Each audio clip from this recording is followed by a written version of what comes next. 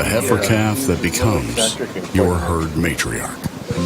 The hush from the crowd when your calves step across the scale on sale day. And the accolades when the gavel falls after the last lot sells. The road to these accomplishments starts well before dawn. Well, then he'll take it. Continues late into the night.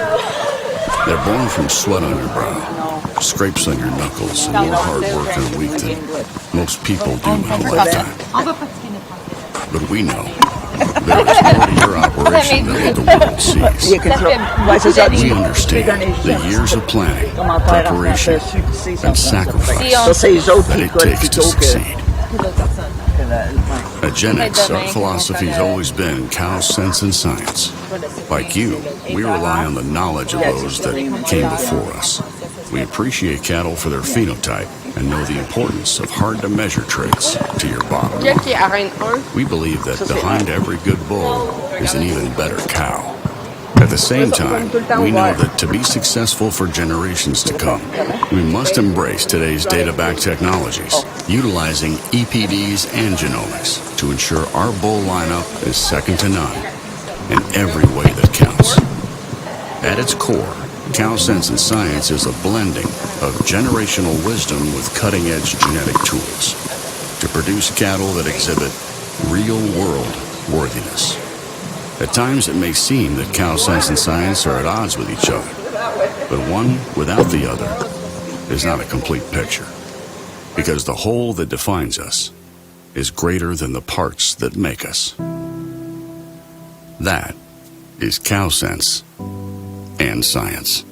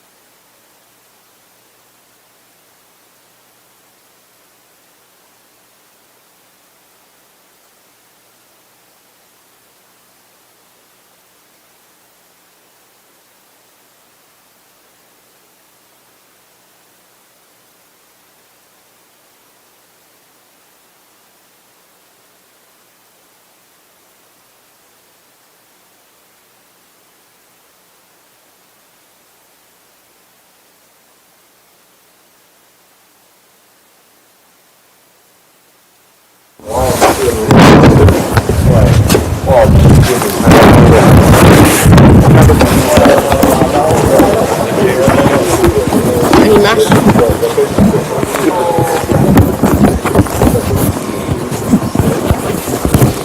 Ça fonctionne? OK.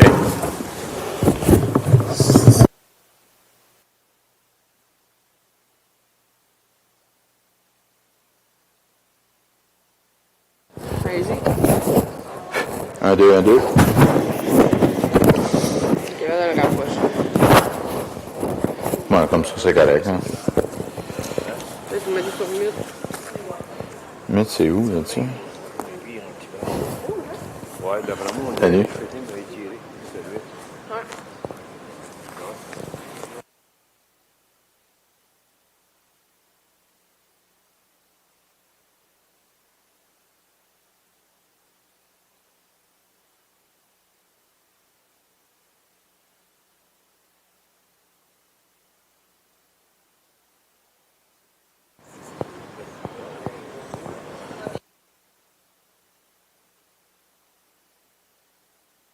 Bonjour.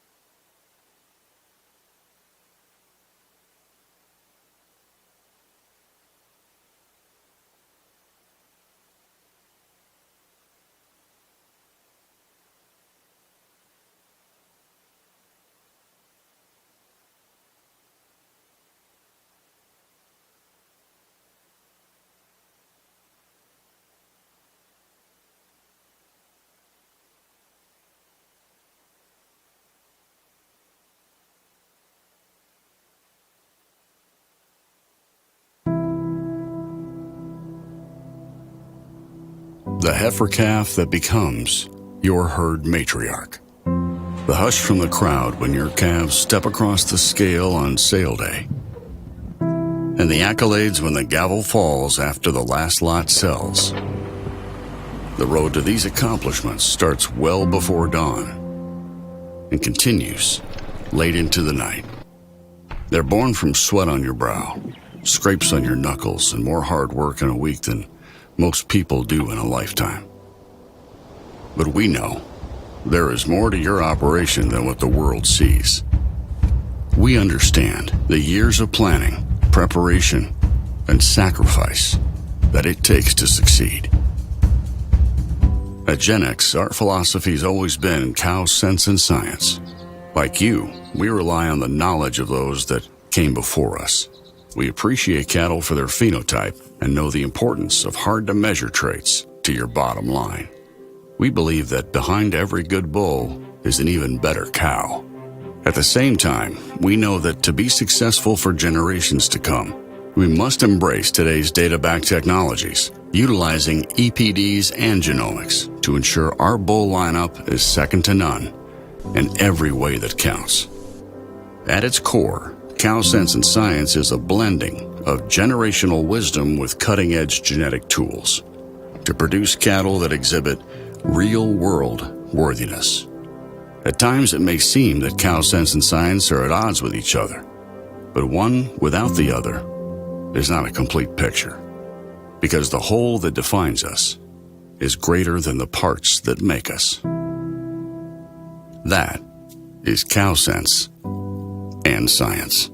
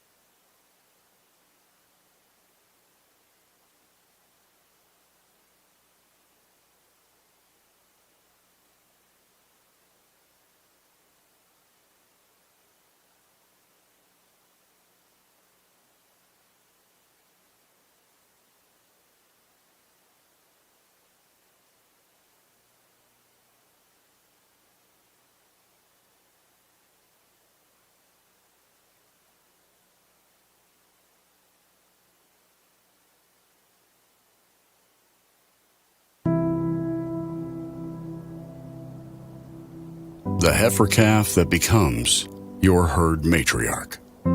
The hush from the crowd when your calves step across the scale on sale day. And the accolades when the gavel falls after the last lot sells. The road to these accomplishments starts well before dawn and continues late into the night. They're born from sweat on your brow, scrapes on your knuckles, and more hard work in a week than most people do in a lifetime. But we know there is more to your operation than what the world sees. We understand the years of planning, preparation, and sacrifice that it takes to succeed. At Gen X, our philosophy's always been cow sense and science. Like you, we rely on the knowledge of those that came before us. We appreciate cattle for their phenotype and know the importance of hard-to-measure traits to your bottom line. We believe that behind every good bull is an even better cow. At the same time, we know that to be successful for generations to come, we must embrace today's data-backed technologies, utilizing EPDs and genomics to ensure our bull lineup is second to none in every way that counts. At its core, Cow Sense and Science is a blending of generational wisdom with cutting-edge genetic tools to produce cattle that exhibit real-world worthiness. At times, it may seem that Cow Sense and Science are at odds with each other, but one without the other is not a complete picture, because the whole that defines us is greater than the parts that make us. That is Cow Sense and Science.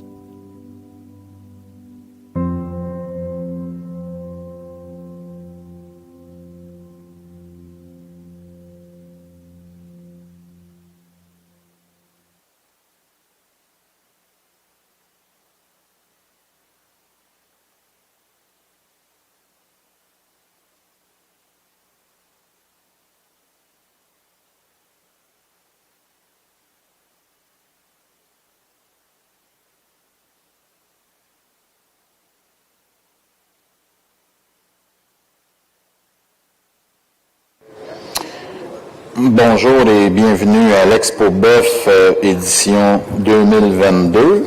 Alors, au programme aujourd'hui, les jugements, évidemment. On va avoir dans l'arène 1 et 3 les Shorthorn et les Angus. Et à l'intérieur, dans l'arène 2 du salon, les Charolais et Sailors à 8h30. Dès midi 30, dans l'arène 1 et 3, le Cimental et le Hereford. Et à l'arène 2, le salon, les Spickled Park et Island.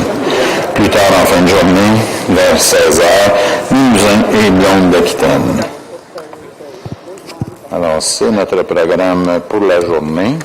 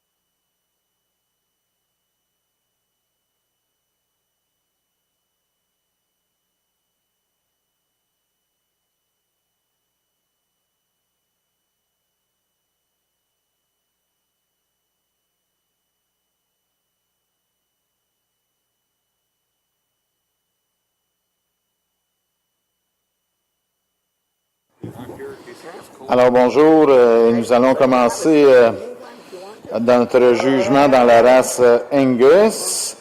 Nos juges aujourd'hui sont Dan et Lee, propriétaires de Miller Wilson Angus d'Alberta, dans la région de Camrose. Ils sont éleveurs de Angus noir et rouge. Alors on va débuter avec notre première classe, les taureaux nés.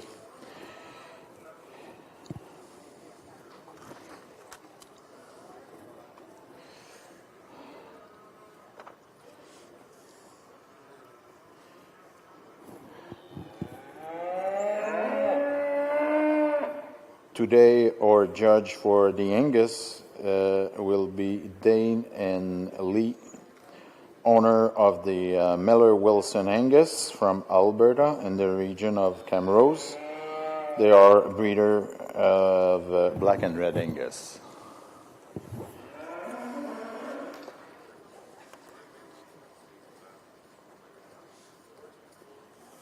Don and Lee, sorry.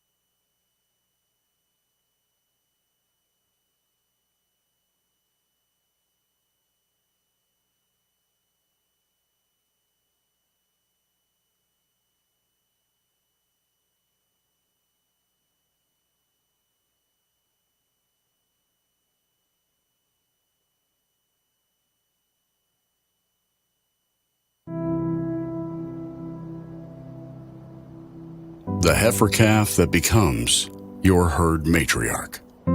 The hush from the crowd when your calves step across the scale on sale day. And the accolades when the gavel falls after the last lot sells. The road to these accomplishments starts well before dawn and continues late into the night. They're born from sweat on your brow, scrapes on your knuckles, and more hard work in a week than most people do in a lifetime. But we know there is more to your operation than what the world sees. We understand the years of planning, preparation, and sacrifice that it takes to succeed. At Gen X, our philosophy has always been cow sense and science. Like you, we rely on the knowledge of those that came before us. We appreciate cattle for their phenotype and know the importance of hard-to-measure traits to your bottom line. We believe that behind every good bull is an even better cow. At the same time, we know that to be successful for generations to come, we must embrace today's data-backed technologies, utilizing EPDs and genomics to ensure our bull lineup is second to none in every way that counts. At its core, Cow Sense and Science is a blending of generational wisdom with cutting-edge genetic tools to produce cattle that exhibit real-world worthiness. At times, it may seem that Cow Sense and Science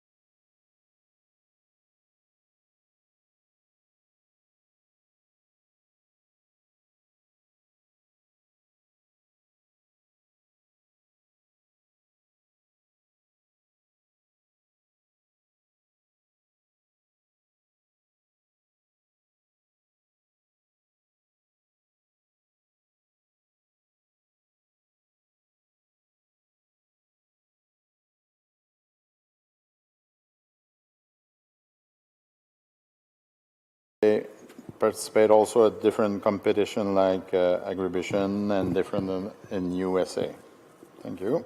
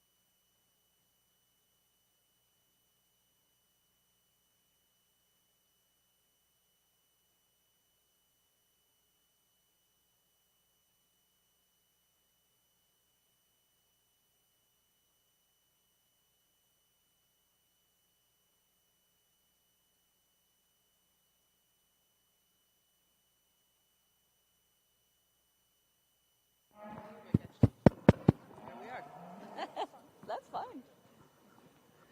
Good morning. What a wonderful class to start this show out with. It's a beautiful country that at the end of the country that we're in, a beautiful place, and we've got an excellent set of bull calves to start this class out with. We've got a really strong bull calf to start this class out with. He comes out on the top of this class quite handily for us. He's the most powerful, long-bodied, most performance calf in the class, and with that, he's got a tremendous amount of correctness. He walks out on a solid set of feet and legs. He's really got lots of cushion when he moves. He's a calf that's got a nice bull head in him, yet he's still attractive through his front end and deep-bodied and really stout from behind and got lots of testicle and a very nice shaped testicle.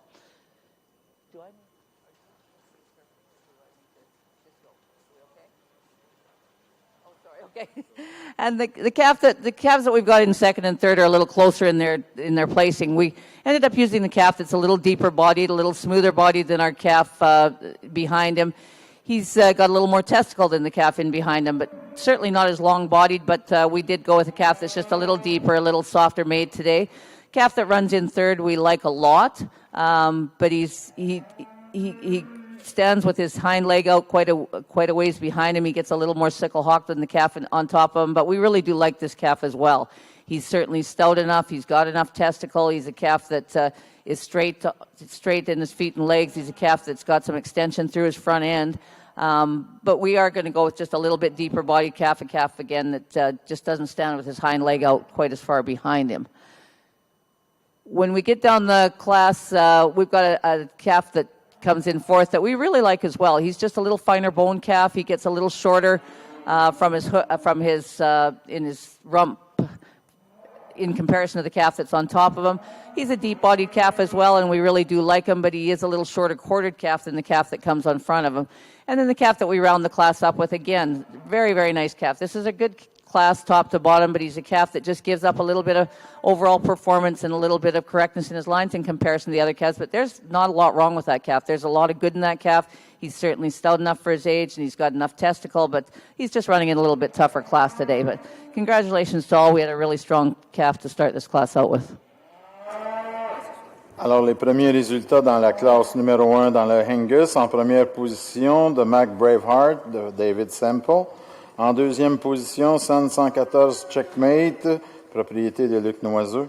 En troisième position, numéro 1, Emmanuel Chanaille avec Covey Hill Atlas. En quatrième position, également de Luc Noiseux avec Sand Barricade. Et en cinquième position, numéro 5, de Kenneth Beerworth avec Spartacus Leaf.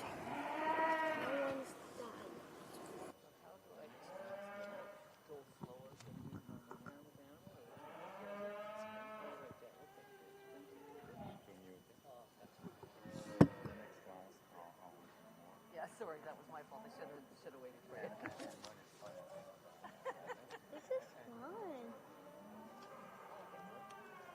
So, When is the banners? Like in an hour? What? When we do banners, is that in an hour? No, it's not an hour. It'll be before then. Like in 15 minutes. More than 15 minutes.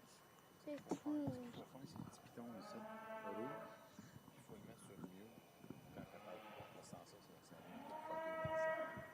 Mieux t'es où? C'est mieux le piton.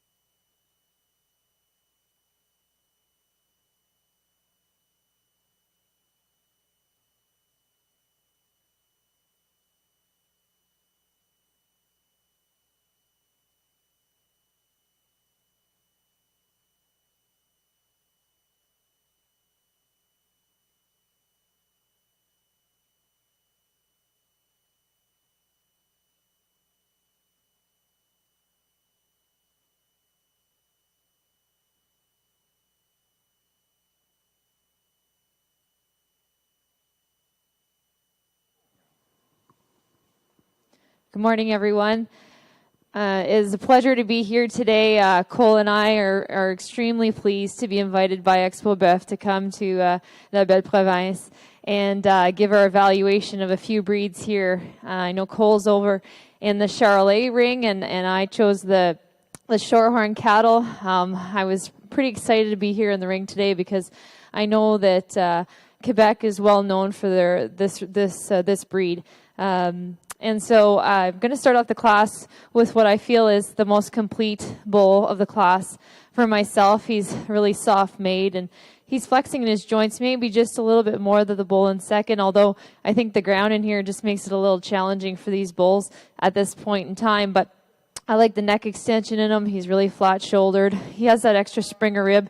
That's what I really like about the two bulls that start the class. To me, it's a really close placing. They both have that extra lower Springer rib. I really like the hip in this bull calf and a nice strong leg on him as well. Moving to the second place bull, and I really, really appreciate him as well. Very similar in type and kind. Like I said, maybe just not traveling out in the front end as much as that bull in first. But I do see so much future in him. I love him over the top. He's got a nice level hip as well. And I just think that he's going to make a lot of good females down the road.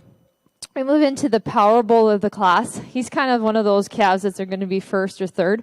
From what I can see, I think he's got a tremendous future about him. I just like the length of body that he presents. Maybe he doesn't have that lower belly that the bulls in front of him do, but I really think as far as pounds, he's really going to be, laying down some excellent calves in the future in that regard. He's really very much performance driven.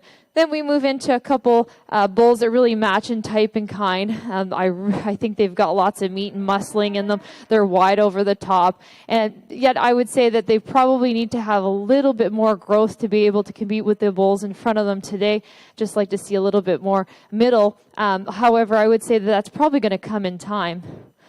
Une très belle classe qu'on a vue aujourd'hui. Le bœuf, le taureau en première place, pour moi, je trouvais que il était vite très balancé et aussi il avait beaucoup de profondeur. Le bœuf en deuxième, je pensais qu'il était très similaire de le bœuf en premier aussi. Vraiment là, une bonne classe de taureau pour commencer la journée.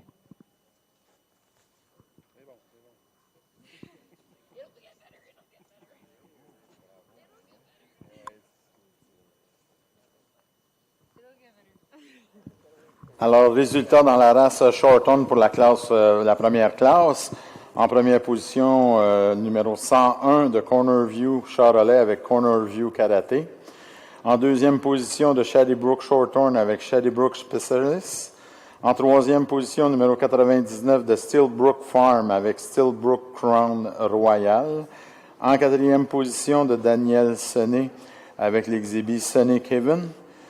Et en cinquième position, numéro 102 de Shady Brook Shorthorn avec Shady Brook Element.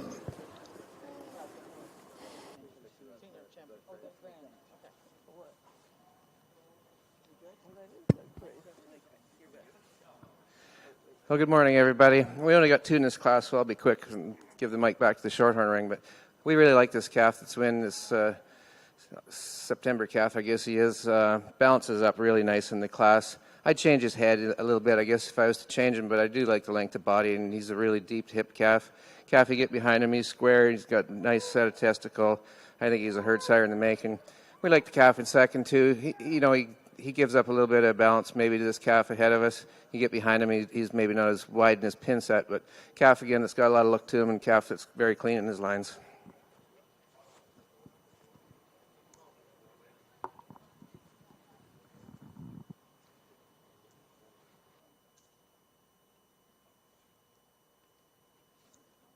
Alors, comme le juge l'a mentionné, deux excellents taureaux dans cette classe, dans la race Angus. Le premier position, un jeune taureau du mois de septembre, beaucoup de bon développement au niveau des testicules et de ses membres.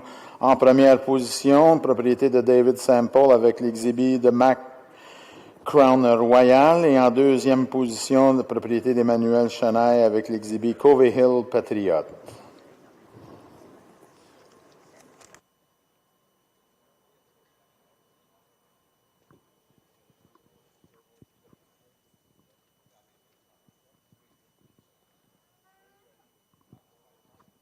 Over in the Shorthorn ring, we only have one entry in this class. We've got an August bull.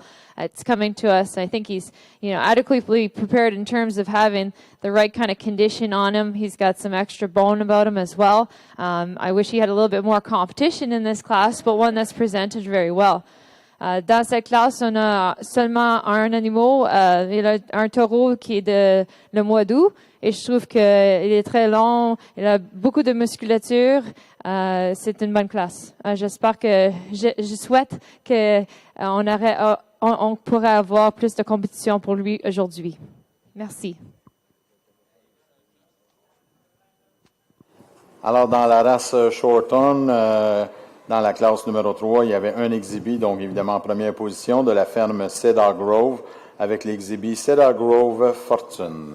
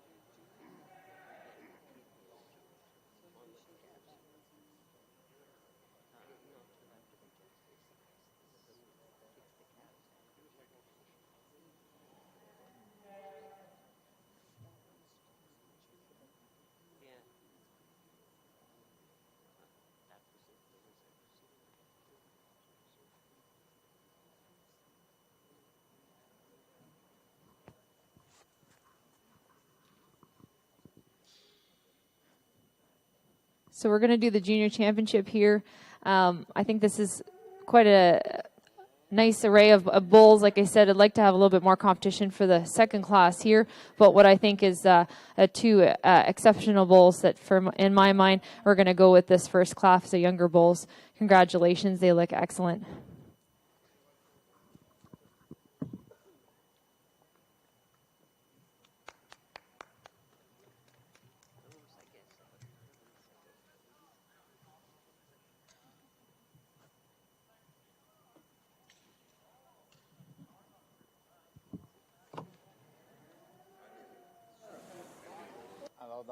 Dans la race Shorthorn, le champion junior, numéro 101, propriété de Cornerview Charolais avec l'exhibit Cornerview Karaté.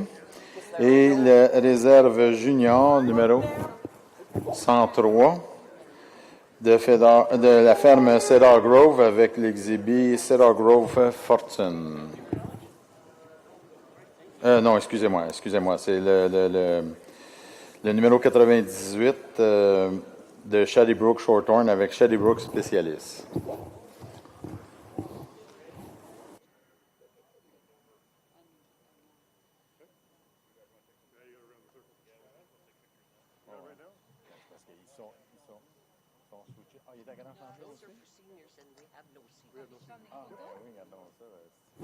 Alors, ils étaient également aussi grands champions dans la race. Il n'y avait pas de 2 ans. Donc, grand champion de réserve.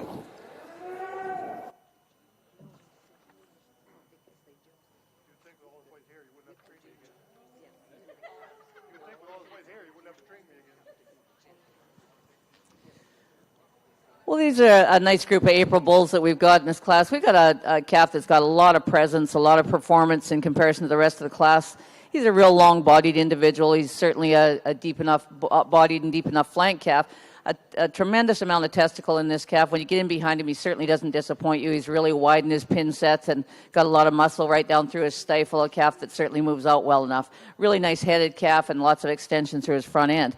When we get to the calf that comes in second, he follows this calf as far as his rib shape and dimension in his rib. A calf that's a real smooth-bodied guy, but he gives up quite a bit of performance to our top end bull and a bull that wants to roach up a little bit on the move, but he definitely follows the type of our top calf a little better than the one that comes in third. We do like a lot about the calf the bull that runs in third. He's a real long-bodied individual. He gets a little bit high-chimed, a little bit plainer headed than these bulls on top of him, but there's certainly lots of good in this bull as well. He's not quite as deep-bodied as the two that are on top of him, but again, certainly got some length of body. He's a bull that certainly stands straight on his feet and legs, and there's lots and lots of good in that bull as well. Just a nice group of bulls. There's certainly lots of differences in type and kind. Alors, dans la race Angus, comme le juge l'a mentionné, le premier en première position, un développement bien balancé, beaucoup de musculature ainsi qu'un bon développement des testicules. 3 excellents sujets avec beaucoup de similitudes.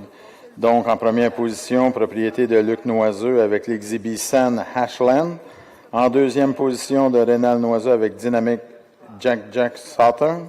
Et en troisième position, propriété de Kenneth Beerworth avec Stillman.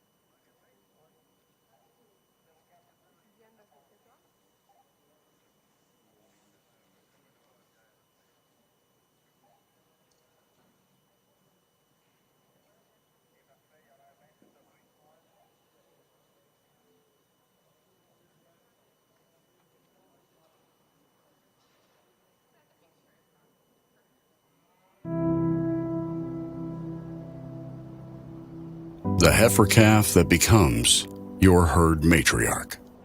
The hush from the crowd when your calves step across the scale on sale day. And the accolades when the gavel falls after the last lot sells. The road to these accomplishments starts well before dawn and continues late into the night. They're born from sweat on your brow, scrapes on your knuckles, and more hard work in a week than most people do in a lifetime. But we know there is more to your operation than what the world sees. We understand the years of planning, preparation, and sacrifice that it takes to succeed. At Gen X, our philosophy has always been cow sense and science. Like you, we rely on the knowledge of those that came before us. We appreciate cattle for their phenotype and know the importance of hard-to-measure traits to your bottom line. We believe that behind every good bull is an even better cow. At the same time, we know that to be successful for generations to come, we must embrace today's data-backed technologies, utilizing EPDs and genomics to ensure our bull lineup is second to none in every way that counts. At its core, Cow Sense and Science is a blending of generational wisdom with cutting-edge genetic tools to produce cattle that exhibit real-world worthiness. At times, it may seem that Cow Sense and Science are at odds with each other, but one without the other is not a complete picture, because the whole that defines us is greater than the parts that make us. That is Cow Sense and Science.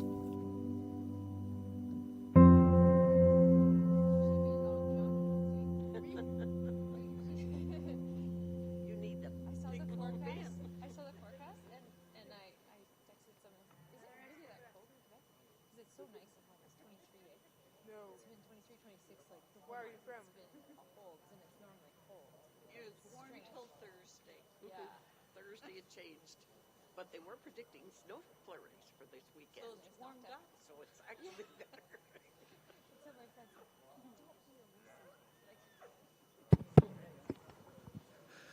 Well, we got a really nice bull starting this class. I love the head and neck in this bull. He's seeing something over here, but he is extremely attractive fronted for us. Really long-bodied bull, plenty deep enough, plenty of shape in him. I think he's just really good. Second bull, he comes in here with a lot of shape. He gets a little shorter bodied than maybe our first bull, and that's okay. He's a compact little meat machine. He wants to drop his top when he stands there. He carries it really nice on the move, but as he stands there, he'll drop that top. And I guess for me, I like the shape to the bull, but I wish he'd hold that top a little better standing here. And we like the bull in third too, a bull with plenty of shape to him. Bull that it's hard to look at these bulls and know how they've been used and how they've been managed, but the bulls are all in nice shape. Probably they've all bred cows, whatever, but I think they've got three nice bulls, really nice bull to start this class. Alors, comme le juge l'a mentionné, 3 excellents taureaux dans cette classe de Angus. Le premier, évidemment, beaucoup de développement, de bonne structure des membres, bien balancé, se déplace bien, côte profonde. Alors, en première position de Sandy Reed avec l'exhibit Right Old Thumper.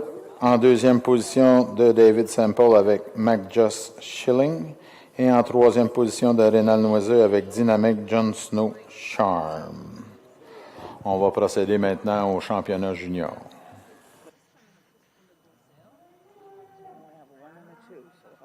So is this number 1? Yeah, purple is 1. This Purple is number champion. 2. Purple is champion. Alright. So you tell me when to go. So the closest one gets this. C'est là que c'est misère. C'est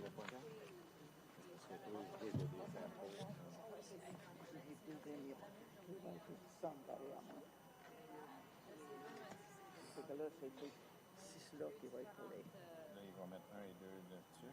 Bien. C'est que là, ça va être qui est champion, qui est champion en junior. C'est là, c'est misère. Faut qu'il va choisir, tu veux dire? Oui. Qui est champion? Surtout les Je dirais que des fois, ces gens-là, ils prennent des hauts aussi, puis ils changent quelque chose. Moi, j'ai toujours préféré dans les débuts un peu, ils vont compliquer. D'après moi, il va prendre ça. Je sais là, fait que... Il va prendre ça, puis il va prendre...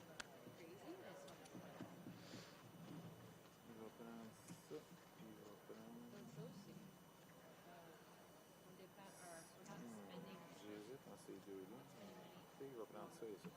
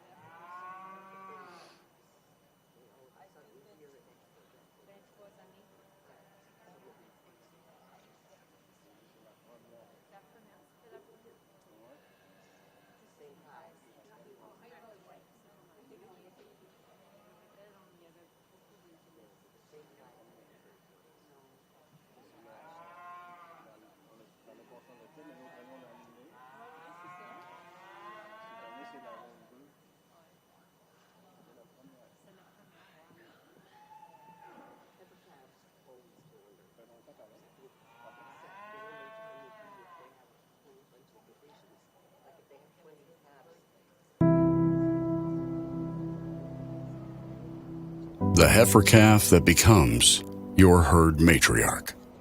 The hush from the crowd when your calves step across the scale on sale day. And the accolades when the gavel falls after the last lot sells. The road to these accomplishments starts well before dawn and continues late into the night. They're born from sweat on your brow, scrapes on your knuckles, and more hard work in a week than most people do in a lifetime. But we know there is more to your operation than what the world sees. We understand the years of planning, preparation, and sacrifice that it takes to succeed. At Gen X, our philosophy has always been cow sense and science. Like you, we rely on the knowledge of those that came before us. We appreciate cattle for their phenotype and know the importance of hard-to-measure traits to your bottom line. We believe that behind every good bull is an even better cow. At the same time, we know that to be successful for generations to come, we must embrace today's data-backed technologies, utilizing EPDs and genomics to ensure our bull lineup is second to none in every way that counts. At its core, Cow Sense and Science is a blending of generational wisdom with cutting-edge genetic tools to produce cattle that exhibit real-world worthiness. At times it may seem that Cow Sense and Science are at odds with each other, but one without the other is not a complete picture, because the whole that defines us is greater than the parts that make us. That is Cow Sense and Science.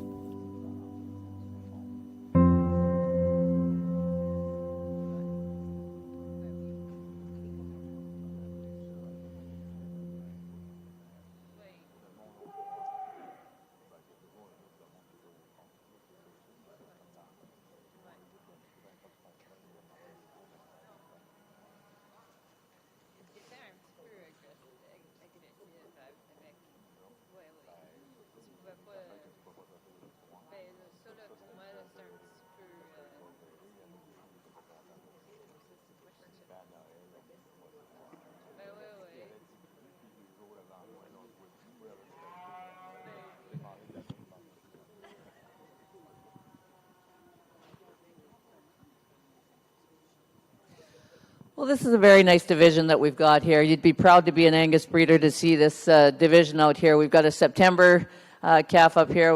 We've got an April yearling bull and a January yearling bull, and then we've got a December and an April and another January. And this makes you proud. These cattle have got some real performance. They've got some ability to move. They've got some softness about them. cattle that'll put some pounds into the commercial industry, and that's really, really important. We always have to be cognizant of that. We're just really are proud of these cattle. We like cattle that are sound and functional and cattle that have got some meat and muscle and some performance to them. We've said it a lot of times, we'll give up attractiveness for some performance all day, but if you can get them both, it's kind of the perfect storm. And with that, I think we've got all these individuals in here that have some real look about them and yet still have the things that are important in the beef industry. With that, Lee's going to go out and select our junior and our reserve junior champion.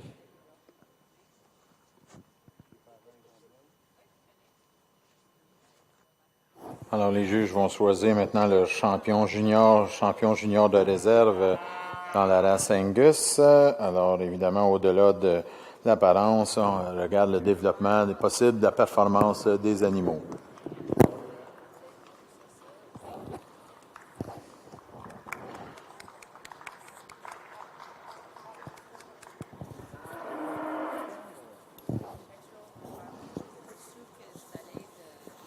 Alors, résultat dans l'Angus pour le champion junior, numéro 11, propriété de Sandy Reed avec Red Old Thumper, et le réserve junior, numéro 7, propriété de David Sample avec Macron Royal.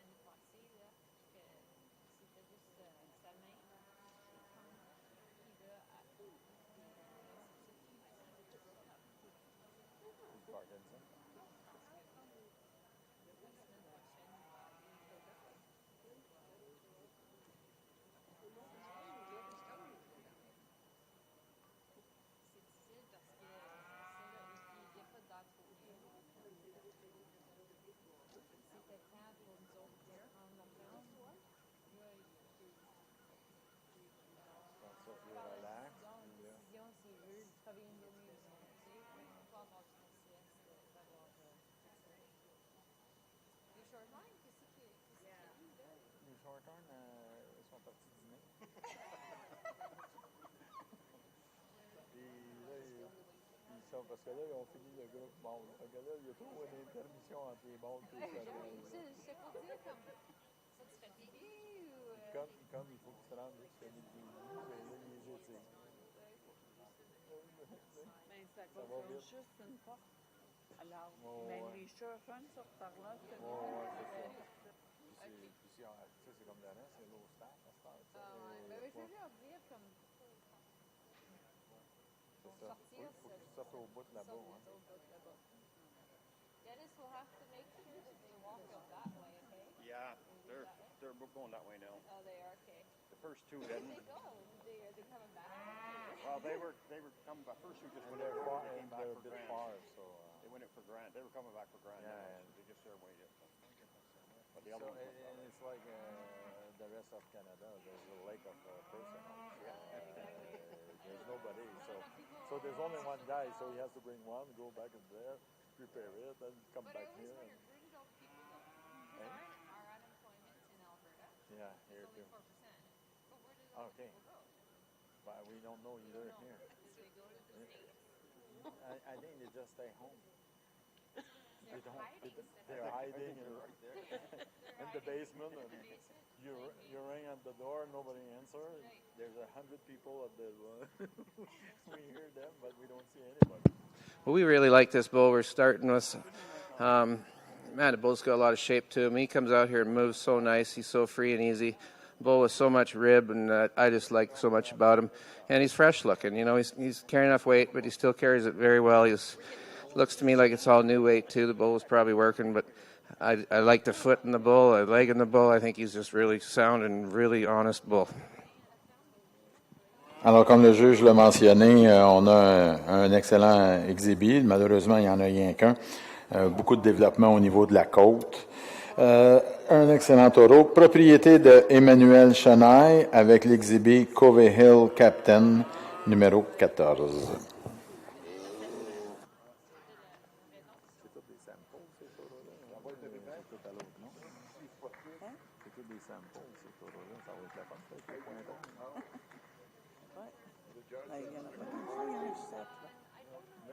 Ouais, non, mais c'est ça. Mais tu sais, comme son pointage, lui, avec les deux, ça va aller. Non. Ça va, non, c'est un courriel. Oui, mais c'est pas le bridage. Il est né à Courriel, mais c'est pas le bridage. Courriel. Ah non, c'est Macandis. Non, c'est même pas Macandis, c'est un autre, c'est YouTube. Ah, ok. C'est vrai, je me mélangeais à courriel. Mais courriel, c'est pas Macandis, courriel, c'est vrai. C'est parce qu'il reste à courriel, c'est pour ça. Ben, c'est les deux propriétaires. Ça, c'est Courriel puis Emmanuel qui sont propriétaires. OK. Mais c'est YouTube qui est le breeder de celle-là, fait qu'il n'y a pas de point. OK. Ben, il y a des points pour ce Exhibiteur, breeder-là. oui. C'est ça. Excuse-moi, c'est parce que je me suis mélangé avec ces Mac qui restent à Courriel. C'est ça. OK. Bon, lui, si je prenais avec son buggy, Ah, ben, c'est Emmanuel qui rencontre ça, là.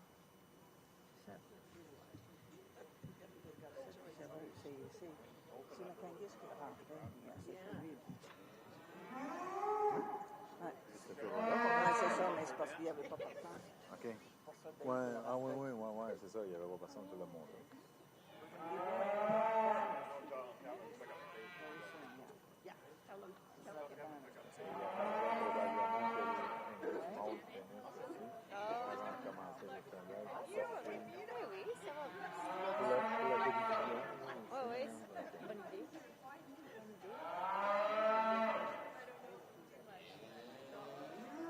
Parce que tu vois, eux autres sont rendus au grand champion.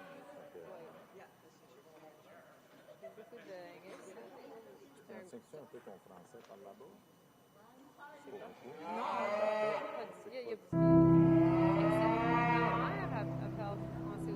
The heifer calf that becomes your herd matriarch. The hush from the crowd when your calves step across the scale on sale day. And the accolades when the gavel falls after the last lot sells. The road to these accomplishments starts well before dawn and continues late into the night.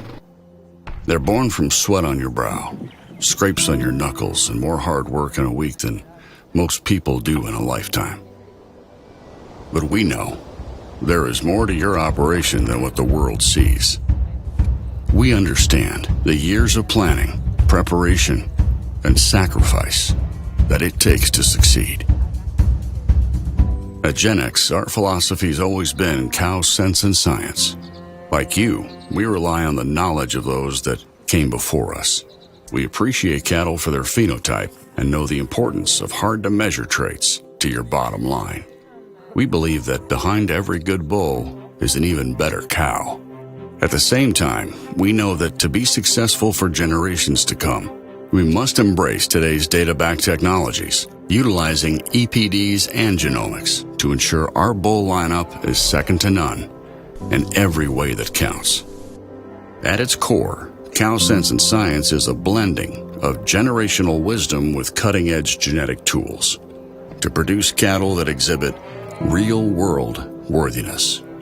At times, it may seem that Cow Sense and Science are at odds with each other, but one without the other is not a complete picture, because the whole that defines us is greater than the parts that make us.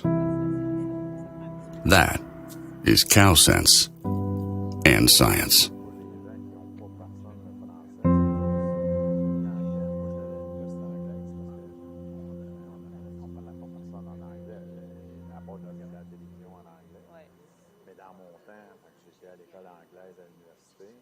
Pour apprendre l'anglais, j'ai trouvé ça tough, parce que je suis rendu quand même à l'université, puis là, c'était tough d'aller apprendre l'anglais pour essayer de comprendre ce que je voulais comprendre. Puis en plus, moi j'étudie en psychologie, fait que man, jouer mind, soul, think, quand tu regardes la traduction, vous pensez, mais c'est pas toute la même affaire, ça veut pas dire toute la même chose. C'est ça. Fait que j'étais un peu, ma première année était tough, mais ça me restait. Mais, tu sais, on ne pratique pas assez souvent, puis, Oui. puis tu sais, je viens ici, tout ça fait des années, là, mais... Oui.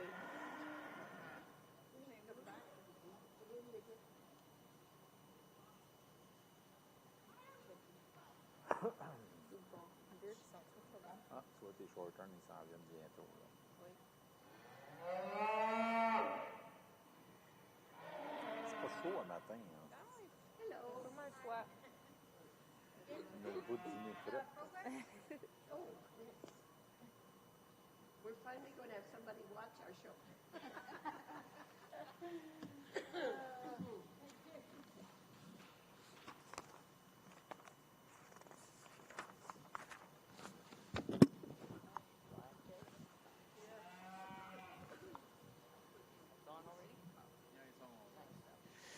Well, I'd sure like to give this championship class a round of applause. This is a tremendous group of bulls.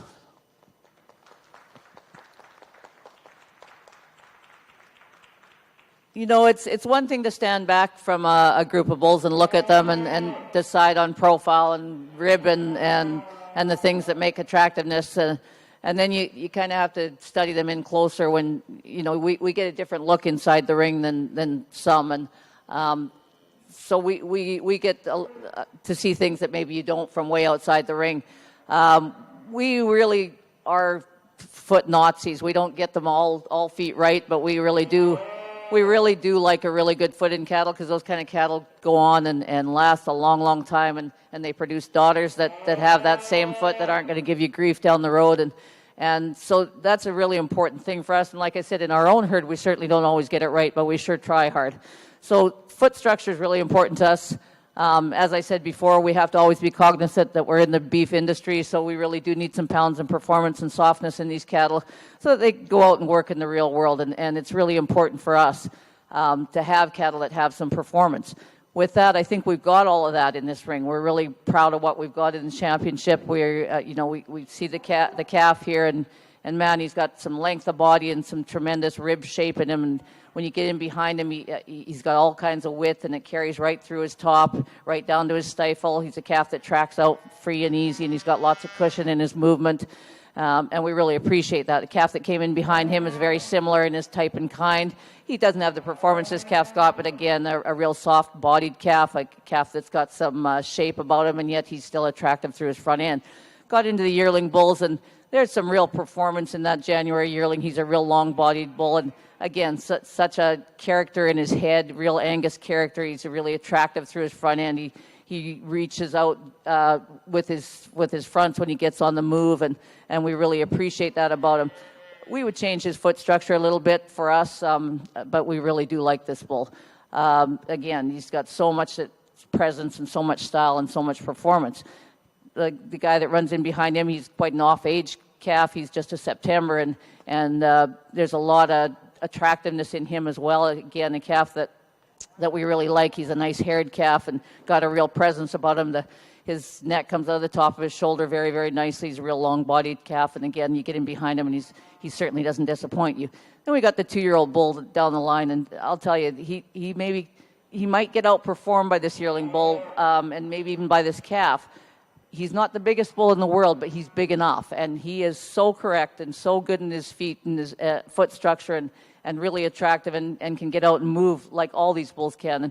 And with that, we've got differences, that you have to look at and decide for yourself which you like. And with that, Lee's going to go out and select our champions. And we'd like to congratulate you all, because this is a really tremendously strong group of bulls, and we've been really happy to see what we've seen so far today.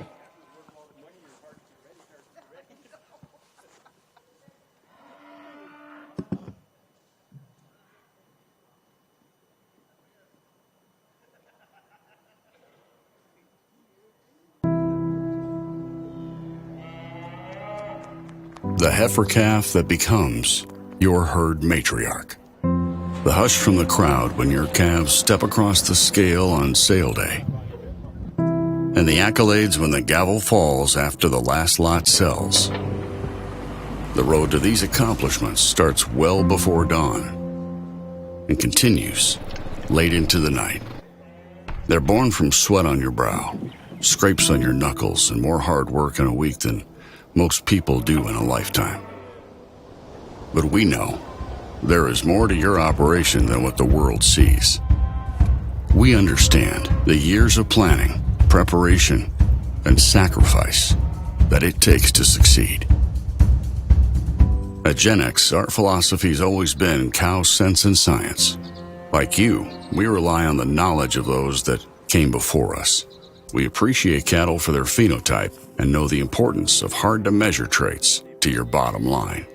We believe that behind every good bull is an Alors, dans la even race better Angus, cow. le grand At the same champion, time, we know that comme to le be juge avait successful mentionné for avant, generations to come, we évidemment, must c'est la embrace production today's Boeuf, data-backed qui est technologies, l'objectif utilizing des taureaux. EPDs Et, and genomics to ensure our bull lineup Boeuf a is besoin second de to none développement, de bons in résultats every au way niveau that des counts. structures, de déplacement, At its core, et cow sense and etc. science is a Donc, blending grand of champion dans la generational race wisdom with Angus, cutting-edge le genetic numéro tools 14, to produce cattle that exhibit propriété d'Emmanuel Chanay avec real-world Covéo worthiness. Captain. At Et times le it may seem réserve that cow grand, sense and le science are at numéro odds 3 with each dans les other, veaux de l'année, but one de without David the St. Paul other avec is not a Denac complete picture, Brevard. because the whole that defines us is greater than the parts that make us. That is cow sense and science.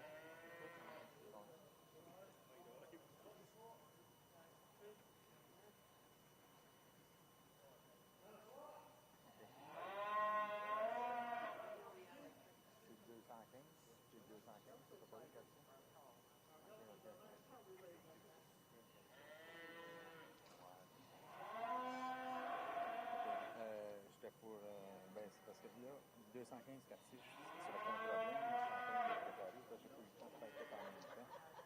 Pour la rue Choquette, c'est juste que là, il faut que je prenne une décision si je fais encore le secteur ou pas. Puis là, c'est pour ça que toi, je t'avais envoyé lui en premier. Là, je me suis aperçu que tu avais les autres adresses. Ils nous avaient dit qu'on est ensemble. Il faut que je regarde qu'est-ce que je fais. Parce que là, c'était au nom de ta femme, je pense, ou de ta blonde, peu importe. Là, c'est la rue Choquette.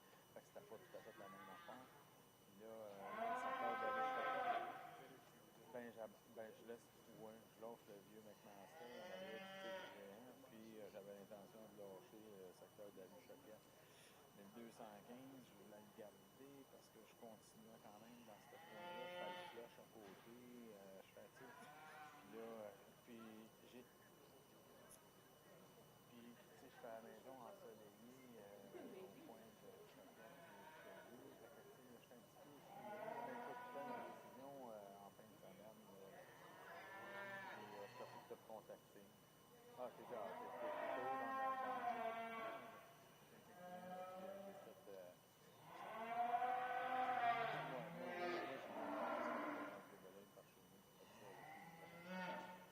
oui, parce que dans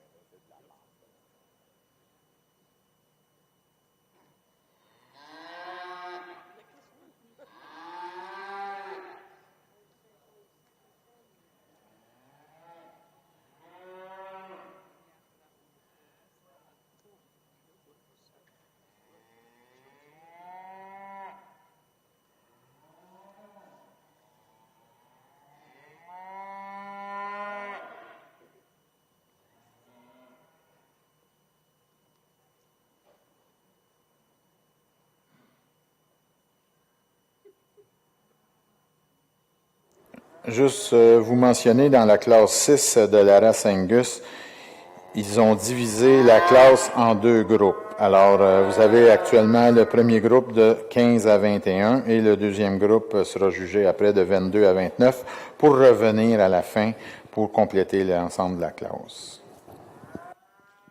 Over in the Shorthorn ring, we really started off the female show with an exemplary class. Dans la race Shorthorn, on a commencé avec une classe qui est extrêmement compétitive. On commence la classe avec 2 femelles. Pour moi, c'est vraiment très proche dans le placement. Tu pourrais vraiment aller avec la première ou la deuxième toute l'automne. Je pense qu'ils vont être très, très compétitifs avec les deux. The 2 females that start the class, I mean, you could go really either way. For me, I started with the female that for myself just has a little bit more bone, and that's kind of where it came down to. Just a little, I like the ease of her joints, and she just has a hair more bone than the female in second. When this heifer does get on the moves, she's just really, really fluid in her movement. I love her over the top. There's something about her shoulder I also really appreciate. She's so pretty when she gets on side profile. I just adore her. She's got lots of springer rib and depth of rib. You know, you could probably say the female in second has more springer rib than the first, but there's just something about this heifer. I love the way her hip design is put in and set in down into that lower leg. You know, I don't know if they got a little aggressive on the paint on her legs or whatever there is about her, but she is just very unique in the design and the way she's presented today. Just an eye-catching female, and one that I think is just, you know, really could hunt in all breeds. I really do think the world of this heifer. We move into the second place heifer, and like I said, you really could make her a class winner very easily. She's got beautifully haired. She's so well presented. I do appreciate her over her top and her extra width about her, and I do think that she's very correct in the way she gets out and moves. And like I said, very close placing here, and you should be very proud of these 2 females. They are exceptional. We'll move into the third place female here, one that matches in with the 2 top females very easily. And the reason for that is probably just her pattern, the way she's made. She also has a really pretty front end. I like the angle that her neck comes out of her shoulder, but maybe she just gets a little straighter made. Although I just absolutely adore the amount of depth this female has. Elle est très profonde. And I love the hip structure in her as well. You know, when she gets out and moves, maybe I'd like to free her up just ever so slightly. That just could be the ground here today that's not really complementary to the cattle when they're getting out. And we move into the power heifer, the female of the class. This female has so much meat and muscle. She's very complete. I just like to give her a little more extension in her front end. She doesn't really match in with the heifers we have above her. Not to take anything away from her, though. When you get in behind this heifer, she's got so much hip structure, and I think that she's very usable in the breed, and she's going to lay down and have some great calves and probably be that bull type of a bull maker. We move into the next female here. She gives up the age of the class. She's a March. I do appreciate her in terms of her lines and her hip structure. I'd like to free her up in behind that shoulder and give her a little bit more heart to be able to compete with these other very, very strong females. We move into another long pattern female. She's really elegant. I would like to potentially just change her in her pin structure for her to be able to get ahead of the female above her. That's very strong in that regard. Then we move into a couple females here. They're probably just giving up some of the age. In terms of their muscle pattern, maybe I'd like to stouten them up ever so slightly to be able to place any higher today. But what an exceptional class of Shorthorn females. Alors, les résultats dans la race Shorthorn.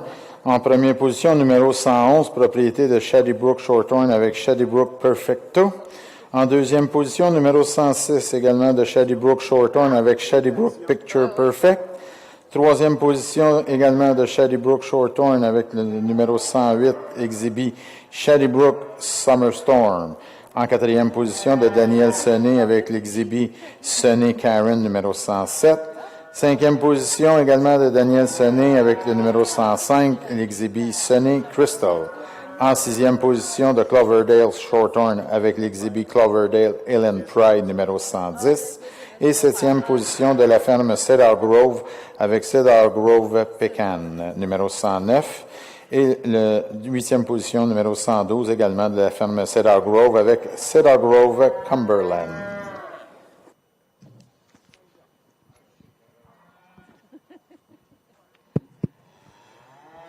We got a really nice class of Angus heifers in the other ring.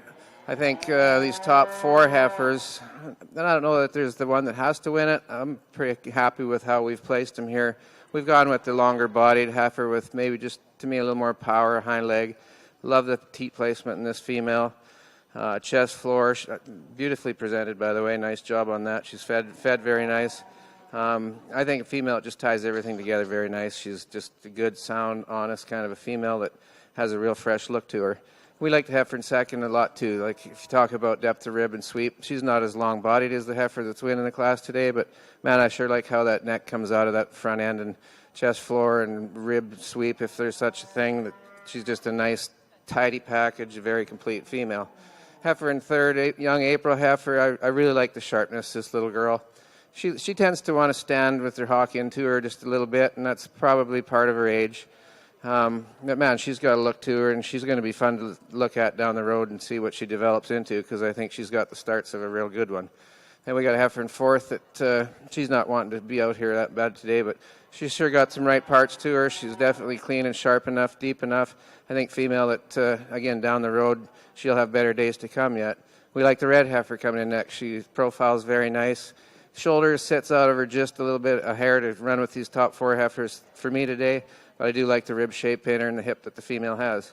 And down the line, I think we got some heifers that maybe just come in here with not as clean a lines or deep a body, a little shallower flanked females, maybe to the top four in the front of this class, but a really good, strong set of heifers. Alors, c'était la première partie de la classe des femelles Angus. Alors, les deux numéros qui seront pas retenus pour la deuxième partie, c'est le numéro 16 et 17. Alors, le deuxième groupe va rentrer dans l'arène pour être jugé et les 10 premiers reviendront pour finaliser la classe.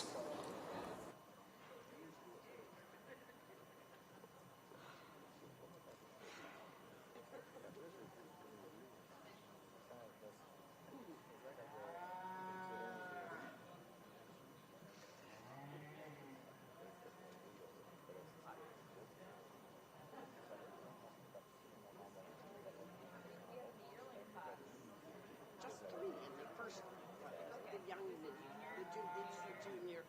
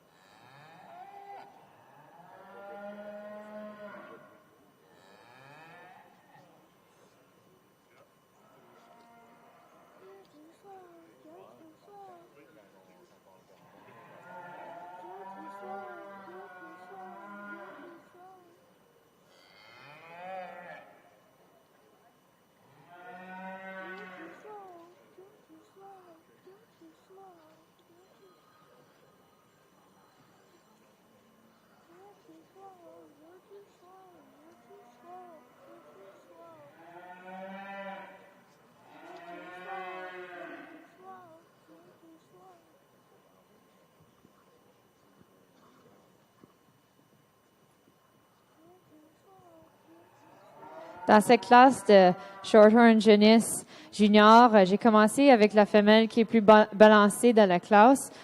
J'aime quand elle est sur la marche aussi.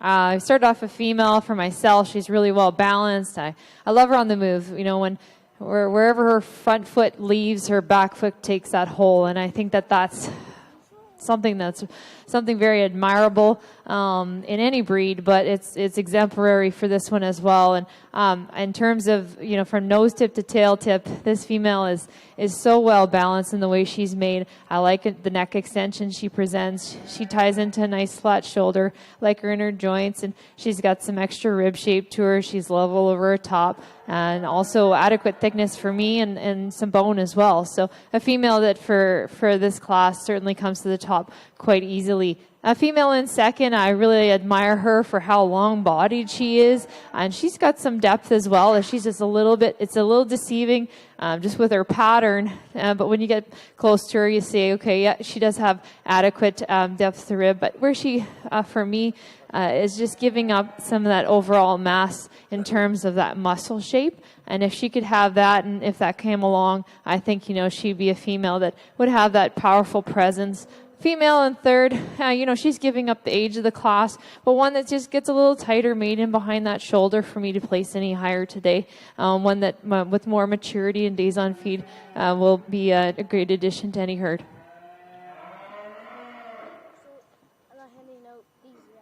Alors, le résultat dans la race Shorthorn, dans la classe numéro 8. En première position, numéro 115, propriété de Shadybrook Shorthorn avec l'exhibit Caroline, NNN. En deuxième position, numéro 114 de la ferme Cedar Grove avec Garland Ella. Et en troisième position, numéro 113, propriété de Carrie Johnston avec High Ridge Quantum Queen. Well, this is a really strong class of heifer calves that we've got in here. We've got certainly some differences of type and kind and some things that we like about some better than others, and then you have to sort that all out in your mind. We think we've got the most complete, balanced heifer to start this class out with. She's a really deep-ribbed heifer. She's got lots of rib on top, and that's maybe as important to us as any. She's got a lot of springer rib.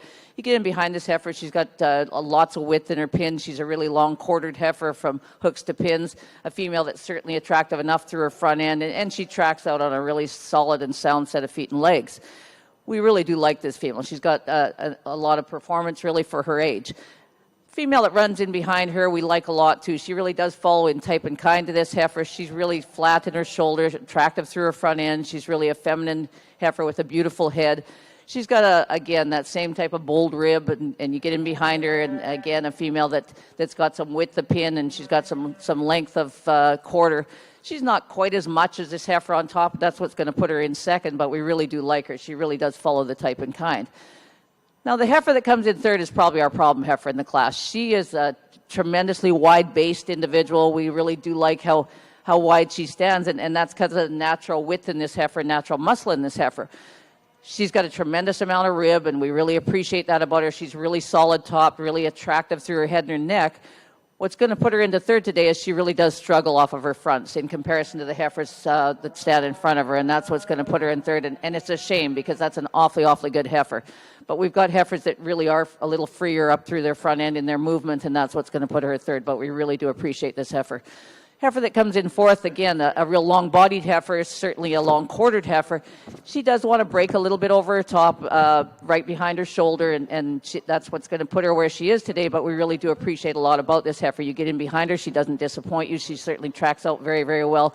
She's a real long-necked and attractive-headed female, and we do appreciate that. She's got lots of cushion in her movement. She's fluid when she moves, and we like that a lot, but she does break behind her shoulder, and that's what's going to put her where she is today.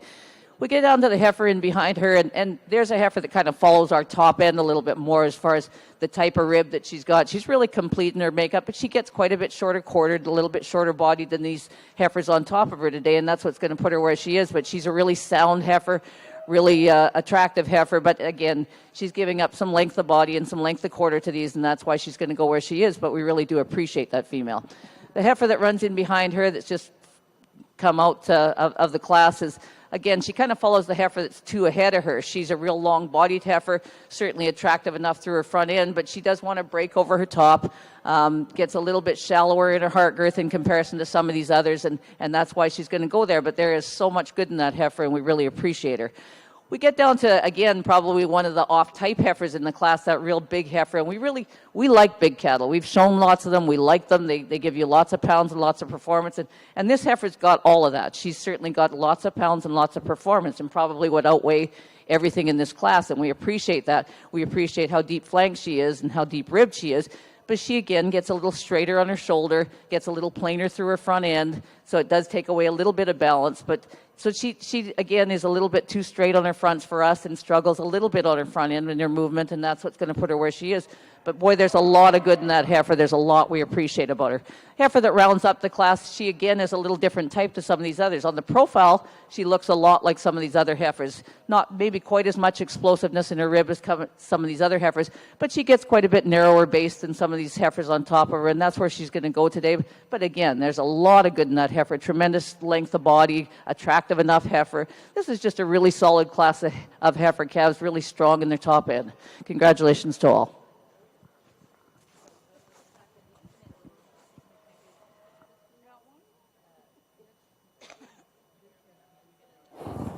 Alors, c'était la deuxième partie de la classe des femelles. Alors, évidemment, elle n'a pas retenu le numéro 22, 24 et 27. Donc, toutes les autres vont revenir de la première classe et de cette classe-là pour finaliser la classe. Alors, 29, ça reste ici. Hein?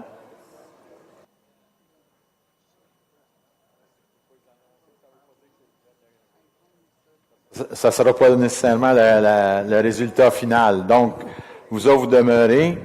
Ceux qui sortent, c'est 22, 24 et 27.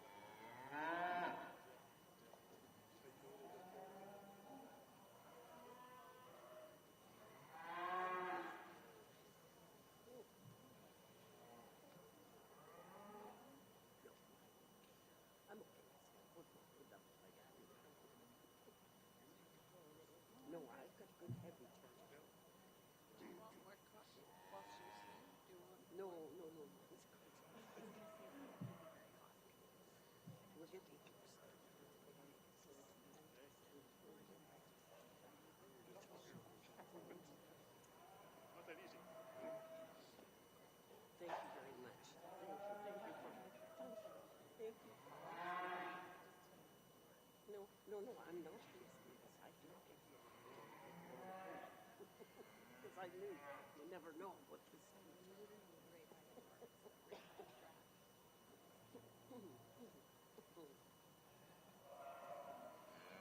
Well, again, this has been two really strong classes, and it's a shame when we get cattle that are as good at that end of the ring as they are to have to not use them in a division, really, because they're really good cattle right to the bottom.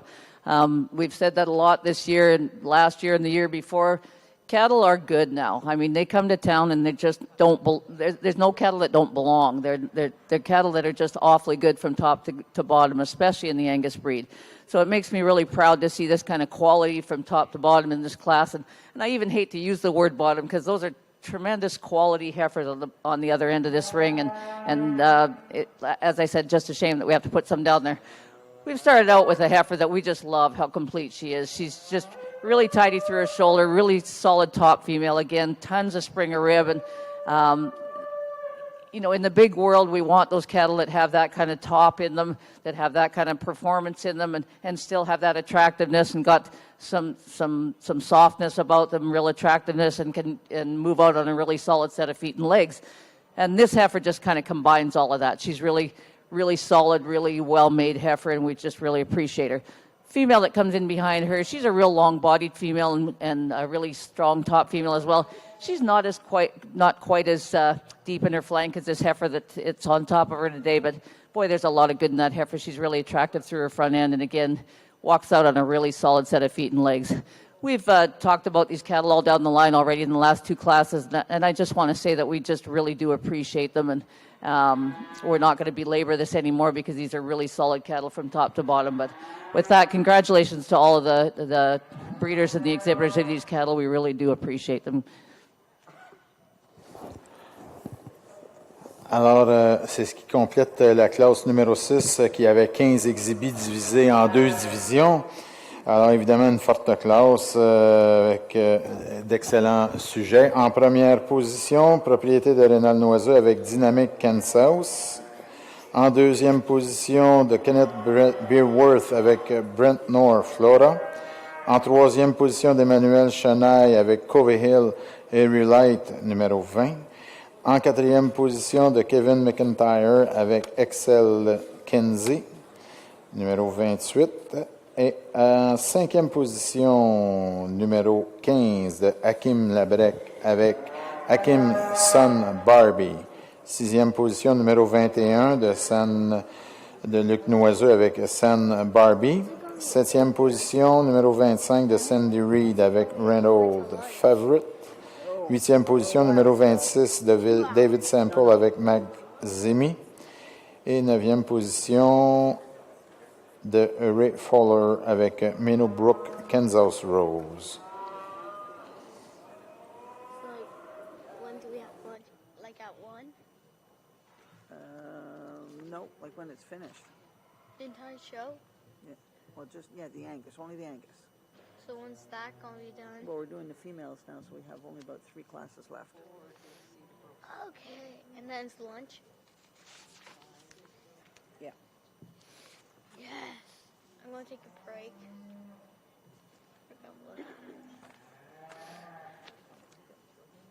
It's not really fun being the guy that hands out the banners and ribbons. It's not really fun?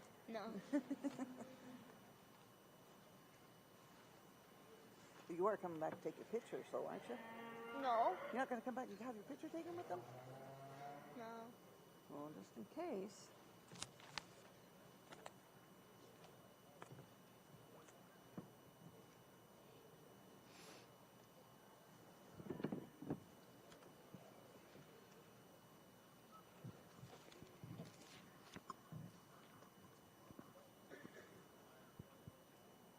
Dans cette classe de jeunesse senior, je trouve que les deux femelles dans la première et deuxième position sont très, très belles.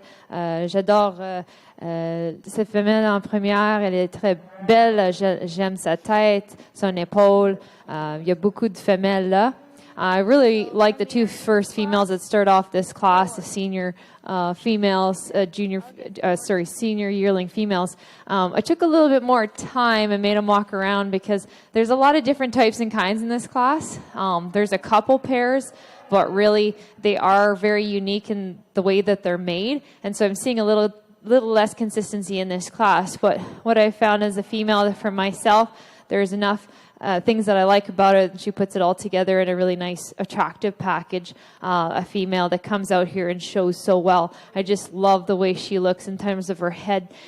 She really perks those ears up. Really nice, beautiful neck on her. I like her shoulder in comparison to the female in second. That's probably where she edges out this powerful female in second.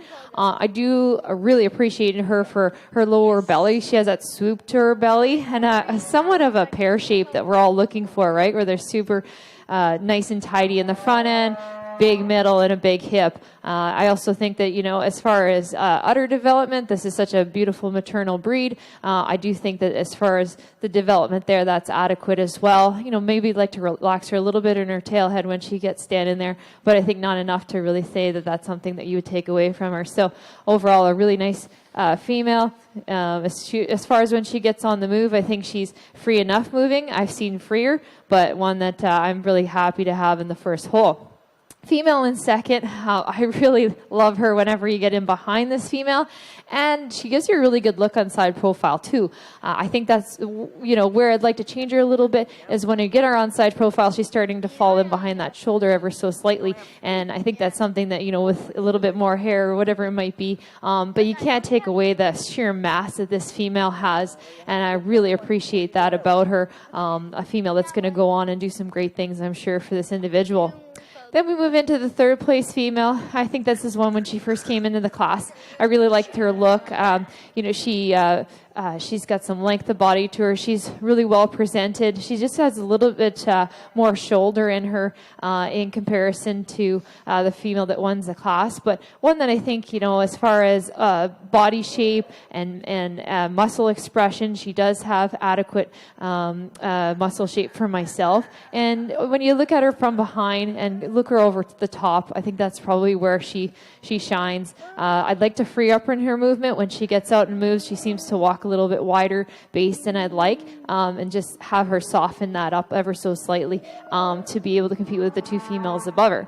Then we move into the next couple females, very similar. Maybe just get a little bit plainer in their makeup in terms of their front ends, but females that have so much mass and belly. I also see that, they're probably a little bit further along in calf, and I really do appreciate that. I think I prefer the one udder structure over the other ever so slightly, and I feel that the female, I feel like there's one female that she gets a little bit softer in her top line than the other, and that's probably where I ended up having the pair split here. We move into the female that rounds off the class. Everything about this heifer is nice. It's just I'd like to have her in more of her. She just gets a little bit smaller and outpowered in this class, but one that I think is very complete in her makeup. You could say you could maybe give her a tad more bone, but one that's very correct in the way she comes at you. I think there's a lot of good and future in this female. She's just going to need more time to catch up with the rest of the class. Overall, a really great class of yearlings, and I enjoyed judging it. Alors, les résultats dans la race Shorthorn pour les classes numéro 9. Première position, numéro 120, propriété de Samuel Dempsey avec Perfect Fool. Deuxième position, numéro 121, de Stillbrook Farm avec Stillbrook Destiny. En troisième position, le numéro 117 de Bradley Dubois avec Hill Heaven Breathtaker.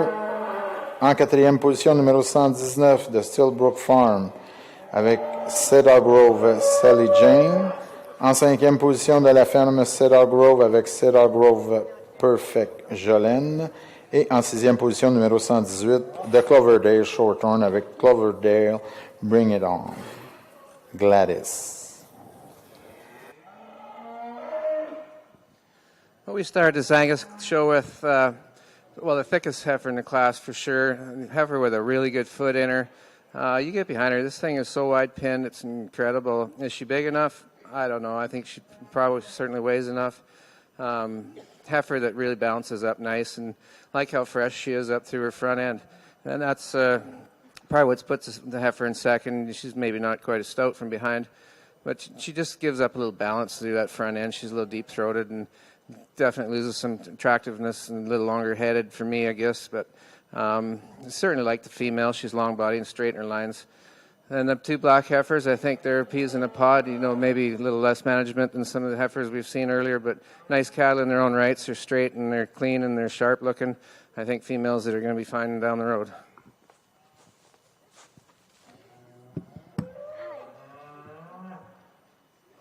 Alors, résultat dans la race Angus, la classe numéro 7. En première position de Jason Morse avec Red Somar Just a Dream. En deuxième position de David Semple avec Red the Max Style.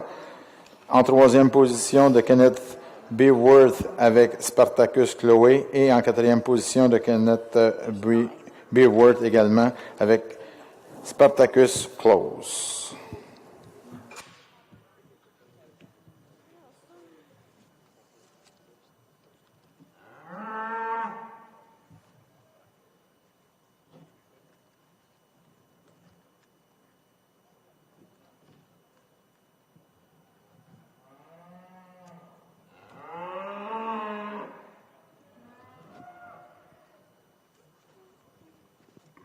This junior championship, I've talked these cattle before. I just think we have 4 individuals out here that, really represent their breed exceptionally well. And although there are some differences in their type and kind, I think when it comes down to a decision like this, we've got the 2 power females that come out of the age group, and then we've got the junior yearlings, the younger yearlings here that maybe match each other very well as well in terms of how they're put together.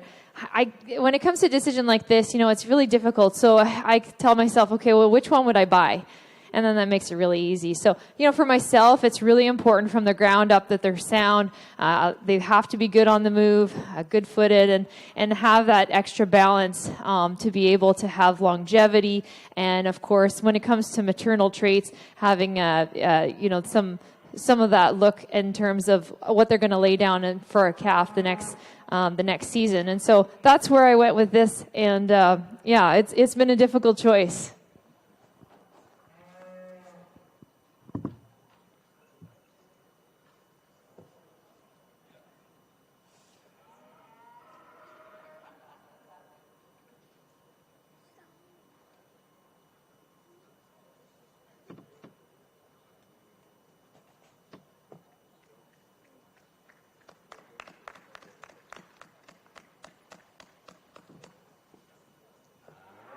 Alors, dans la race Shorthorn, le juge a fait son choix pour la championne junior, numéro 115 de Shadybrook Shorthorn avec Caroline, et la réserve junior, numéro 120, propriété de Samuel Dempsey avec Perfect Fool.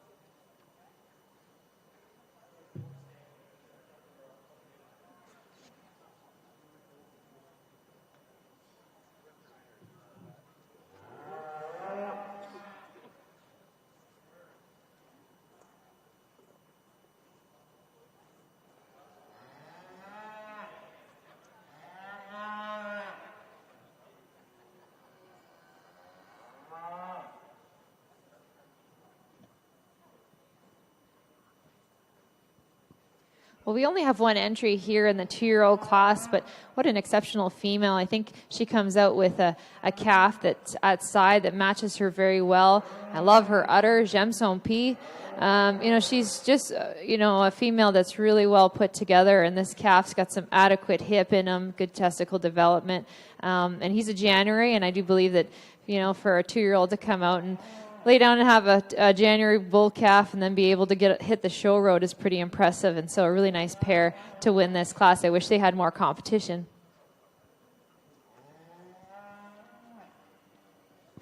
Alors, dans la race Shorthorn, la classe numéro 11, on n'a qu'un seul exhibit. Alors, en première position, propriété de Carrie Johnston avec Stillbrook Dynasty.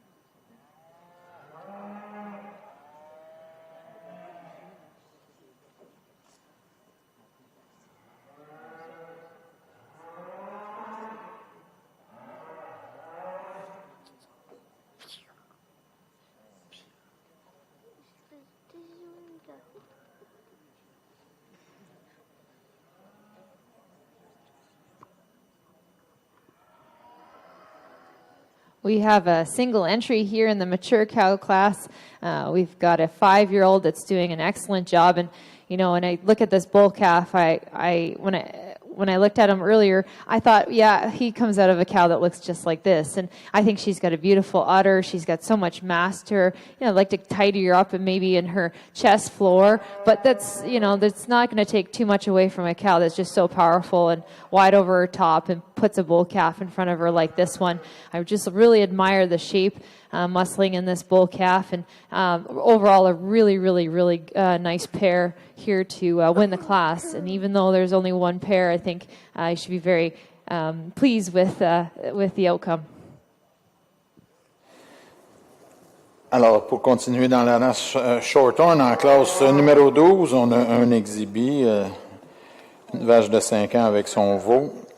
Alors, évidemment, en première position, propriété de Stillbrook Farm avec l'exhibit Stillbrook Addiction.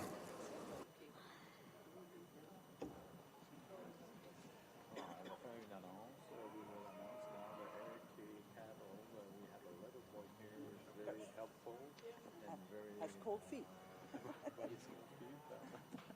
He's getting red nose, like little.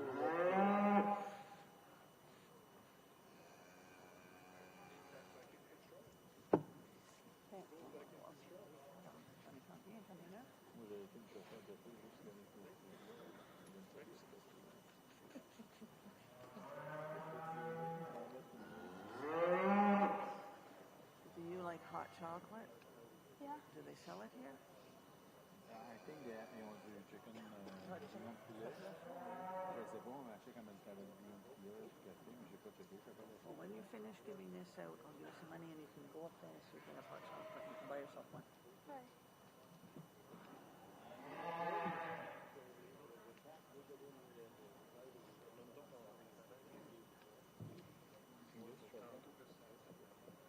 Ah, c'est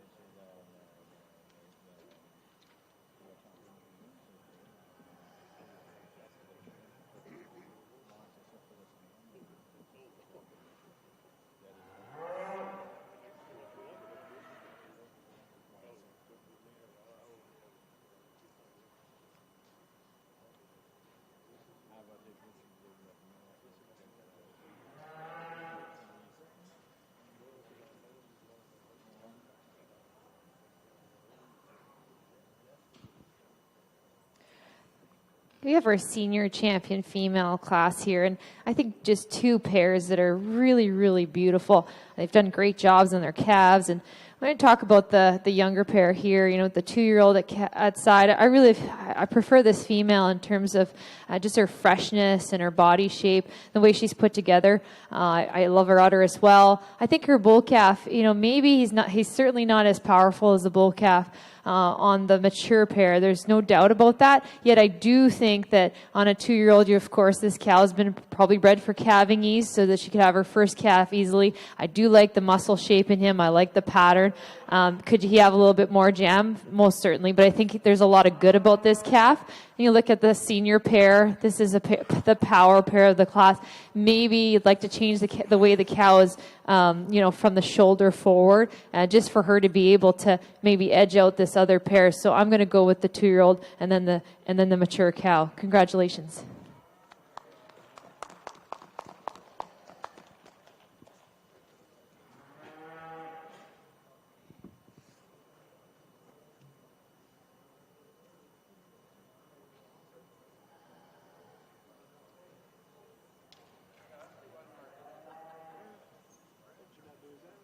Depuis la 2 ans, hein, c'est ça? Pas la 5 ans, là, après 2 ans. C'est la fille de... Alors, dans la race Shorthorn, la grande championne numéro 122, propriété de Carrie Johnson avec Stillbrook Dynasty, et la réserve championne de Stillbrook Farm avec Stillbrook Addiction.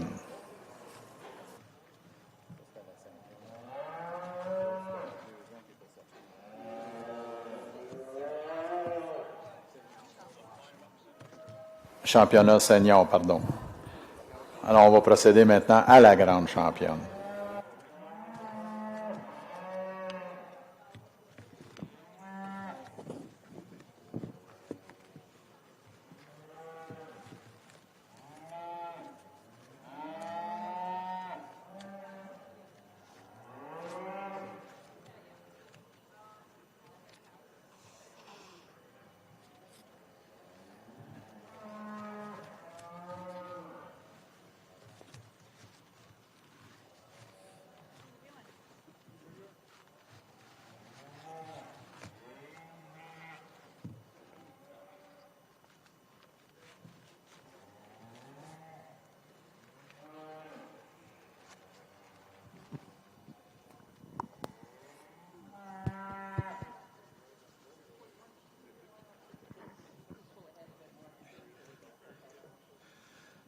Well, again, what a nice set of heifers to run out here. I guess, it's nice when we're looking kind of in a crystal ball looking at these females, and longevity is extremely important to us, and we are in the beef business. We need to keep some thickness in these cattle and some depth of body so they'll maintain themselves and breed. And so to breed, we need that feminine look too, and it's nice when you can tie it all together in this heifer that wins the class. She's so extremely stout and pretty. She's very elegant in the move, very sound. I love the bone in her. I think she's a really good one. And the one that follows, excuse me, that probably ties in as nice to the one that wins the class as any. She moves so very freely and everything just ties together. She's very complete, very balanced heifer. Heifer in third, I like so much about her. She's big boned, and I don't know if there's such thing as too big a bone, but she appears to have a look that she's a power female without doubt. She's May heifer and her youngest heifer in the class, and she's got a real look to her, upheadedness, and has a real showy eye peel look to her. Gets a little coarser for me here today to run with these top two heifers, I think. Then we got a heifer in fourth that's extremely long-bodied. She gets a little up in her tail head, I guess, for us today. A little penny when you get behind, drops that loin, and that comes with being in calf a bit, I guess, too. But extremely nice, balanced heifer that's certainly got some eye appeal and some length of body is incredible in her. And we like the red heifer, too. She's extremely maternal-looking, nice, sharp female. She powerhouse, but there's just not a lot wrong with her. She gets a little shorter hip maybe to these top four really good heifers in the class. And down the line, I think we got some heifers that maybe just get a little greener and give up a little balance to the heifers in the top end of this group.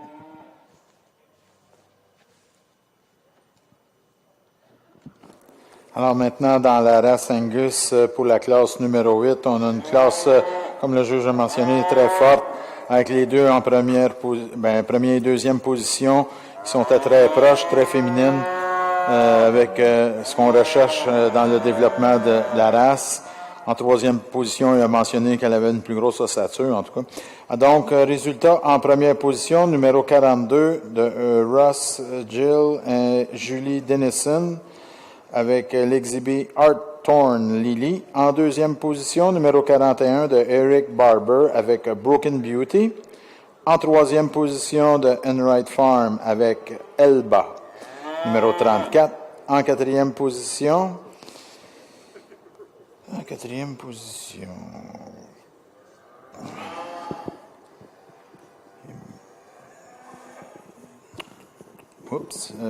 continue avec Russ Jill Tilda. Ensuite, on a de Luc Noiseux, numéro 37, avec San Redbird. Et suivi de Minnowbrook Dixie Erika, de Ray Fowler. Et de Kenneth Beerworth, avec l'exhibit Spartacus Edda, numéro 36. Et de Luc Noiseux avec Sun Pride, numéro 35.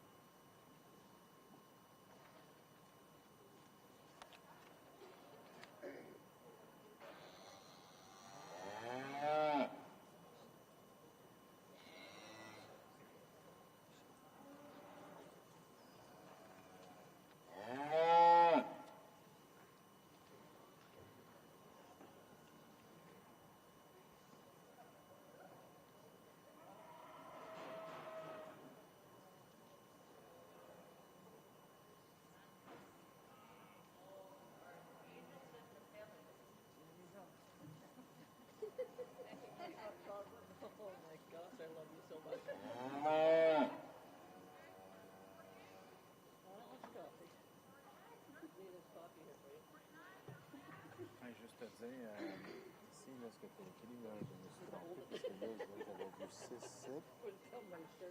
J'avais vu 6 sites. Ça doit être 4, ça, probablement.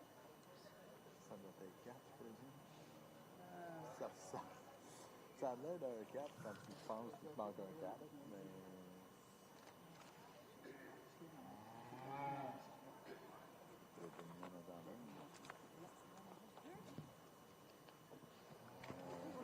Mais là, c'est pas cette classe-là, il n'y a que 2.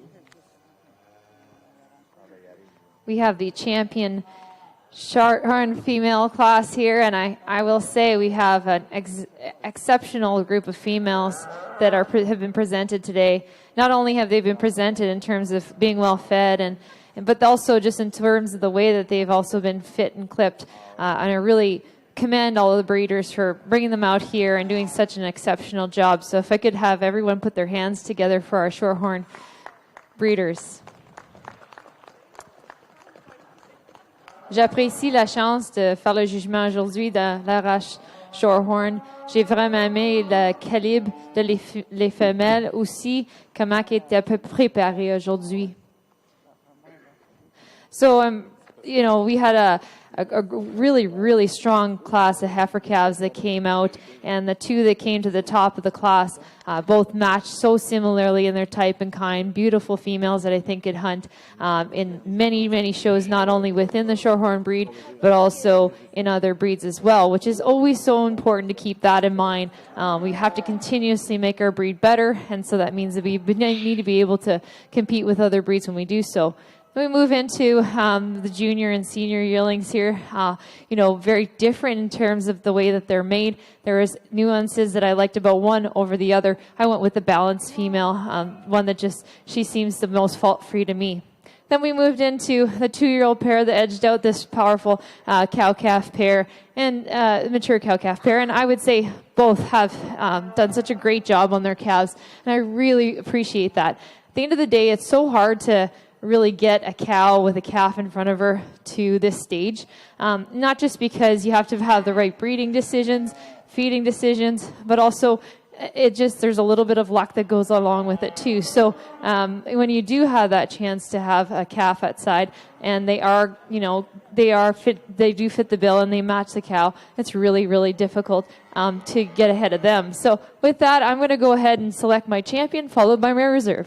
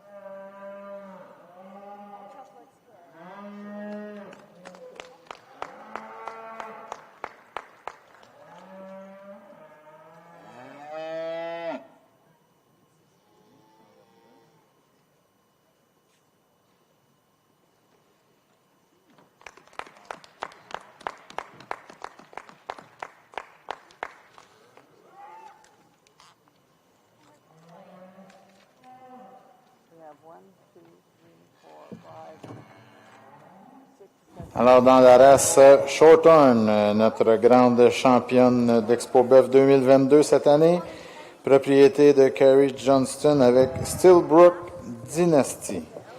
Et la réserve grande championne, chapeau numéro 111, propriété également de Shadybrook Shorthorn avec l'exhibit Shadybrook Perfecto.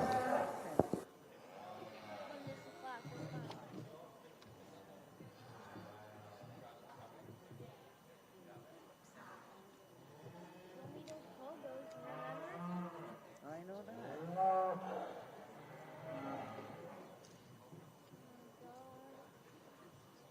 Non, il n'y a pas de quel.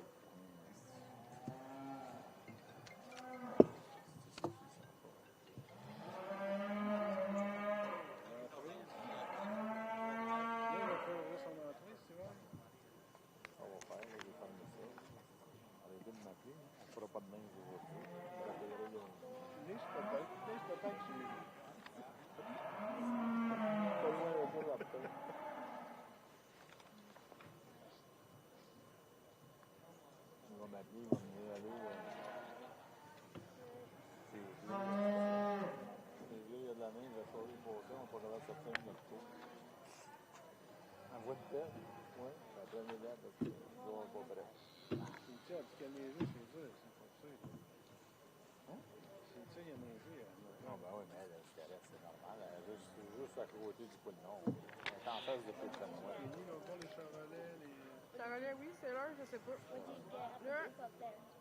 Nothing for me. Yeah, just coffee. Yeah. C'est combien de temps? Coffee, like same as hot chocolate. Yep.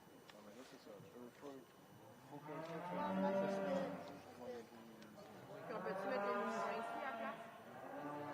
Parce que nous, là, faut monter ça pour le après Hereford. Puis c'est qui, mettons, le responsable de limousin? Il faut que je puisse l'avertir.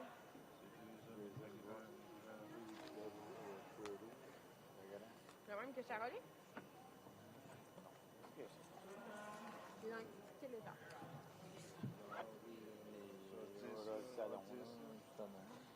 Et puis je demande Jason le grand. C'est quoi son état?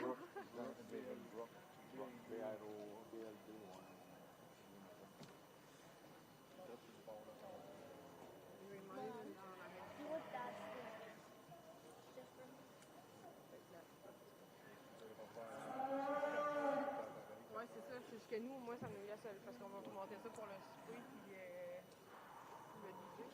Toute la rive là-bas. On la pose au mur, on s'amène une palette, on met les shippings là-dessus. Puis demain, on va faire ça. Demain, cette semaine. La semaine prochaine, on va vider ça comme il faut, mais on voulait vous laisser le plancher vide.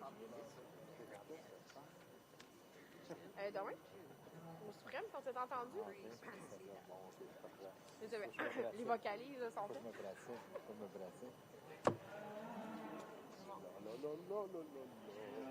Plus grave un peu.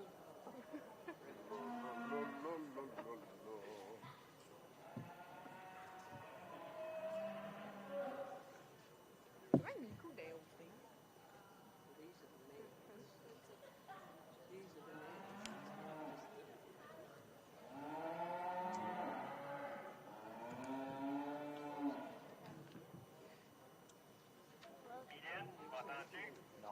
Don't move anything, that's good.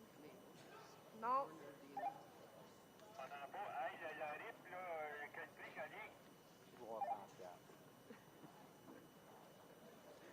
Le même que l'autre. Yes. Le matin, il me restait une poche de riz. Ah ouais.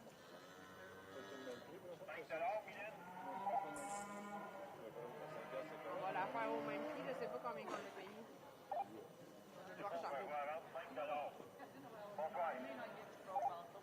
Merci, bonne année.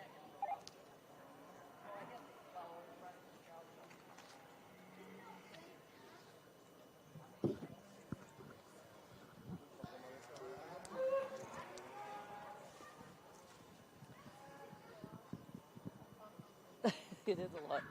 Well, what a tremendous group of yearling heifers.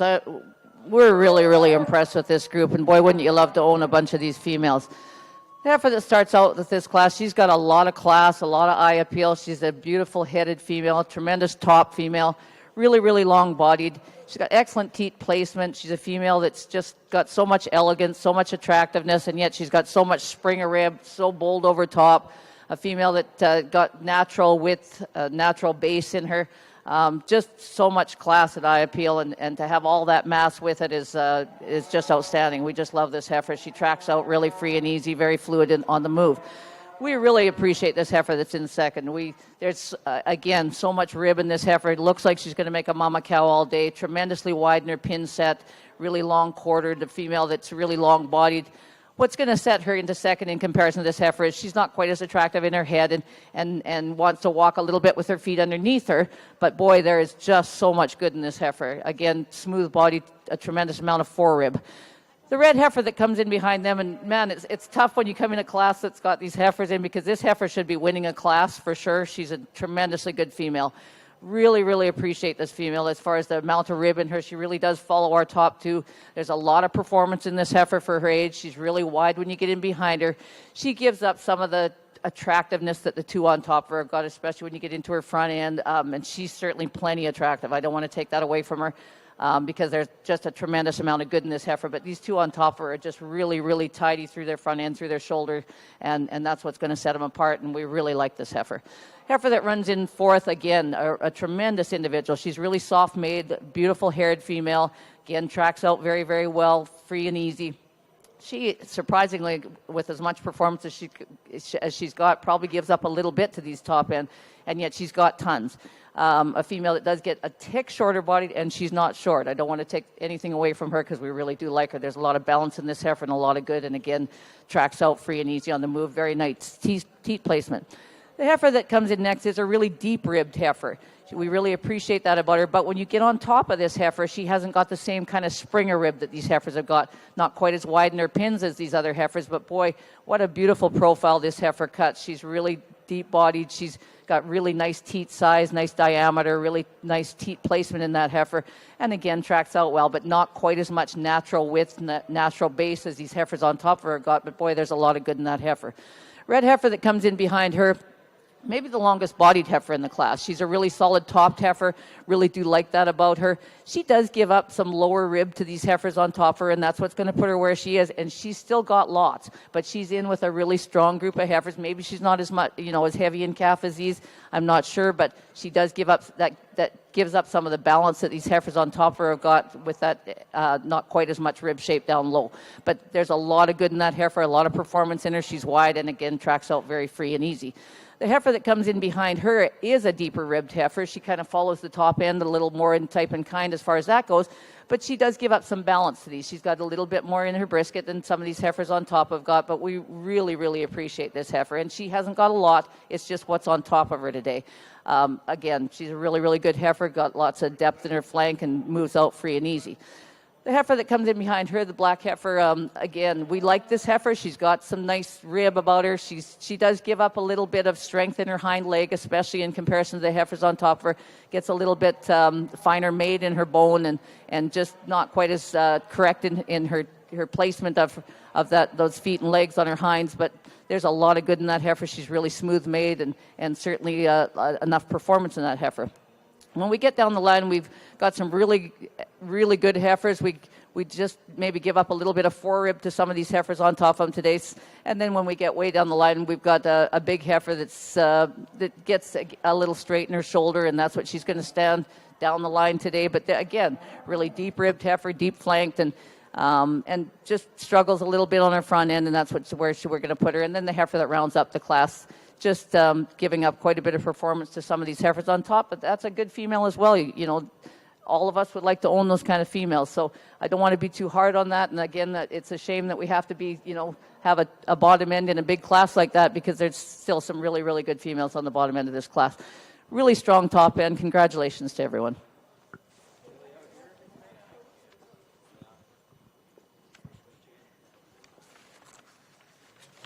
Alors, dans la classe 9 de la race Angus, très belle classe en passant, des belles femelles élégantes, féminines et très naturelles. En première position, propriété de Dungeon Cattle Company avec l'exhibit Esker Just a Dream numéro 45. En deuxième position, The Enright Farm avec Annie. En troisième position, numéro 44, de Sandy Reed avec Red Cinder Free. En quatrième position, le chapeau numéro 52, Fusion Arthorn avec l'exhibit Donna Vale Jingle. En cinquième position, de Rénal Noiseux avec Dynamic January Burry, numéro 48. En sixième position, de Sandy Reed avec l'exhibit 51 Red Diamond. Septième position de William Armitage avec Bar J.M.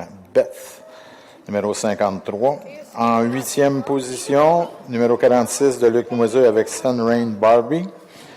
Neuvième position d'Emmanuel Chenaille avec Coville Barbara. Dixième position, numéro 47 de Kenneth Beerworth avec Inside Sophie. Finalement, 11e position de Sandy Reed avec Red Old Princess et 12e de Rénal Noiseux avec Dynamic Juniper. On va procéder maintenant au championnat junior dans la race Angus.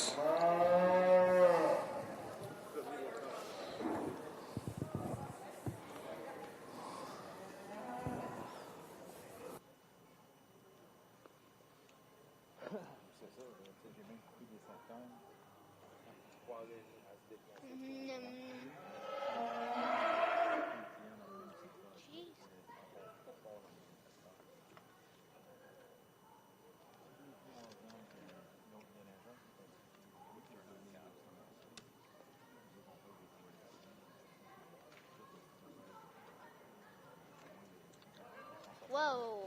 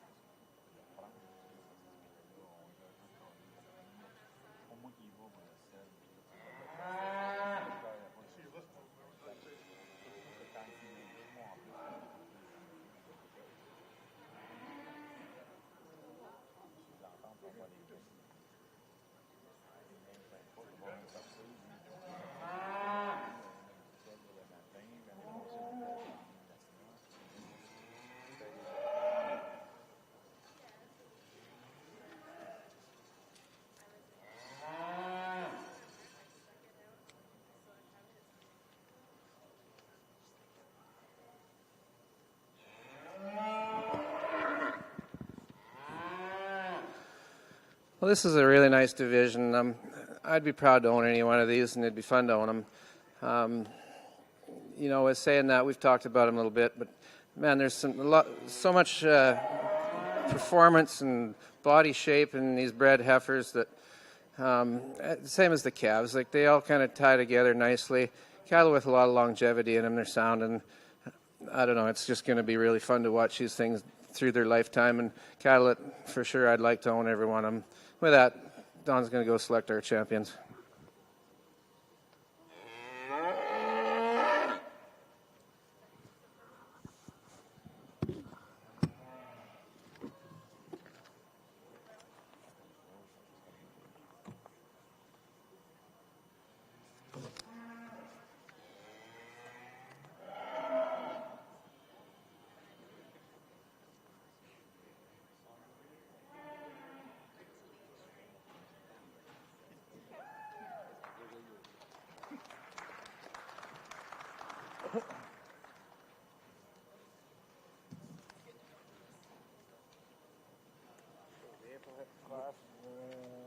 So for the junior champion, is it which one? 42. 42? I don't know what her number is. Okay. Okay. Champion, junior, and the reserve? The reserve? Yeah. This is the reserve? Okay, but she's gonna come just next one. That's 45? I don't know. Hein? C'est 45? C'est 45? 45 réserve? Réserve. Junior. C'est 45 qui est réserve, hein? OK, parfait. Alors, dans la championne junior dans la race Angus, numéro 42, propriété de Russ Gillis avec Julie Dennison, Fusion Livestock avec l'exhibit Heartthorn Lily et la réserve junior de Dungeon Cattle Company avec Esker Just a Dream.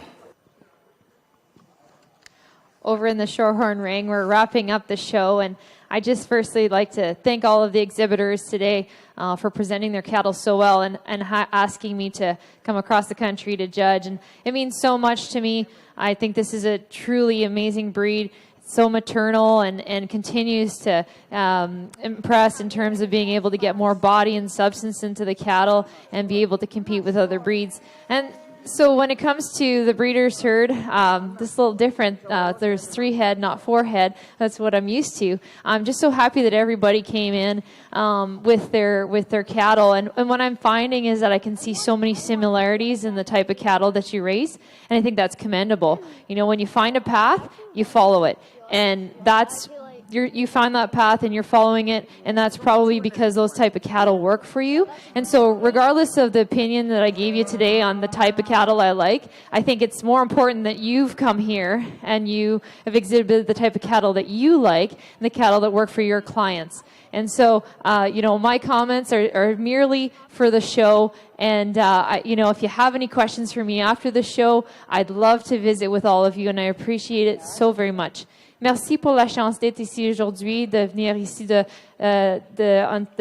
venir à Québec. Et puis, je suis de l'Alberta. Ça fait super longtemps depuis que j'ai parlé le français. Ça fait 23 années depuis que j'ai jugé ici avec ma sœur quand j'avais 17 ans. J'ai jugé la race Hereford avec elle.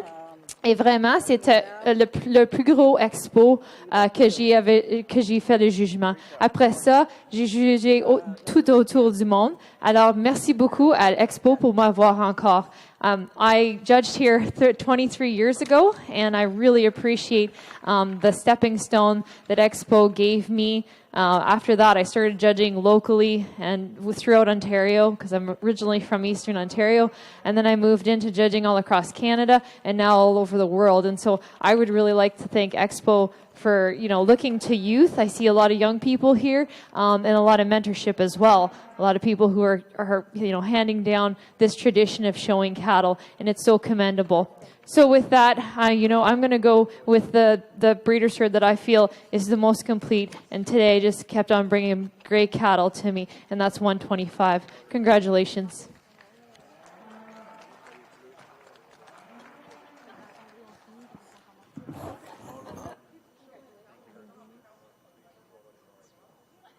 Alors, dans les résultats de... Alors,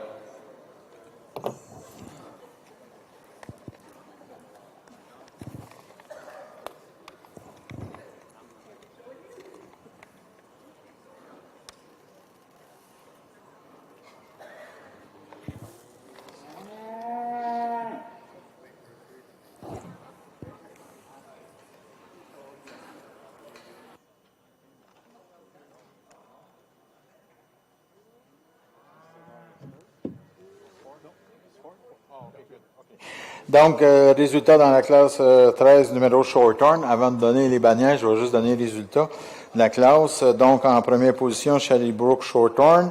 En deuxième position, Stillbrook Farm. En troisième position, Daniel Sonnet. Et en quatrième position, la ferme Cedar Grove. Maintenant, on va procéder aux remises des bannières. Premier éleveur, premier exposant. Une commandite de l'association Shorthorn du Québec. Donc, pour le premier éleveur, par 2 points de différence, en deuxième position, c'était Stillbrook et le gagnant, c'est Shadybrook Shorthorn, comme je vous ai dit, avec 2 points de différence. Et premier exposant, également Shadybrook Farm. Donc, félicitations. J'aimerais, au nom du comité conjoint et de l'Expo Boeuf 2022, remercier notre juge aujourd'hui dans la race Shorthorn, Mme Jill Harvey de l'Alberta, qui était venue effectivement il y a 23 ans juger chez nous la race Hereford, si je me rappelle. Alors, merci beaucoup d'être venu encore cette année. Merci. C'est ce qui complète notre jugement de la race Shorthorn. On aura du Hereford un petit peu plus tard. On a des limousins en fin de journée. On va continuer dans le Angus et on a du cimental aussi cet après-midi.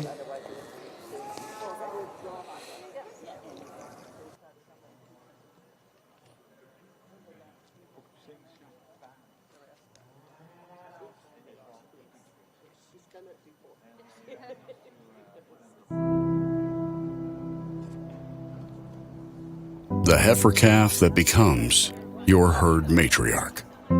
The hush from the crowd when your calves step across the scale on sale day. And the accolades when the gavel falls after the last lot sells.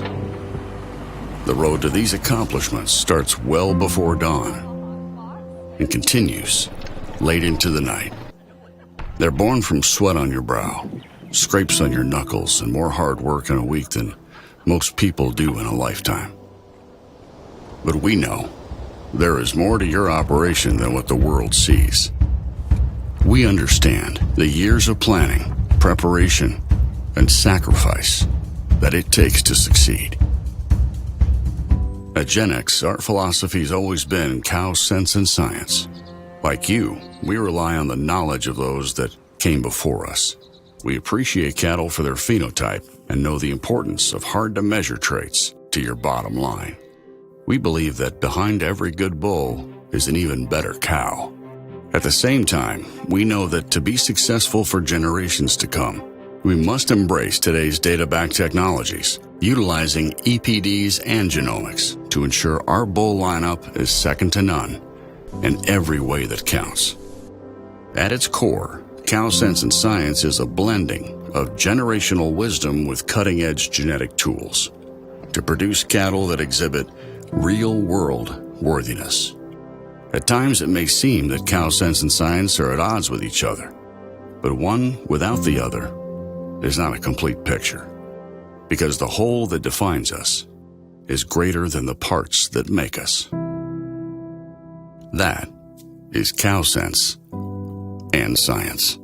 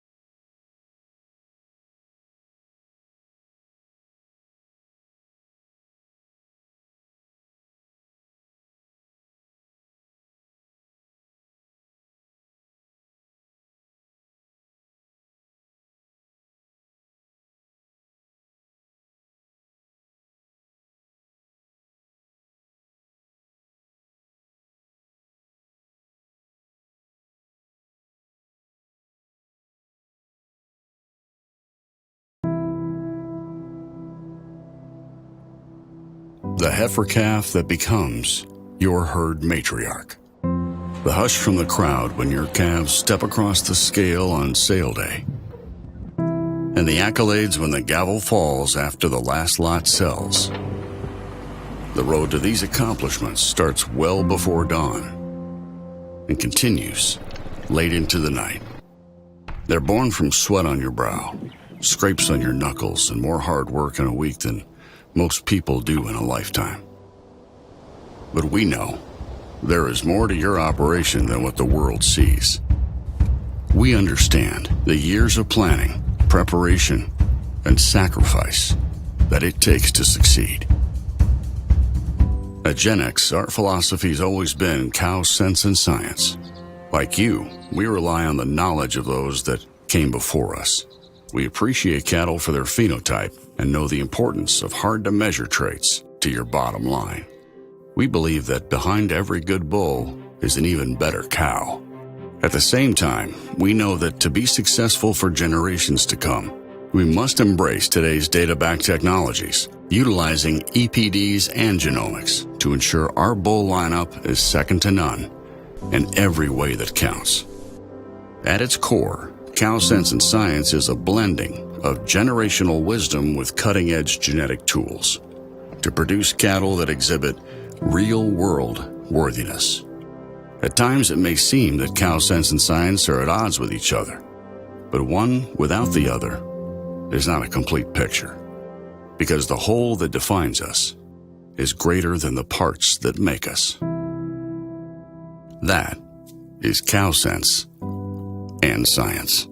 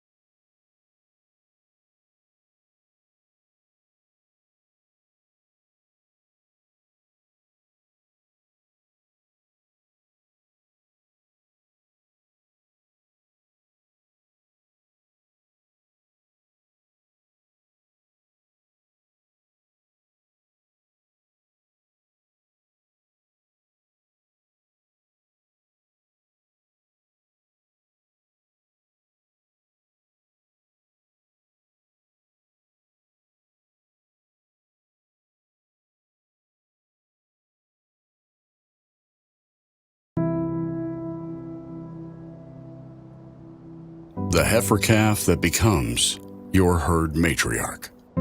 The hush from the crowd when your calves step across the scale on sale day. And the accolades when the gavel falls after the last lot sells. The road to these accomplishments starts well before dawn and continues late into the night. They're born from sweat on your brow, scrapes on your knuckles, and more hard work in a week than most people do in a lifetime. But we know there is more to your operation than what the world sees. We understand the years of planning, preparation, and sacrifice that it takes to succeed. At Gen X, our philosophy's always been cow sense and science. Like you, we rely on the knowledge of those that came before us. We appreciate cattle for their phenotype and know the importance of hard-to-measure traits to your bottom line. We believe that behind every good bull is an even better cow.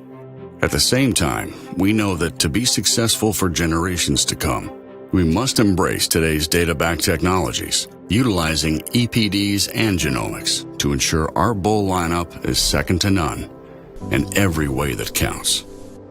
At its core, Cow Sense and Science is a blending of generational wisdom with cutting-edge genetic tools to produce cattle that exhibit real-world worthiness.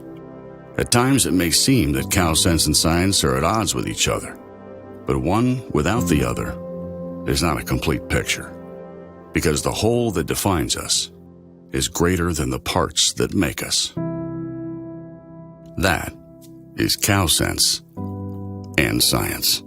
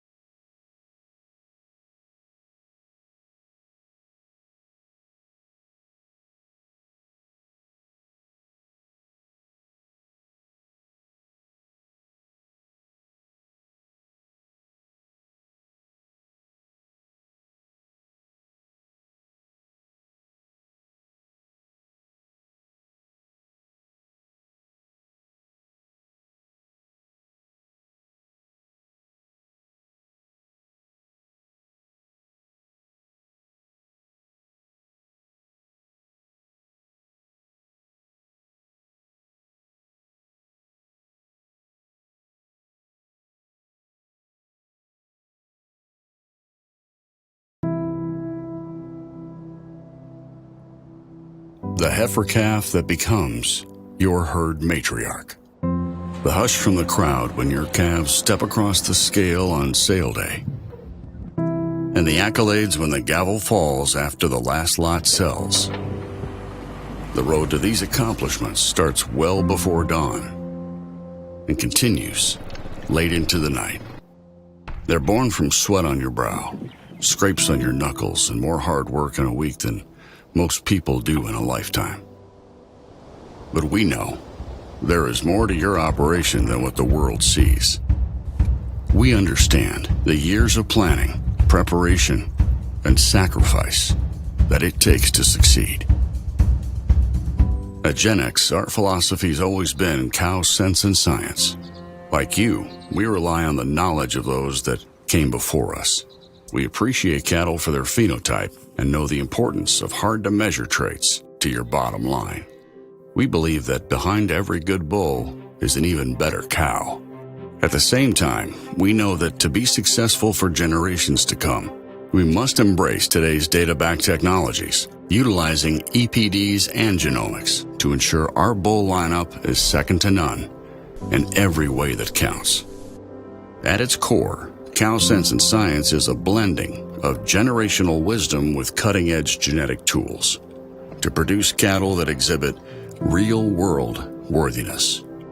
At times, it may seem that Cow Sense and Science are at odds with each other, but one without the other is not a complete picture, because the whole that defines us is greater than the parts that make us. That is Cow Sense and Science.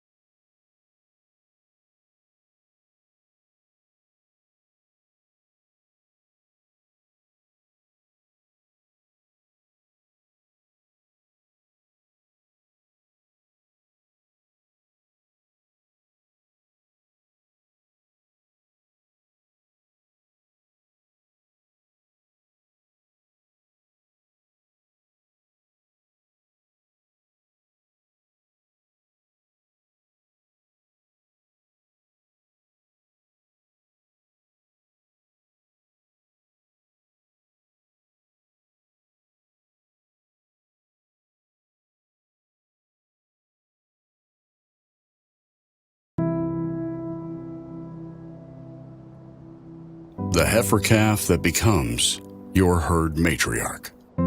The hush from the crowd when your calves step across the scale on sale day. And the accolades when the gavel falls after the last lot sells. The road to these accomplishments starts well before dawn and continues late into the night. They're born from sweat on your brow, scrapes on your knuckles, and more hard work in a week than most people do in a lifetime. But we know there is more to your operation than what the world sees. We understand the years of planning, preparation, and sacrifice that it takes to succeed. At Gen X, our philosophy has always been cow sense and science. Like you, we rely on the knowledge of those that came before us. We appreciate cattle for their phenotype and know the importance of hard-to-measure traits to your bottom line. We believe that behind every good bull is an even better cow. At the same time, we know that to be successful for generations to come, we must embrace today's data-backed technologies, utilizing EPDs and genomics to ensure our bull lineup is second to none in every way that counts. At its core, Cow Sense and Science is a blending of generational wisdom with cutting-edge genetic tools to produce cattle that exhibit real-world worthiness. At times, it may seem that Cow Sense and Science are at odds with each other, but one without the other is not a complete picture, because the whole that defines us is greater than the parts that make us. That is Cow Sense and Science.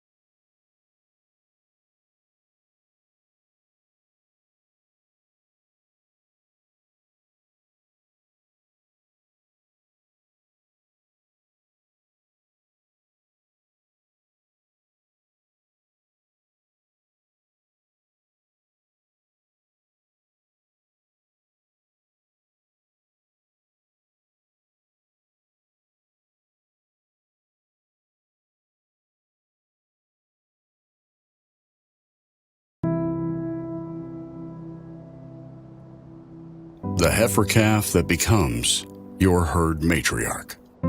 The hush from the crowd when your calves step across the scale on sale day. And the accolades when the gavel falls after the last lot sells. The road to these accomplishments starts well before dawn and continues late into the night. They're born from sweat on your brow, scrapes on your knuckles, and more hard work in a week than most people do in a lifetime. But we know there is more to your operation than what the world sees. We understand the years of planning, preparation, and sacrifice that it takes to succeed.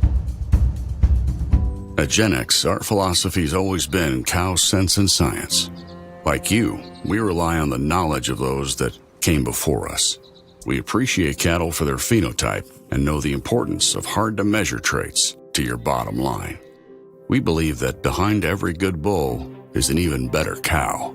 At the same time, we know that to be successful for generations to come, we must embrace today's data-backed technologies, utilizing EPDs and genomics to ensure our bull lineup is second to none in every way that counts. At its core, Cow Sense and Science is a blending of generational wisdom with cutting-edge genetic tools to produce cattle that exhibit real-world worthiness. At times, it may seem that Cow Sense and Science are at odds with each other, but one without the other is not a complete picture, because the whole that defines us is greater than the parts that make us. That is Cow Sense and Science.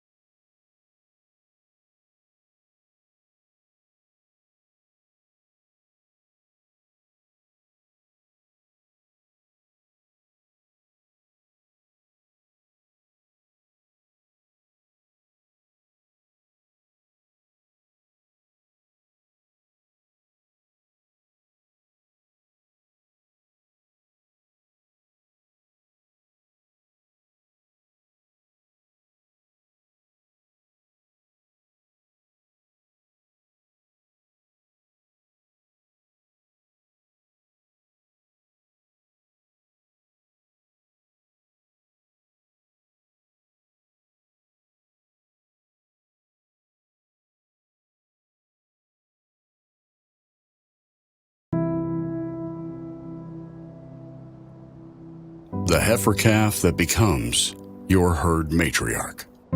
The hush from the crowd when your calves step across the scale on sale day. And the accolades when the gavel falls after the last lot sells. The road to these accomplishments starts well before dawn and continues late into the night.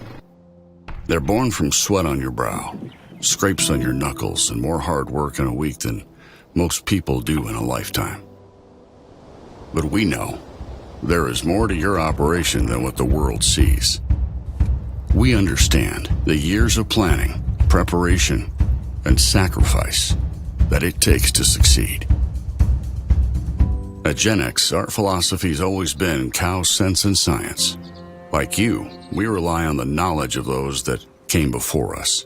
We appreciate cattle for their phenotype and know the importance of hard-to-measure traits to your bottom line. We believe that behind every good bull is an even better cow. At the same time, we know that to be successful for generations to come, we must embrace today's data-backed technologies, utilizing EPDs and genomics to ensure our bull lineup is second to none in every way that counts. At its core, Cow Sense and Science is a blending of generational wisdom with cutting-edge genetic tools to produce cattle that exhibit real-world worthiness. At times, it may seem that Cow Sense and Science are at odds with each other, but one without the other is not a complete picture, because the whole that defines us is greater than the parts that make us. That is Cow Sense and Science.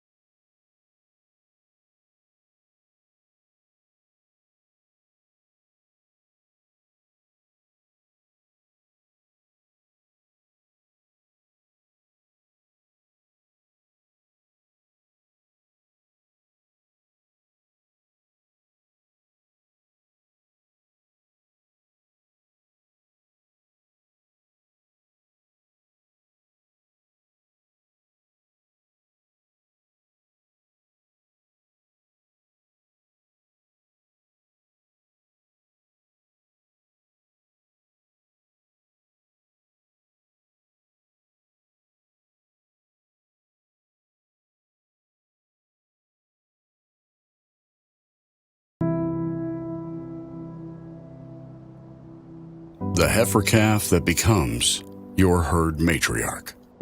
The hush from the crowd when your calves step across the scale on sale day. And the accolades when the gavel falls after the last lot sells. The road to these accomplishments starts well before dawn and continues late into the night. They're born from sweat on your brow, scrapes on your knuckles, and more hard work in a week than most people do in a lifetime. But we know there is more to your operation than what the world sees. We understand the years of planning, preparation, and sacrifice that it takes to succeed. At Gen X, our philosophy has always been cow sense and science. Like you, we rely on the knowledge of those that came before us. We appreciate cattle for their phenotype and know the importance of hard-to-measure traits to your bottom line. We believe that behind every good bull is an even better cow. At the same time, we know that to be successful for generations to come, we must embrace today's data-backed technologies, utilizing EPDs and genomics to ensure our bull lineup is second to none in every way that counts. At its core, Cow Sense and Science is a blending of generational wisdom with cutting-edge genetic tools to produce cattle that exhibit real-world worthiness. At times, it may seem that Cow Sense and Science are at odds with each other, but one without the other is not a complete picture, because the whole that defines us is greater than the parts that make us. That is Cow Sense and Science.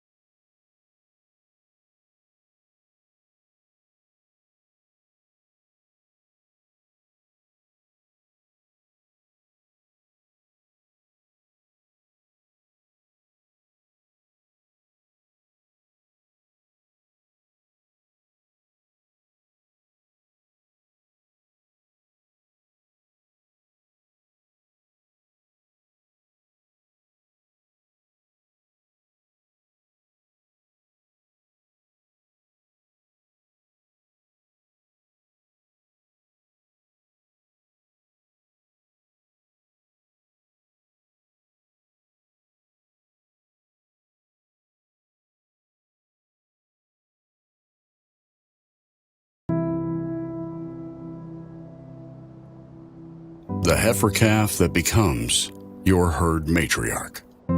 The hush from the crowd when your calves step across the scale on sale day. And the accolades when the gavel falls after the last lot sells. The road to these accomplishments starts well before dawn and continues late into the night. They're born from sweat on your brow, scrapes on your knuckles, and more hard work in a week than most people do in a lifetime. But we know there is more to your operation than what the world sees. We understand the years of planning, preparation, and sacrifice that it takes to succeed. At Gen X, our philosophy's always been cow sense and science. Like you, we rely on the knowledge of those that came before us. We appreciate cattle for their phenotype and know the importance of hard-to-measure traits to your bottom line. We believe that behind every good bull is an even better cow.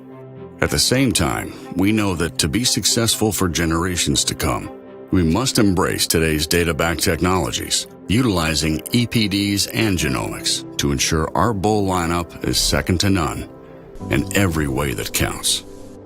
At its core, Cow Sense and Science is a blending of generational wisdom with cutting-edge genetic tools to produce cattle that exhibit real-world worthiness. At times, it may seem that Cow Sense and Science are at odds with each other, but one without the other is not a complete picture, because the whole that defines us is greater than the parts that make us. That is Cow Sense and Science.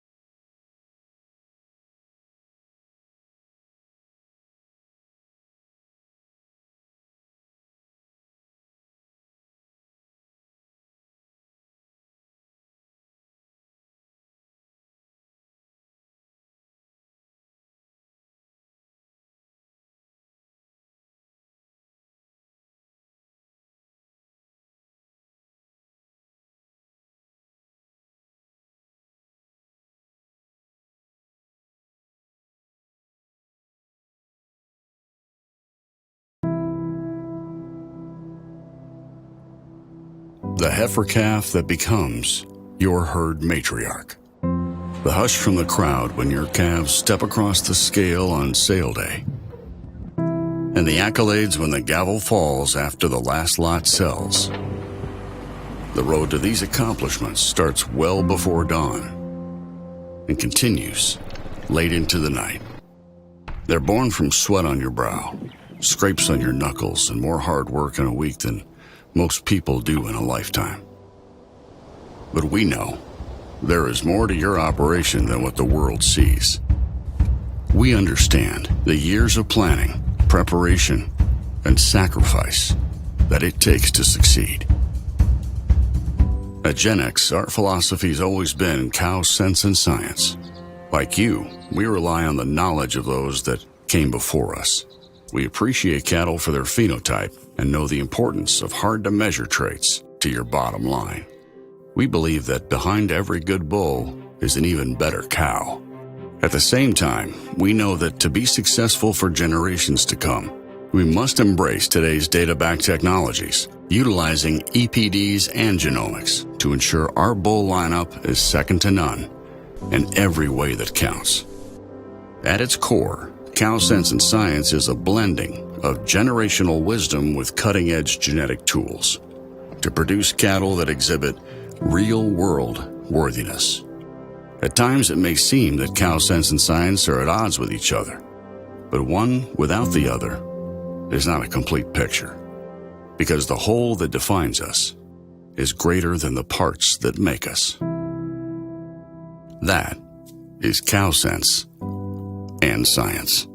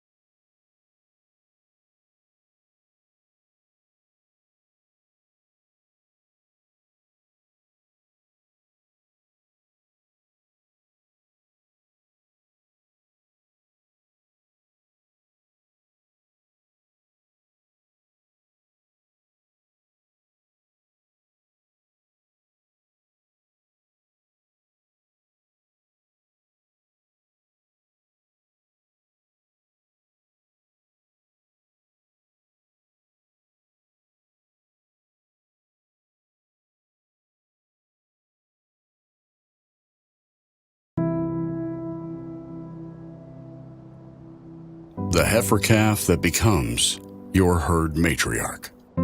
The hush from the crowd when your calves step across the scale on sale day. And the accolades when the gavel falls after the last lot sells. The road to these accomplishments starts well before dawn and continues late into the night. They're born from sweat on your brow, scrapes on your knuckles, and more hard work in a week than most people do in a lifetime. But we know there is more to your operation than what the world sees. We understand the years of planning, preparation, and sacrifice that it takes to succeed. At Gen X, our philosophy's always been cow sense and science. Like you, we rely on the knowledge of those that came before us.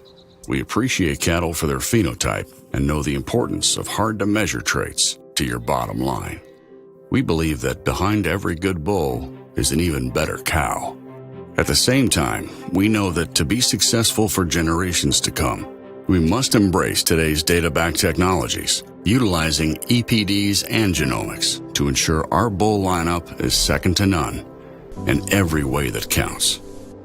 At its core, Cow Sense and Science is a blending of generational wisdom with cutting-edge genetic tools to produce cattle that exhibit real-world worthiness. At times, it may seem that Cow Sense and Science are at odds with each other, but one without the other is not a complete picture, because the whole that defines us is greater than the parts that make us. That is Cow Sense and Science.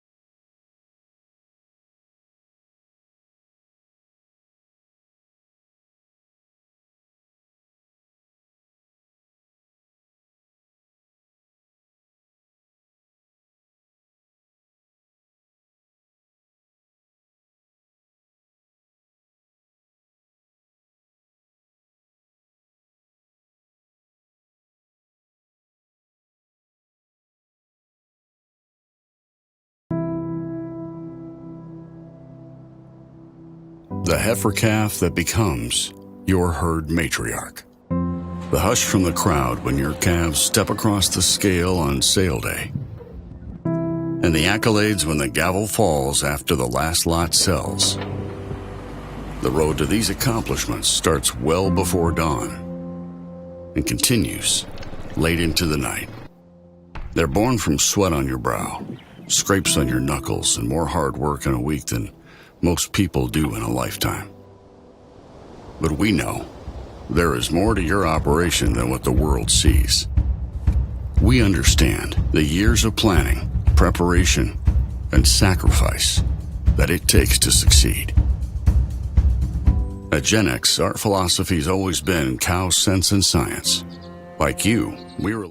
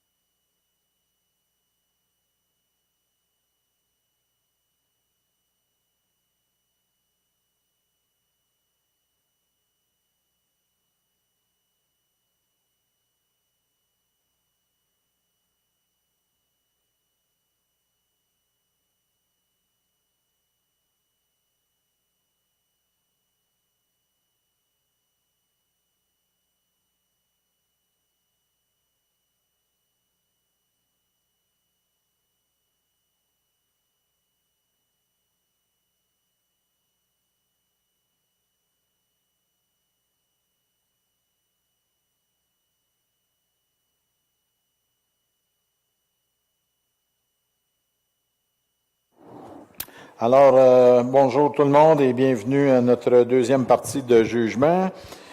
Actuellement, on a commencé la première classe dans la race Hereford et on va commencer bientôt aussi dans la race cimentale.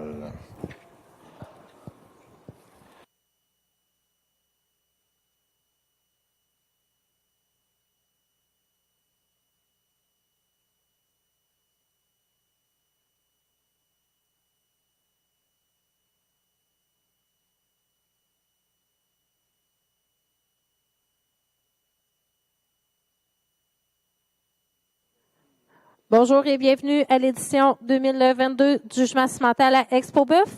Notre juge pour aujourd'hui, M. Carl Lewis. Alors, j'inviterai tous les exposants qui ont des sujets dans la première classe de se présenter dans l'arène de jugement. Hi, everybody. Welcome to the Cimental Show for Expo Boeuf 2022. Our judge today, Mr. Kyle Lewis. So, please bring your animals to the ring. Thank you.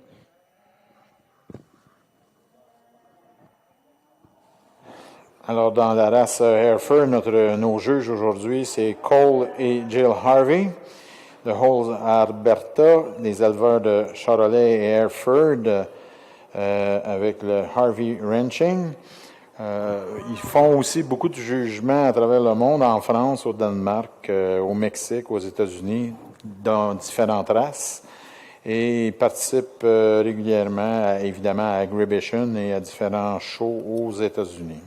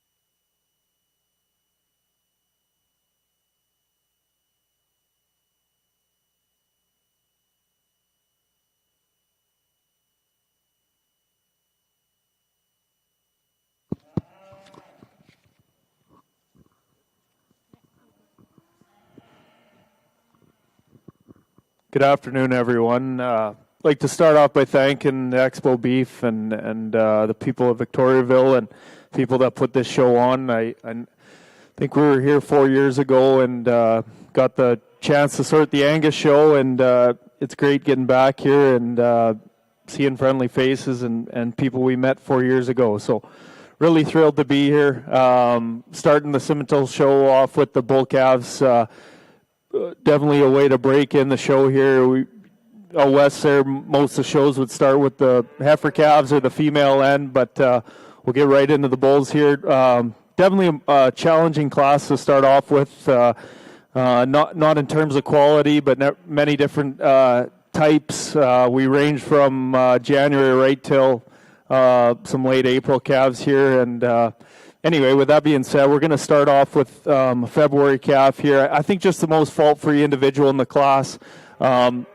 Big-bellied individual, calf that's got some muscle. I'd like to clean him up a little bit in that navel, but a calf that can sure get her out and stride in this ring, and I think the most fault-free individual that comes to the top. Sure, really posing calf here in our second hole. Definitely the biggest statured calf in class. A calf that's no shortage of muscle and a high-yielding type of calf. Maybe just a calf, again, I'd like to drop down a little bit, but for his bone structure, a calf that can sure get out and move, and I see no issues getting in his way come springtime servicing some cattle. So I think for the way he's made, a calf you really got to give credit to that can move in this ring. Our third place calf, calf that's got to compete with some bulls that are three months older than him. This is an April calf. Really like a lot of things about him. He's just getting that crest coming into him, but a calf that's big bellied. When you get behind him, he's got some hip. He's nice on the ground, a calf that can get out and move. I think it's sometimes just, especially in the Simmental breed, it's really unfair to these younger cattle with every month of age. Is so much progression in their development, and he's a calf that at the same age he might rival or win the class. Moving down to our fourth place bull. Bull you really got to love. A really striking individual. Probably, I think, a crowd favorite in terms of a calf you really like standing still. I guess we maybe just run into a few issues with him on the move there. He wants to tighten up a little bit in that hind end. Just like to free him up and get him moving better. But in terms of balance and muscle and structure, he's certainly one that you love standing still. As we work our way down, another big middled individual here, a calf that's got some crest. I just maybe like to square him up the way he stands on his feet. But a calf that this young gal's got to be proud of. And as we move down here, maybe just some calves that don't quite tie it in as nice as some of these individuals above them do. We get into a big spread age here. Some calves that really don't want to cooperate for their owners at this stage in their halter breaking program here. But nice individuals here. I think they just maybe get outclassed by some better calves at the top end here.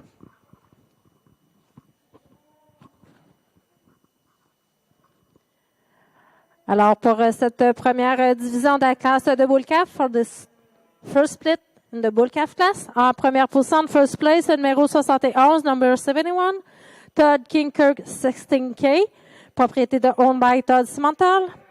En deuxième position, in second place, le numéro 74, number 74, Master R. King Venture 17K, propriété de owned by Paul Mastine. En troisième position, third place, le numéro 68, number 68, Todd Cooper King 52K, propriété de owned by Todd Simmental.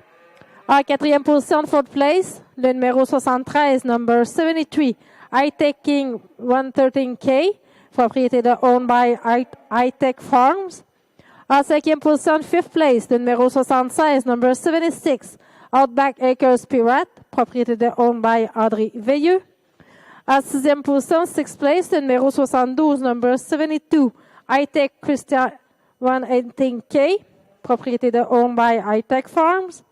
En septième position, seventh place, le numéro 69, number 69, Triple R Attraction 12K, propriété de owned by Jacob Rourtney.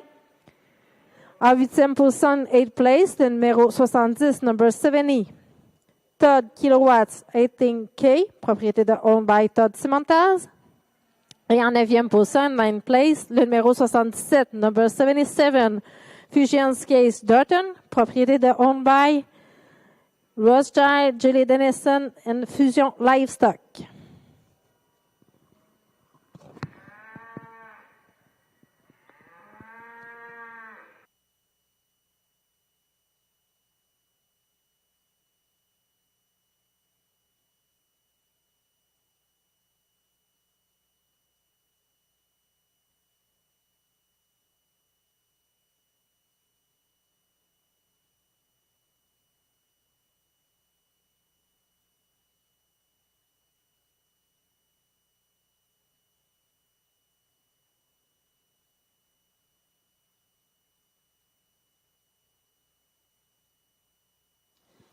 Well, good afternoon, ladies and gentlemen. This is a pretty awesome class of bull calves. It's impressive to see this many bull calves in a class, and really starts you off with a bang. A calf that wins the class, more you analyze them, the more you like him. He's got a lot of character to his front end, a really strong top, lots of body to him, good muscle shape, and a very sound-made bull. Really gets out and travels really nicely.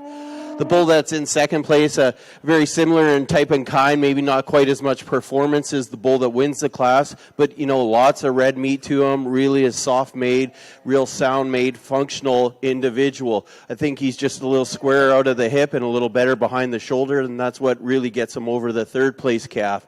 This guy here, you get behind him, he's probably one of the biggest, stoutest made bulls in the class, but he just breaks a little bit behind that shoulder, a little too much for us.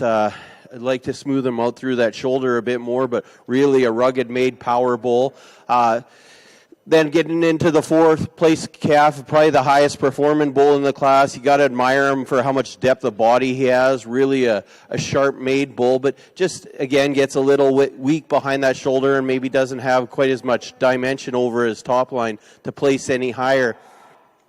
Then we get into two bulls that are very similar in their type and kind. They're both very long profiling bulls, really attractive made. Maybe just don't have quite as much natural shape to them down their top lines or belly to them to place any higher. Then we get into really a complete made bull, kind of the Cavanese design bull of the class. You really got to admire him for how sound he is, how kind of fault-free. We just want more of them to place any higher. Then another really attractive fronted bull, kind of nice topped, just gets a little straighter in that front end to place any higher. The horn bull coming in next. One, when you get him standing still, is one of the most attractive bulls in the class. I think he's just getting a little restricted in his movement to place any higher. Then we get into a couple other bulls that are rounding off the class here. Just structurally, they need to be a bit stronger or adding a bit more performance.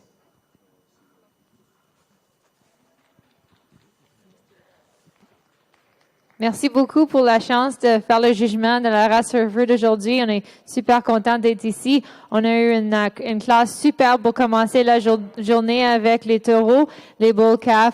Et on a commencé la classe avec un taureau pour nous autres. Il était le plus complet. On a vraiment aimé que le musculage était très épais. Le bœuf en deuxième est très similaire dans ce type aussi. Une très, très bonne classe.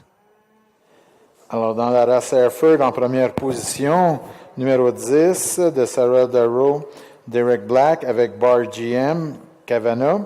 En deuxième position de Paul Mastine avec Mast Lariat, numéro 12. En troisième position de Stillbrook Farm avec Stillbrook Kingpin, numéro 5. En quatrième position, le numéro 11 de Sarah Darrow, Derek Black avec Bar G Kingpin. En cinquième position, le numéro 6 de Gordy et Allison Raymond avec Early Bird for Knox. En sixième position, avec l'exhibit de Stonewood Koala de Stonewood Grange. En septième, numéro 7 d'Amanda Boucher avec Knockout. En huitième, numéro 4 de Stonewood Grange avec Stonewood Kahuna. En neuvième position, le numéro 249 BB Plain. En dixième, de NCL Cattle Company avec Stonewood Kershaw. Et en onzième position de Steve Godine avec Godine Red Rider. Et en douzième position de Rebecca Hamilton avec Rolling Acres.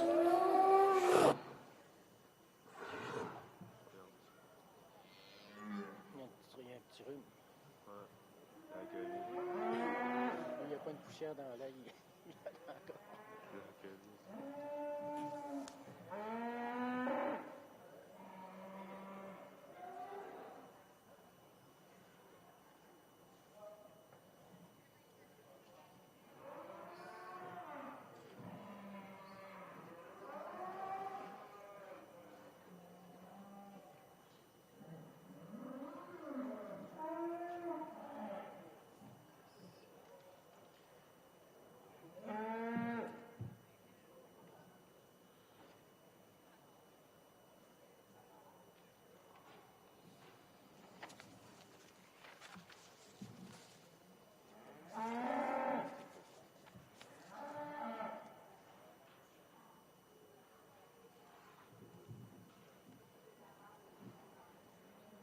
Churchill sensation.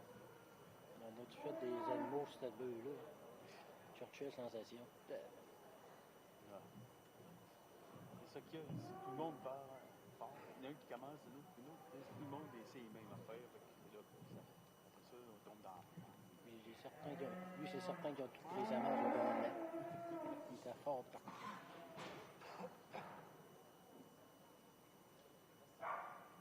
Là, il va-tu avoir une tente des chiens?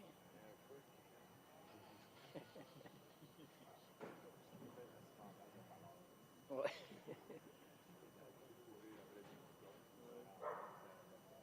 Ouais, parce que.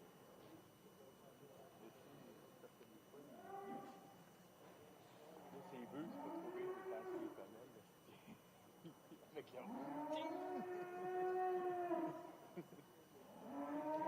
Les oreilles lèvres, puis.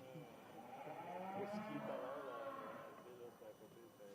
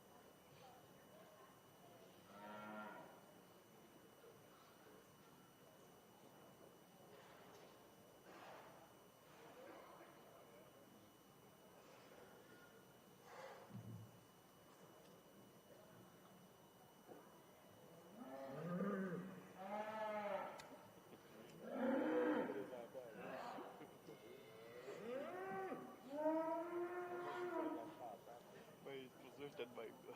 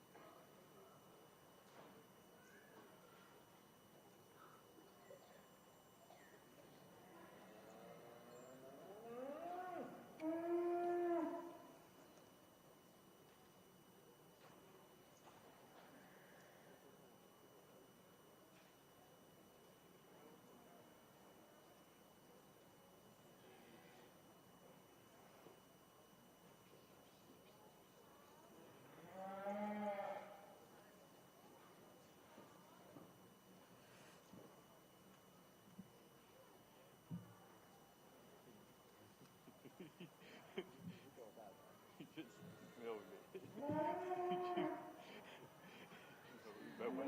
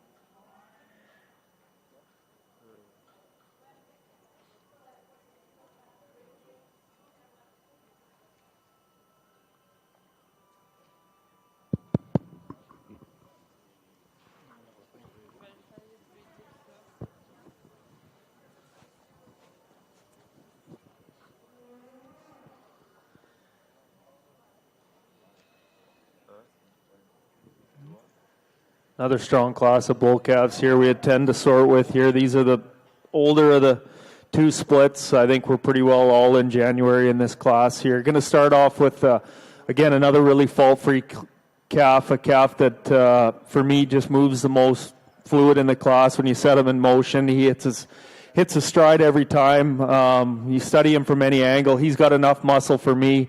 He's got enough shape. He's got enough presence in that front third. I think a calf, when you get behind him, he's nice on the ground too. He's got adequate testicle development for this day and age, and when you compare him in this class, I think he easily comes to the top. Calf in class, or in our second hole here, more of a muscle type calf, a calf that, a higher yielding individual, a calf that can get out and move as well. Maybe a calf that just gets a little coarser in them hind wheels, maybe kind of gives them a little bit of restriction in a movement contest with our calf in our top hole, but I think a calf that complements that first calf quite well and make a nice 1-2 pair. Our bull in third spot here, really smooth made individual, nice ribbed calf, calf that gets out and moved just as good. I think a calf, I'd just like to change him on the ground a little bit. When you get behind him, he's not as expressive in that muscle as our top two, but certainly a calf that deserves that third hole. Our fourth place calf, I think a bull that on different angles and maybe a different guy sorting could win the class. Definitely our heaviest calf in class, big long-bodied individual. Calf that's got adequate rib shape. He's got lots of muscle. He's nice in that front end for how much mass and bone he carries. I think a calf I'd just like to change on the ground a little bit, square him up a little bit on them feet. But sure, a calf you got to appreciate for weight per day age and the kind of power he can bring to this class. Fifth place calf, he follows that fourth quite well. They're quite a pair. Again, a long-made bull, a bull that's he's a little fresher, a little leaner in terms of condition, but a high-yielding bull that represents a Simmental breed well, a big muscle calf. Again, you just like to soften him up a little bit, drop him down in his flank a little bit, but a big testicled calf, a calf that's nice on the ground. You just like to soften him up. And a calf in six hole here, a calf you got to certainly appreciate, a big ribbed individual, a calf that's got adequate muscle. I think he's nice in that front end. He stands really square. I'd just like to tidy him up in that back leg set. Just let him stand with a little more confidence on those back wheels. But I think a calf that he'll have some future, and as he develops, he maybe put them feet down a little nicer. As we trickle down here, maybe a little bit lighter calves that aren't quite as developed. They're not as mature into that crest. Calves that are, maybe they just don't tie it in as nice for me today as some of these critters at the top end, but a really competitive class here and a great representation of our breed.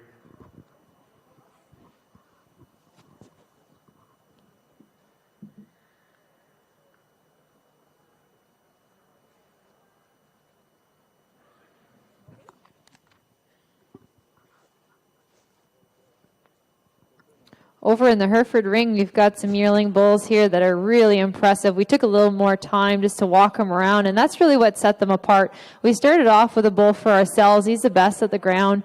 Really like his head, neck extension. He's flat-shouldered, big rib, and he's got an excellent hip structure on him and good testicular development. Really is a hard bull to find a hole in. Move into the second place bull, one that matches in really nice with him and also with the third place bull.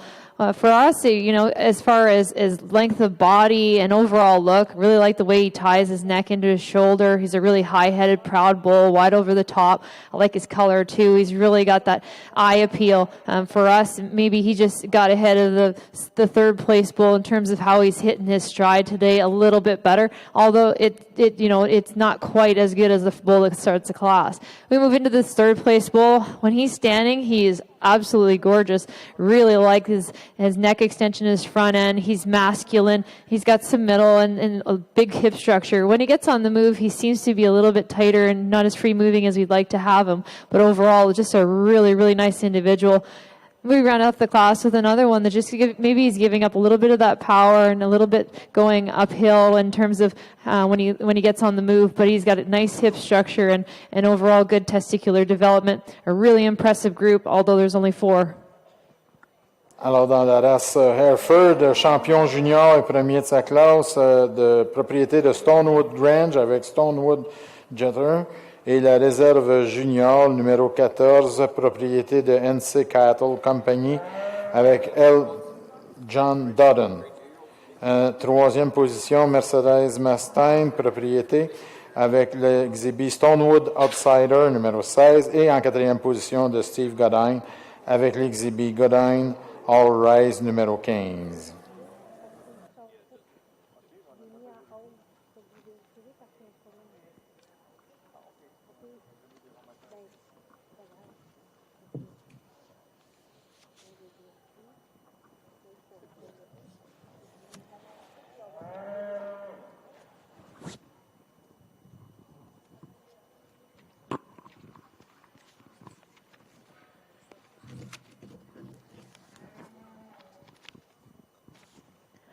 Alors, dans l'arène cimentale, les résultats pour la deuxième split de bull calf. In the cemental ring, the results for the second split of bull calf. En première position, first place, le numéro 81, number 81, Excel K-Crest Earl 405K, propriété de owned by Tracy and Kevin McIntyre. En deuxième position, second place, le numéro 85, number 85, Rosemead Captain Crush 45K, propriété de owned by Rosemead Farm. En troisième position, third place, le numéro 78, number 78, Alliance Whisper Lookout, propriété owned by Mike McCord. En quatrième position, fourth place, le numéro 84, number 84, Todd Kryptonite 2K, propriété owned by Todd Cimental. En cinquième position, fifth place, le numéro 87, number 87, Sunmar King Jake Jr. 1K, propriété owned by Jason Morse.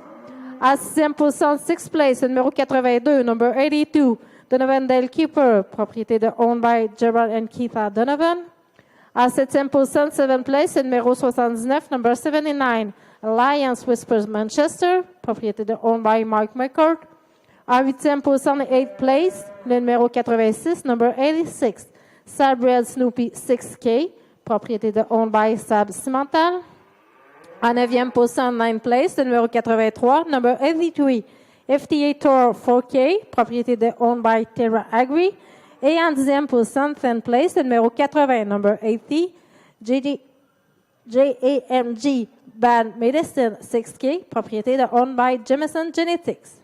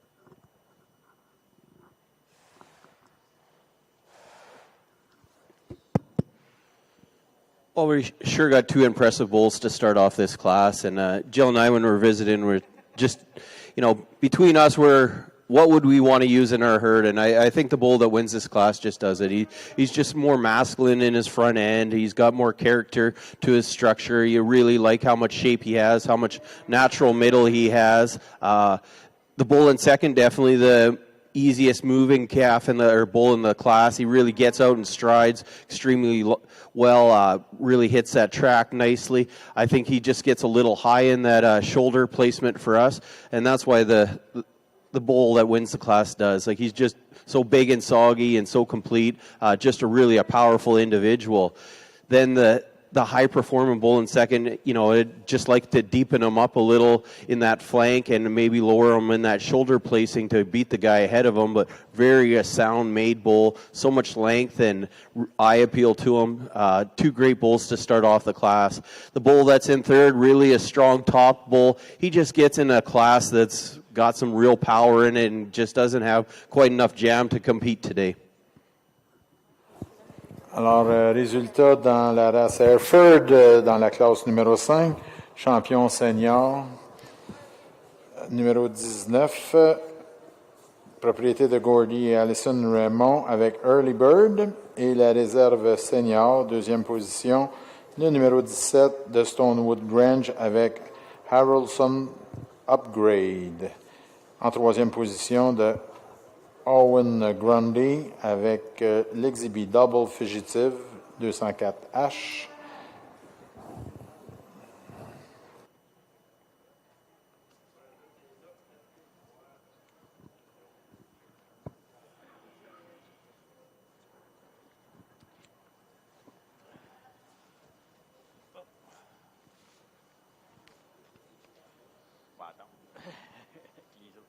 Just completing things here in the Simmental Bull Calf division here. I've touched on these calves individually.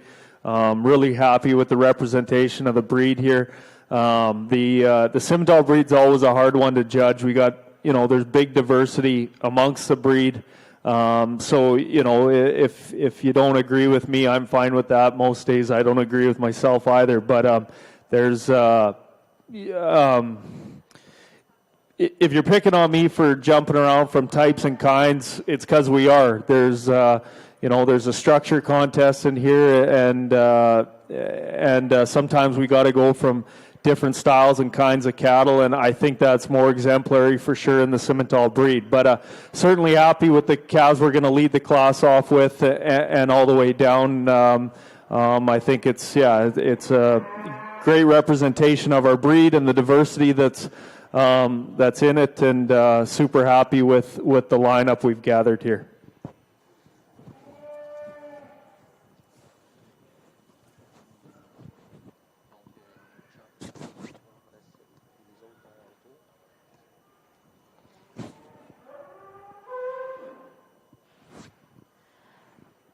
Alors, dans l'arène cimentale, les résultats de la classe de bull calf.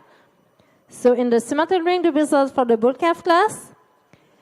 Le champion bull calf the champion bull calf, la bannière est commanditée par Outback Acres. The banner is sponsored by Outback Acres. Le numéro 81, number 81, Excel Quest Earl 405K, propriété de owned by Kevin and Tracy McIntyre. Félicitations, congratulations. Le champion réserve bull calf, le reserve bull calf champion.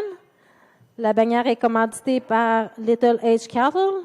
The banner is sponsored by Little H Cattle. On retrouve le numéro 85, number 85, Rosemead Captain Crush 45K, propriété de owned by Rosemead Farm. En troisième position, third place, le numéro 71, number 71, Todd King Kirk 16K, propriété de owned by Todd Cimental. En quatrième position, fourth place, le numéro 78, number 78, Alliance Whisper Lookout, propriété de owned by Mark McCord. En cinquième position, fifth place, le numéro 84, number 84, Todd Kryptonite 2K, propriété de owned by Todd Cimental. En sixième position, sixth place, le numéro 74, number 74, Master R King Venture 17K, propriété de owned by Paul Mastine. En septième position, seventh place, le numéro 68, number 68, Todd Cooper King 52K, propriété de owned by Todd Cimental.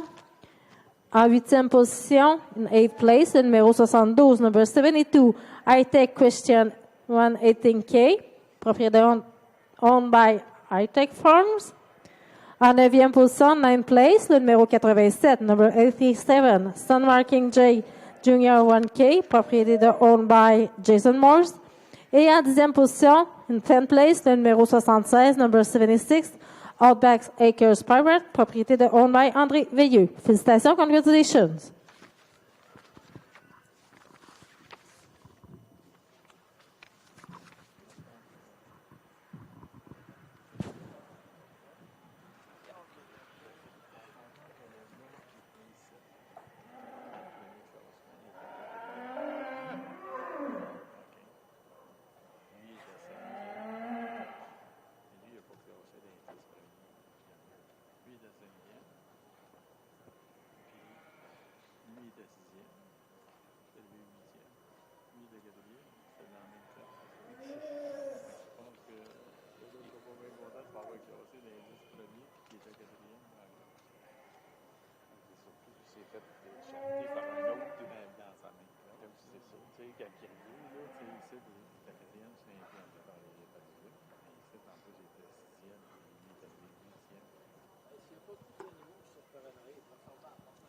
Well, on the Hereford side, it might be a little chilly in here, but they're certainly warming things up with these bulls. I mean, they're awesome.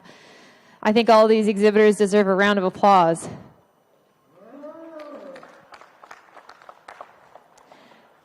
La qualité est très forte. I would say that, you know, when you look at the type of bulls that are in here, the bulls that that came to the top of their classes, whether it be these bull calves that type in so nicely together, that came out of a big class, powerful class.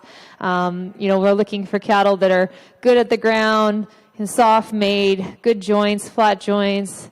They carry their tops when they get around the ring, but they have some eye appeal as well. And that's a fine balance. Is, you know, Cole and I, we've always strived for having cattle that are not plain looking. And, you know, it's kind of something that, you know, really sets yourself apart. Some cattle that have some eye appeal, and when they get out in the ring, they really show. And that's also comes with cattle that have body and have some performance and have some belly. And as soon as you breed belly out of something, it's so hard to get it back. So, you know, really happy with the couple bull calves that we got in here. We get into the yearlings. That was also a very stiff class. I think we're really excited about the bull that came out of that class for ourselves. He's just so smooth made, has that extra eye appeal, level over the top, and an adequate amount of muscling. And then with our senior bulls, both powerful in their overall makeup. We like the masculinity of this 2-year-old bull. There's a lot of bull there, and he seems very usable in terms of all of the qualities that he brings to the table. You know, I think he's got the soundness, he's got the mass, he's got the belly top, and I think overall he's just a really powerful bull that's undeniable. I see so much future for the breed here, and this is why we're in the breed. These kinds of bulls, you know, they lay down, they breed to our females, and our females lay down calves just like them and keep getting better and better. So with that, Cole's going to select our champion, followed by our reserve, Hereford Bull.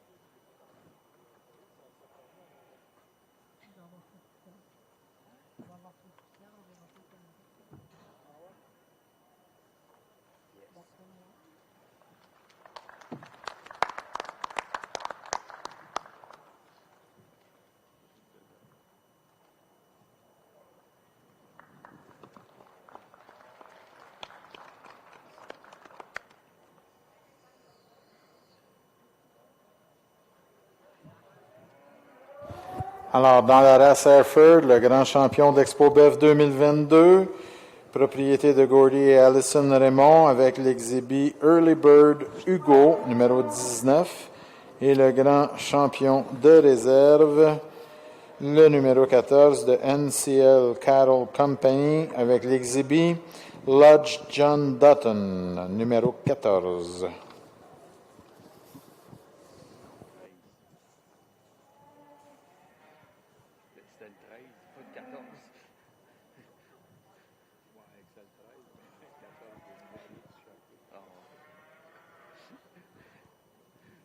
Three exceptional fall-born calves in the Simmental race here. Bit of a trade-off here on our lead pairing. Going to lead off with the bigger bellied, maybe a calf a little more fluid in his movement. I'd like to expand him in that chest area, just give him a little wider base to work with.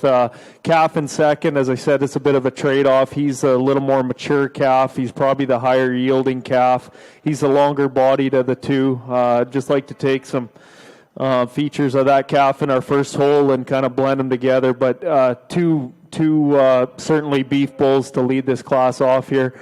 Rounding up a long-bodied red calf there. He maybe just don't have the overall muscle and maturity and masculinity that these bulls possess at this age. They're September-born bulls here. They're going to start looking like bulls, and just maybe ran into a roadblock here with our top two calves.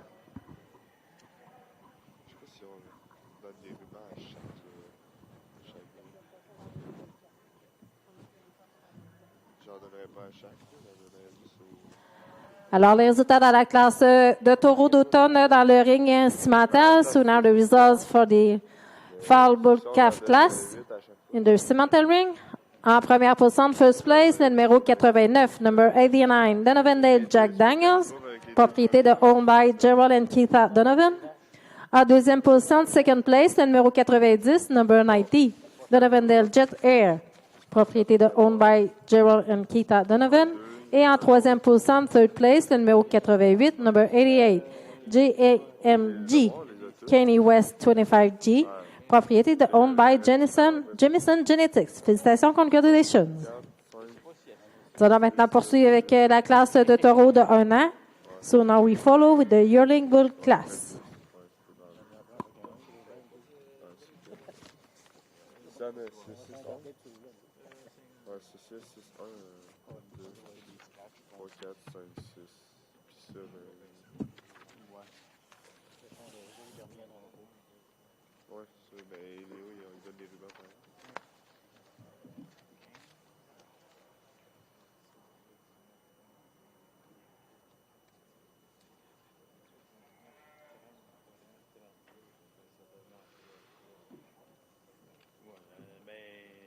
Il en reste 32 avec les stats. À moins qu'il y en ait d'autres, ça va pas. Ça va être 10. Il y en a d'autres.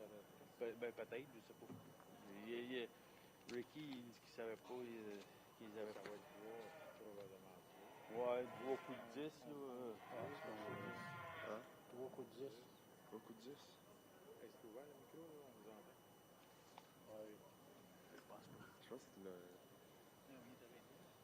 pense que t'as plus à la table. Oui, mais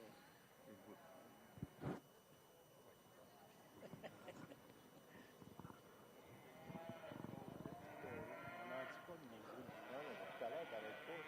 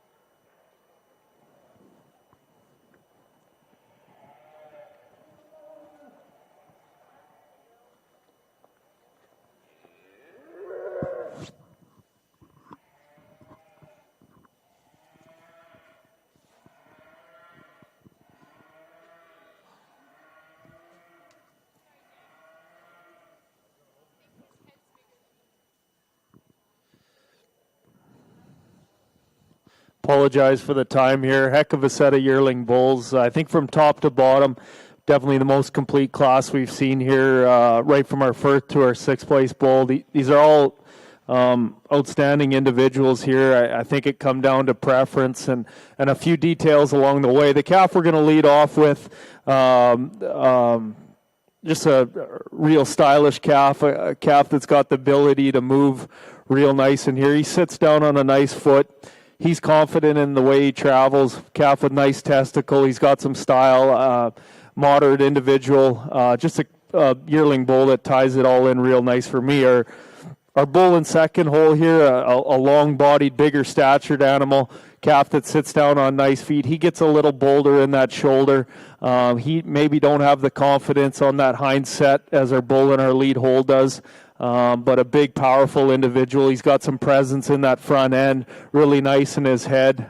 Maybe just doesn't tie everything in together as nice as our lead bull. Bull in third here, certainly a bull that I really have no issues with, a bull that can get out and move. He's maybe just a little plainer in his makeup, just a fraction flatter in his muscle, but a bull that certainly deserves to be in that third hole. As we round up, we're a little harder on the traditional cattle in here. I think cattle they're rugged in their makeup. They got some muscle. They got some expression. They're nice in their condition. They're on the greener side of things here. Big-footed cattle. I think cattle that maybe just don't have that rib definition. They don't carry into their flank as nice, but performance bulls that certainly serve a big purpose in their own programs, and bulls you can't take nothing away from. I just think they just ran into a tough time maybe in this split of yearling bulls.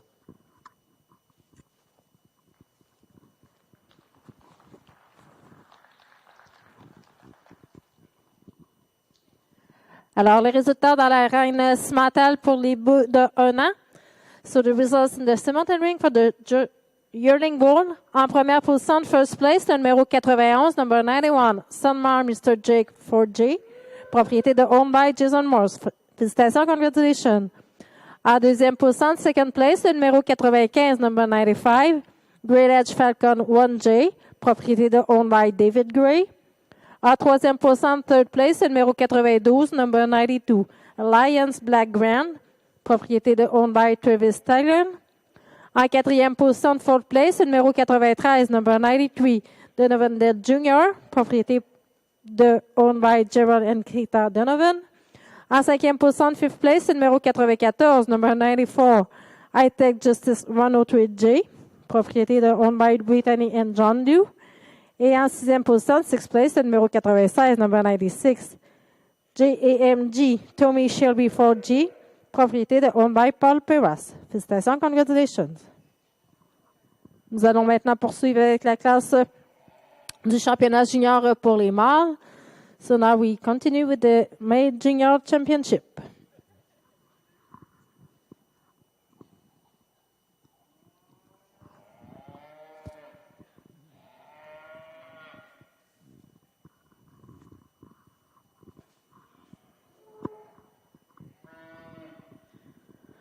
Alors, pour la classe de championnat junior dans l'arène Simmental pour les mâles, les commanditaires des bannières sont la ferme La Rose pour le champion junior, ainsi que Terra Agri Farms pour le champion junior de réserve. Alors, je demanderai des représentants des deux entreprises de se présenter dans l'arène de jugement.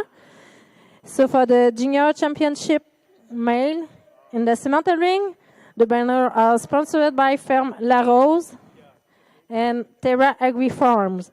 So please see if we can have a representative from each farm to come to the ring. Thank you.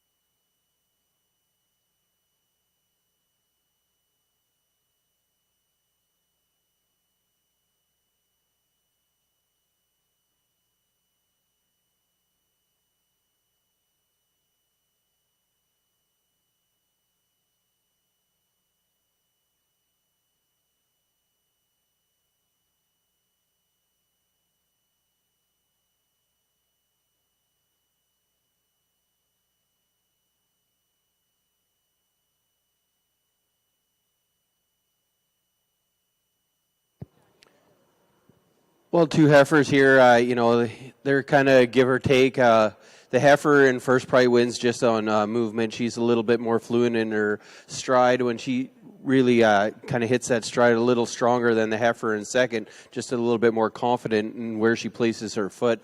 Really a soft-made, easy-doing female, lots of shape to her, just an attractive made individual. The heifer in second, probably standing still, wins the class easily. I just love how square she is out of that hip. I think she's just struggling a little off of that front end to place any higher. Whether it's she's fighting the halter, kind of not wanting to be here today, but a really attractive made female, so much natural middle to her, just an excellent individual. The heifer in third, you've got to like her for how soft made she is. I think I'd just like to extend her in that front end a little bit more to place any higher, but really a strong heifer. Then another heifer that follows in kind to the heifer ahead of her in third, just needs a little bit more natural body to her, a little bit more spring or rib to place any higher.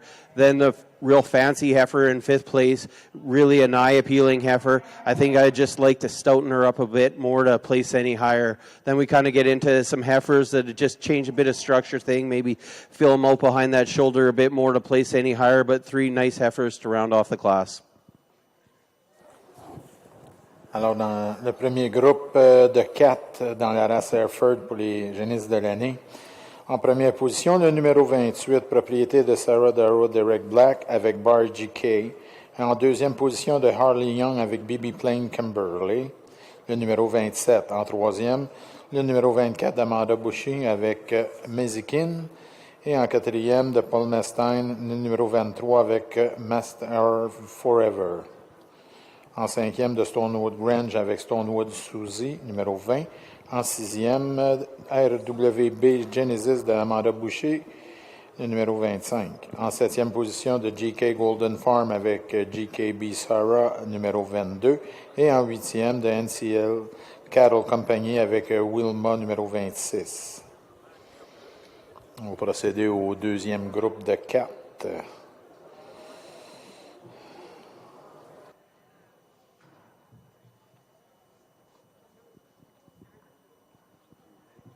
Exceptional set of bulls here we've got gathered here. Got our 2 true yearlings and then our fall-born bull calves. Bulls that got some ruggedness, they got some shape to them.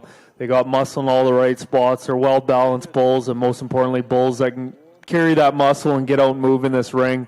Bulls that are kind of built for today's times and built to service cows. So really excited about the set of yearlings. We got some diversity amongst the breed, but at the end of the day, kind of all the components come together. I'll go give you my grand in reserve.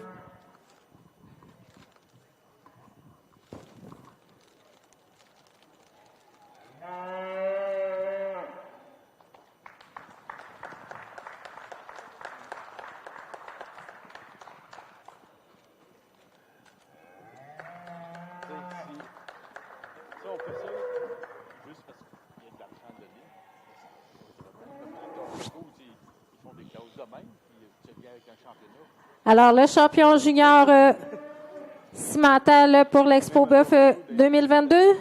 So, the main junior champion in the cimental ring for Expo Boeuf 2022. Le numéro 91, number 91, Sunmar Mr. Jake Ford J, propriété de Omar Jason Morse. Congratulations, félicitations. Et le champion junior de réserve, the main reserve junior champion, le numéro 89, number 89, Donovan Jack Daniels, propriété de Owned by Gerald and Keitha Donovan. Félicitations. Congratulations. Nous allons maintenant poursuivre avec le grand championnat. So now we continue with the Grand Championship. Les bannières seront une commandite de Todd Cimental et de la firme Carl Labbé. So the Cimental ring, the banners for the Grand Championship main are donated by Todd Cimental and firm Carl Labbé.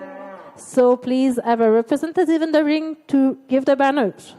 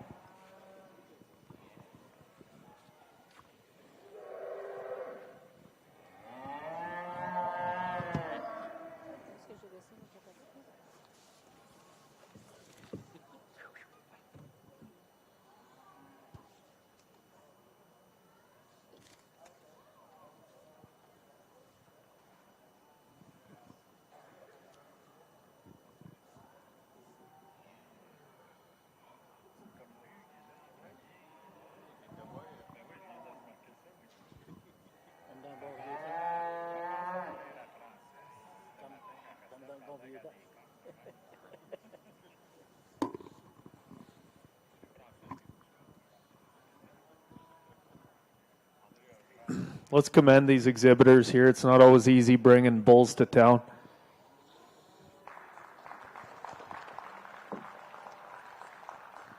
Again, just like it, carry on from where I left off here. Super happy with the way the breed's represented here. We got good rugged bulls that can get out and move. Our calves kind of follow in the pattern as these older bulls can. I think all four of these bulls could stand to use more competition than they've seen today. I think this is everything you expect in a Simmental bull show. With that, we'll give you our champion and reserve bull.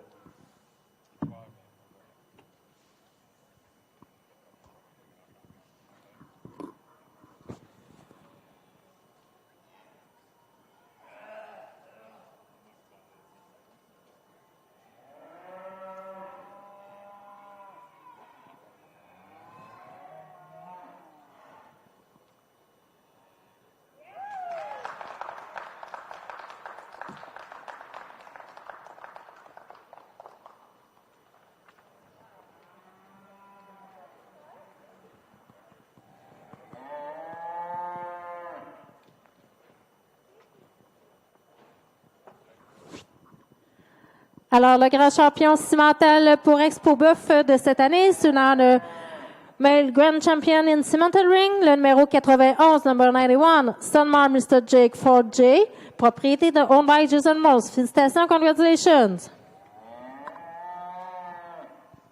Et le grand champion de réserve, le reserve grand champion, le numéro 81, number 81, Excel Quest Earl 405K, propriété de owned by Tracy and Kevin McIntyre. Félicitations, congratulations.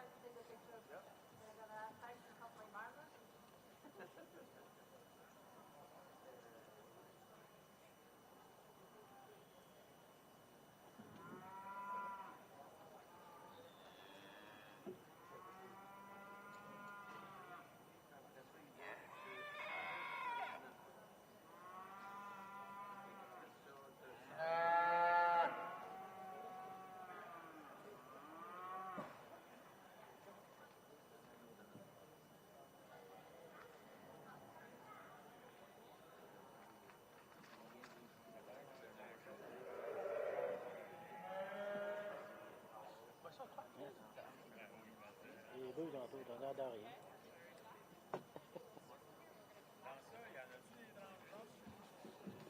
Là, je pense que le micro est fermé. Non, eux autres sont directs sur le naturel.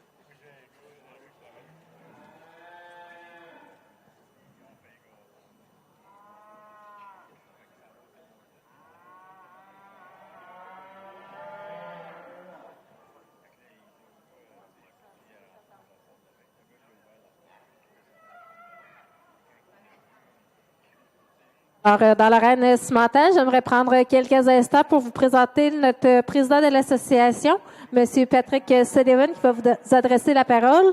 So, in the cimental ring, I would like to introduce you our correct president, Mr. Pat Sullivan. Bonjour tout le monde, merci d'être là aujourd'hui. Puis on dirait merci à tous les exposants, puis aussi notre juge Kyle Lewis, c'est bien apprécié pour venir ici aujourd'hui, puis on voit tous les animaux qui sont ici aujourd'hui. Au nom de l'Association cimentale du Québec, on fait un concours cette année. Si vous achetez un tarot du Québec, votre nom est entré dans un tirage pour gagner un prix de 10 000 pièces et un crédit pour ton prochain achat. Donc, on va dire le gagnant, il y a deux gagnants. Puis c'est ferme F. Bouléan de Saint-Augustin de Dalma, puis ferme Guy Clos SENC de Saint-Monique. Mais félicitations, puis merci tout le monde encore. Thank you, everybody.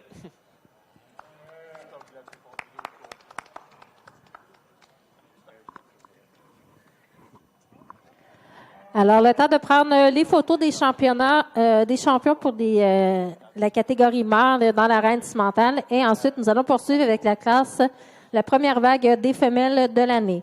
So, just have time to take the picture for the male in the cimental ring, and we will follow the show with the first split of Hereford class.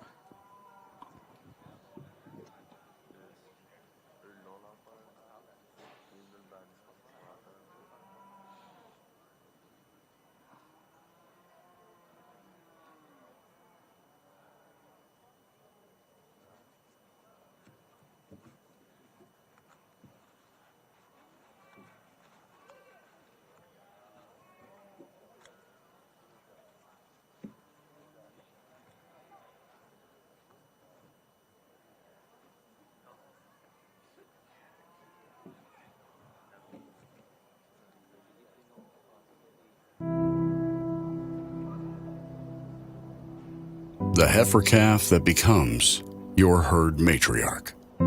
The hush from the crowd when your calves step across the scale on sale day. And the accolades when the gavel falls after the last lot sells. The road to these accomplishments starts well before dawn and continues late into the night. They're born from sweat on your brow, scrapes on your knuckles, and more hard work in a week than most people do in a lifetime. But we know there is more to your operation than what the world sees.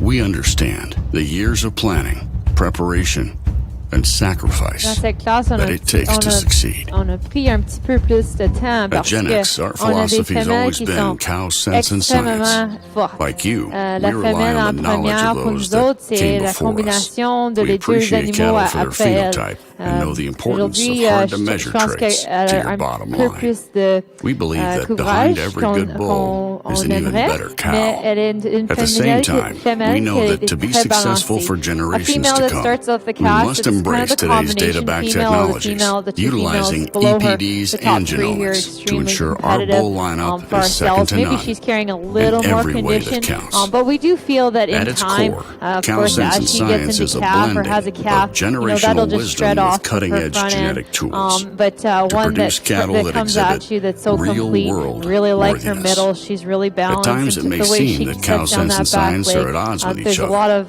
but one as without far the as other is future, not a there's a lot of complete future in picture. this female and the Because way the that she whole has that so much defines us power.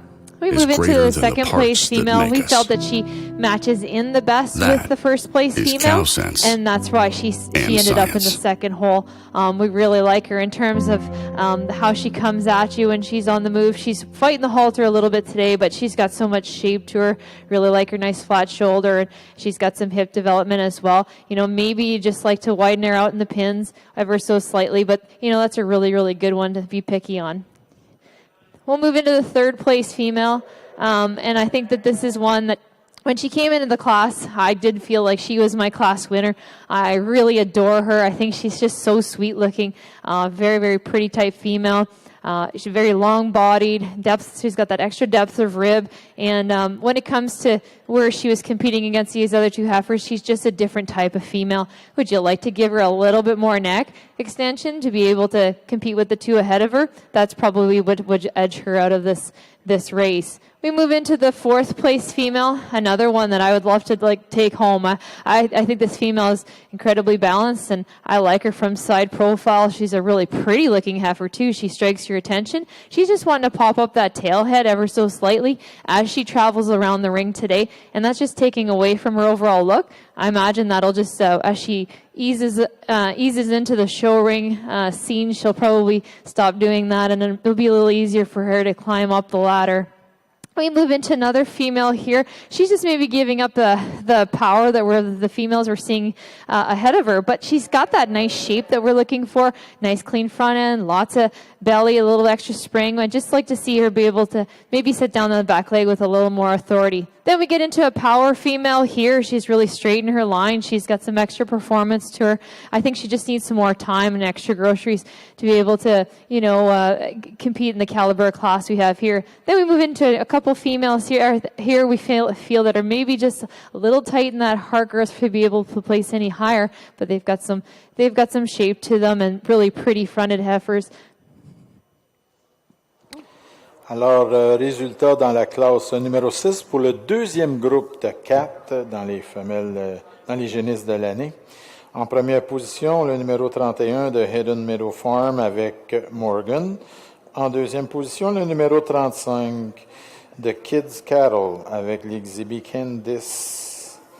En troisième position, le numéro 30 de Gordy Allison Raymond avec l'exhibit Early Bird Candy.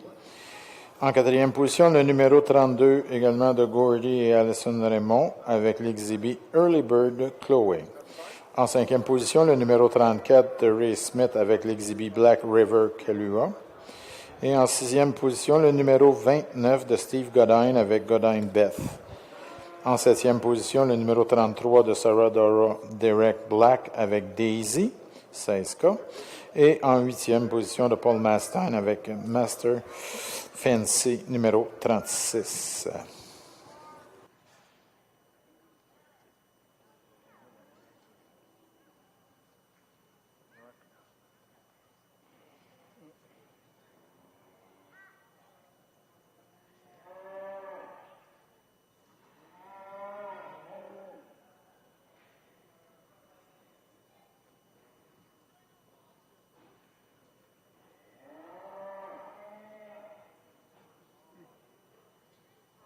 Il n'y a pas de café, là, non? Hein? Il n'y a pas de café, ça?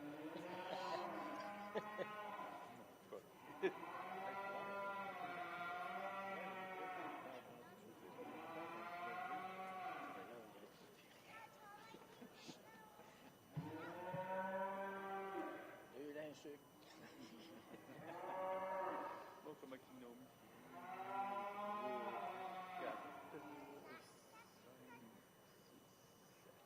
Encore.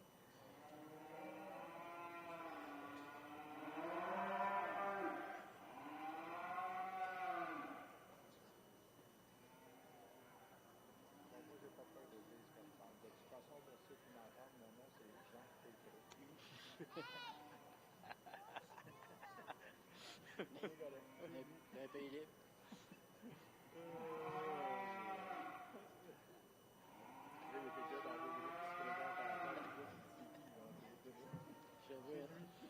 Je veux un avocat.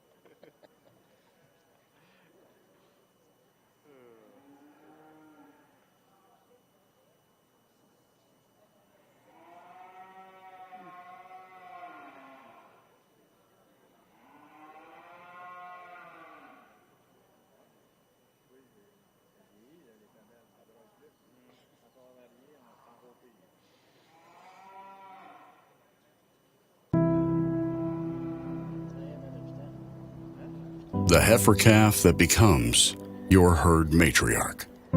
The hush from the crowd when your calves step across the scale on sale day. And the accolades when the gavel falls after the last lot sells.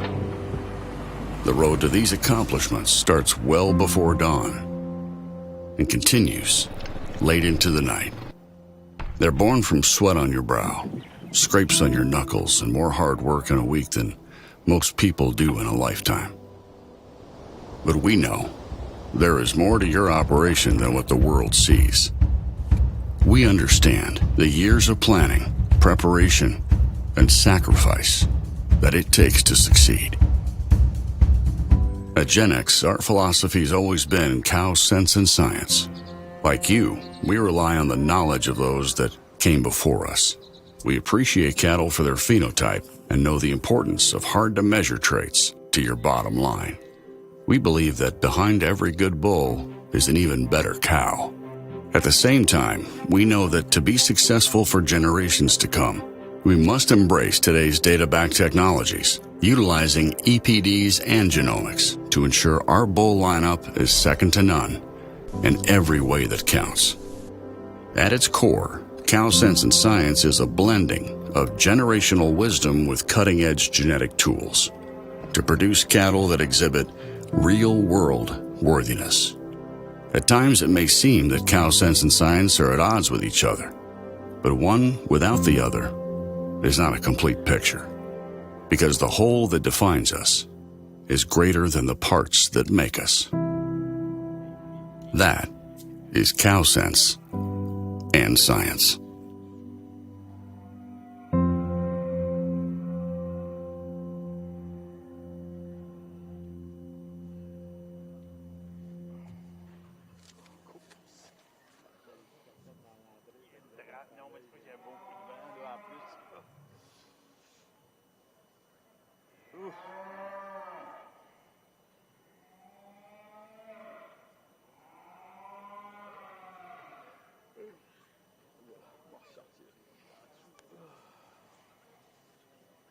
Garde les pieds au-dessus du sol, ça va être mieux.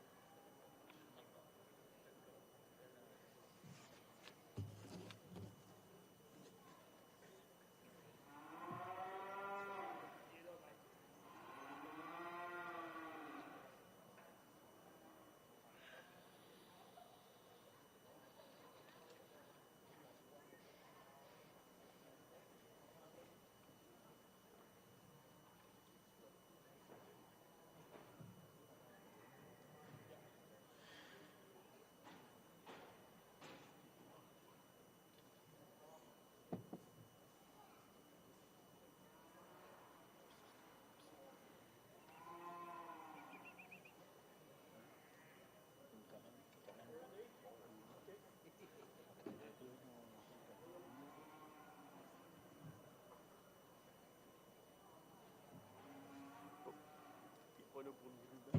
Ben ça, j'en ai dit, tu perds ton... Oui, on a perdu. Oui. Tu as perdu ton helper à ruban? Oui. C'est pas... Il a abandonné à la ligne au milieu de la vie. Il va être abandonné, non? Oui.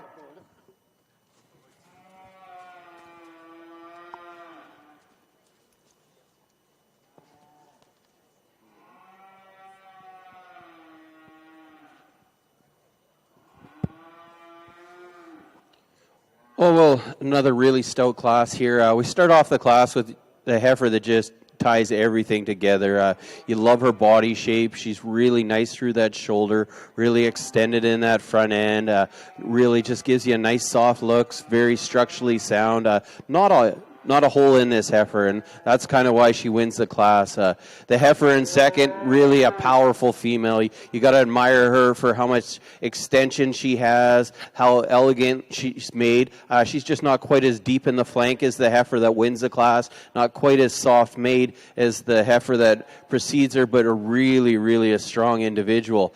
Then probably one of the softest made females in the class. She's so deep-sided. I'd just like to extend that neck a little bit to place any higher, but really a strong heifer in third place. Then super powerful heifer in fourth place, probably the stoutest made female in the class. I think she's just a little coarse in that front end to place any higher, but really a powerfully designed female. I think she's going to really lay down lots of good strong bull calves. Then we get into a really long profiling female. I think she just gets a little off on her back legs to place any higher. And then we get into some greener females. They just don't have quite as much natural capacity of the females ahead of them, maybe just a little tighter in their makeup to place any higher.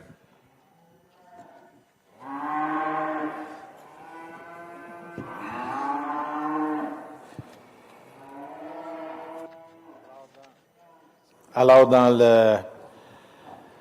la race Hereford, pour continuer au troisième groupe de 4 de la classe 5 les génisses de l'année, en première position, le numéro 42, propriété de Stonewood Grange avec Stonewood Evermore.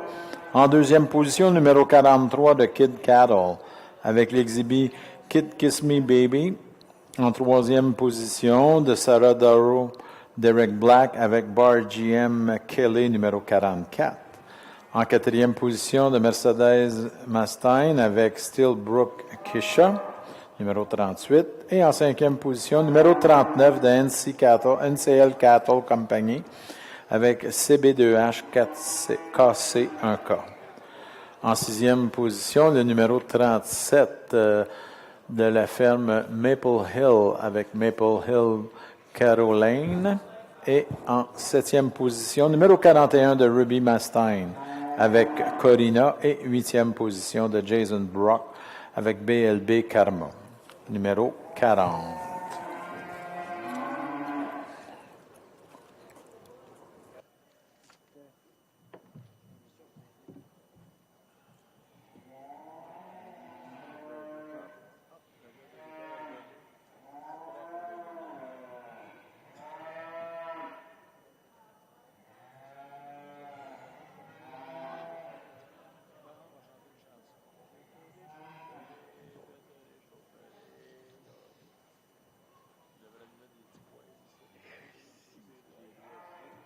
Ça faisait longtemps qu'il n'avait pas venu ici. D'habitude, on ne fait pas le show en hiver. On fait le show les autres années quand on était là-bas, dans le fond. Ben, je pense pas qu'on avait une drache parce qu'on ne trouverait pas. Elle n'était pas ouverte. C'est ça. Elle, quand il vendait, quand elle vend, c'est effrayant. Elle vend dans celle-là.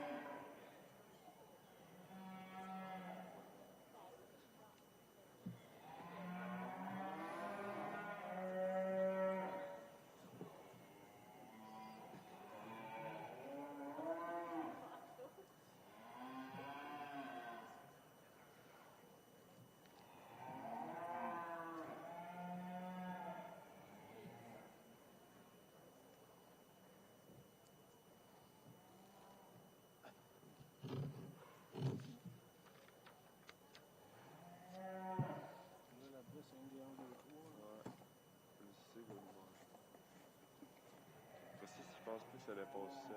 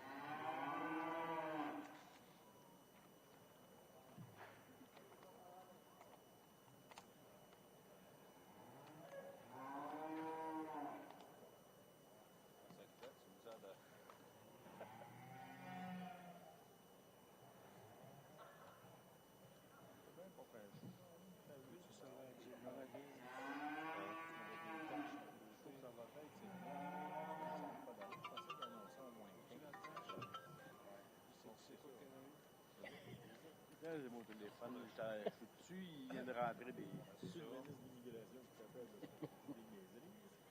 Non. Meilleur d'heure va sortir. Il vient de me dire qu'il y a des affaires qui viennent de rentrer.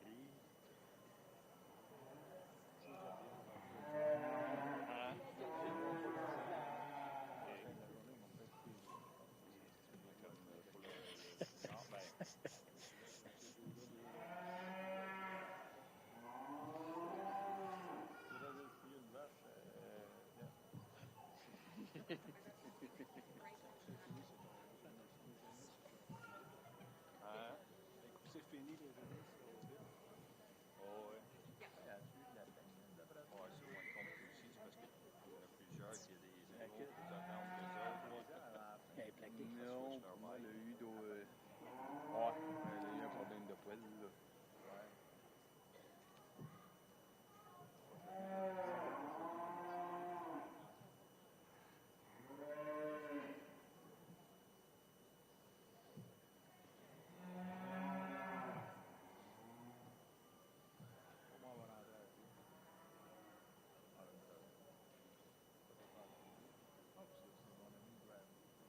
Oui, moi, il sait. Ça donne de la peinture.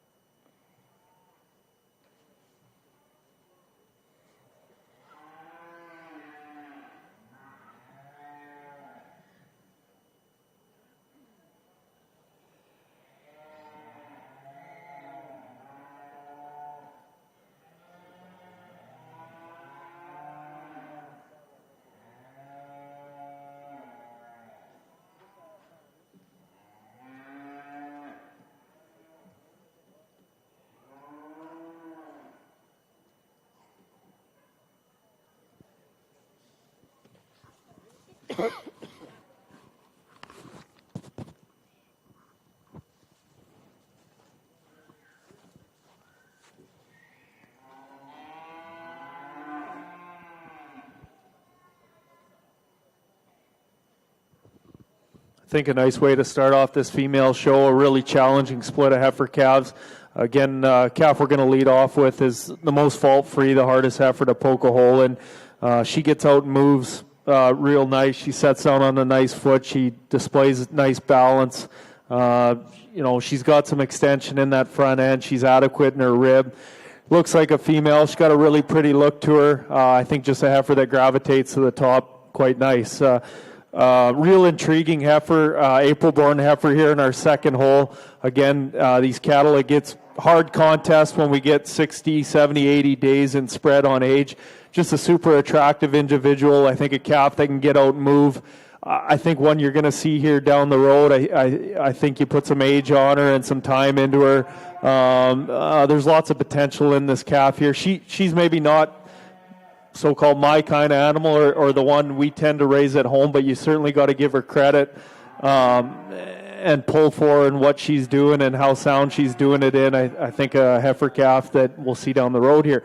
Third place heifer, actually a calf I really want to use to win the class, standing still. She's my kind of female, really nice in that rib shape.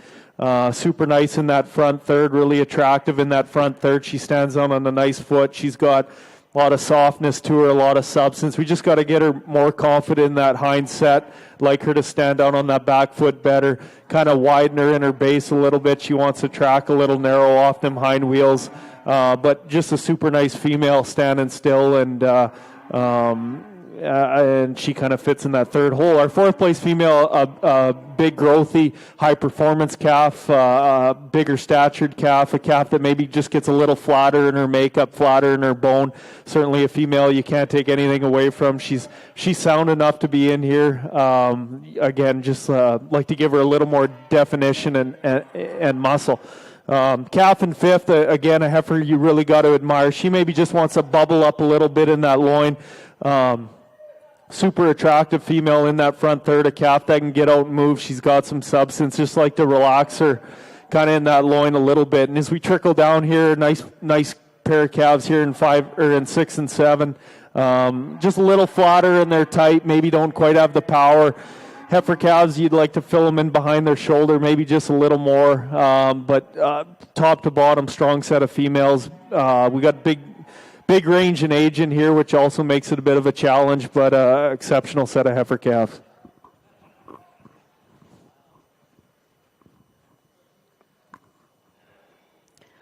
Alors, dans l'arène instrumentale, les résultats pour la première classe de femelles de l'année. So now in the cemented ring, the results for this first split for the heifer calf class. En première position, in first place, numéro 108, number 108, Alton Onyx 2109K, propriété de owned by Outside Cattle Co. and Alton Century Farms.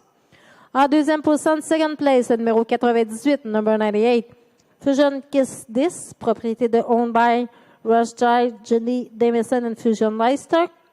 En troisième position, in third place, numéro 101, number 101, Stone Acre Lola 4K, propriété de owned by Charlotte Stone. En quatrième position, fourth place, numéro 107, number 107, Rosemead First Kiss 52K, propriété de owned by Rosemead Farm. En cinquième position, fifth place, numéro 100, number 100, Todd Miss Milestone 38K, propriété de owned by Todd Cimental. En sixième position, sixth place, numéro 103, number 103, Triple R Black Betty 11K, propriété de owned by Jacob Broodney. En septième position, seventh place, numéro 105, number 105, JAMG Grace O'Malley 11K, propriété de owned by Jameson Genetics. En huitième position, eighth place, numéro 104, number 104, JAMG Silver Ice 12K, propriété de owned by Jameson Genetics.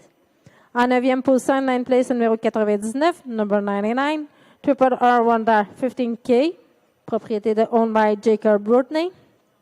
Et en dixième position, 10th place, numéro 97, number 97, Noel Macy 3K, propriété de owned by Travis Taylor. Nous allons maintenant poursuivre avec la deuxième vague. So now we continue with the second split.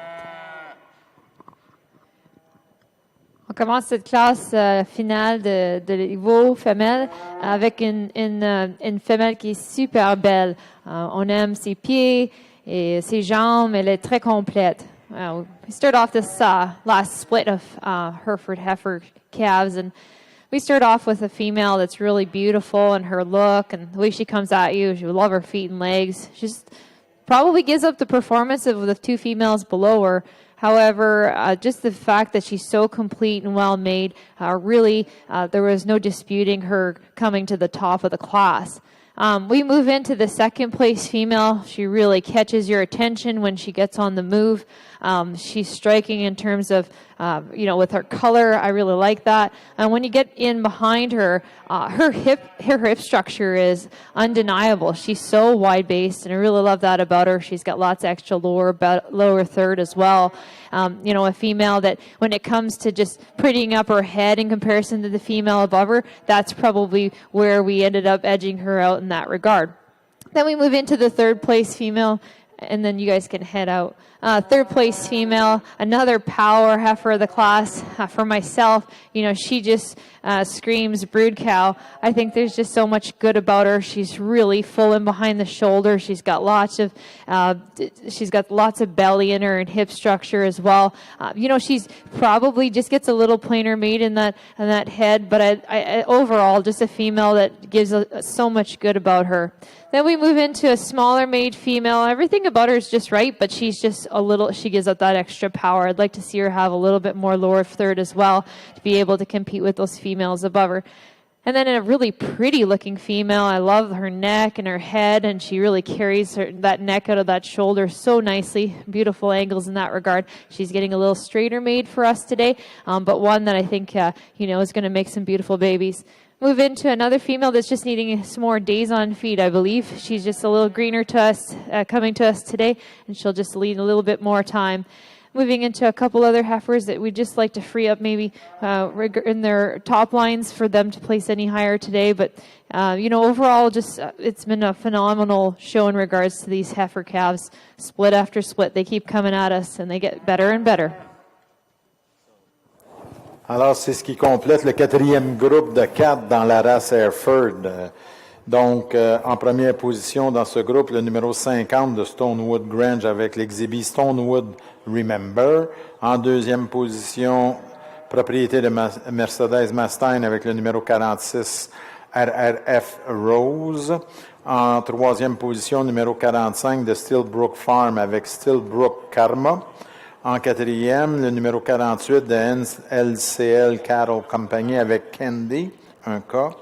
Et en cinquième position, également de Kid Kendall Company avec Kids Kendra, numéro 49. En sixième position, le numéro 52 de Bradley Farm avec Bradley Miss Crystal. En septième position, numéro 54 de NLCL Cattle Company avec l'exhibit Hella. Et en huitième position, de Carl Labbé avec Labbé Kelly, numéro 53. Maintenant, les premiers trois de chacun de ces groupes vont revenir ici dans le ring pour la finale de cette classe. On a comment encore? Pas de ruban? Ça va être ça? Ça va être Je sais pas si on donne des rubans. c'est pas trop beau, non? Ça va bien été. Non, il faut remettre les 12, les 3 premiers des victoires. Ça doit être un 2, je trouve. Les 1-2 de ça vont aller dans le challenge. Les autres, à moins qu'il y ait des scratchs.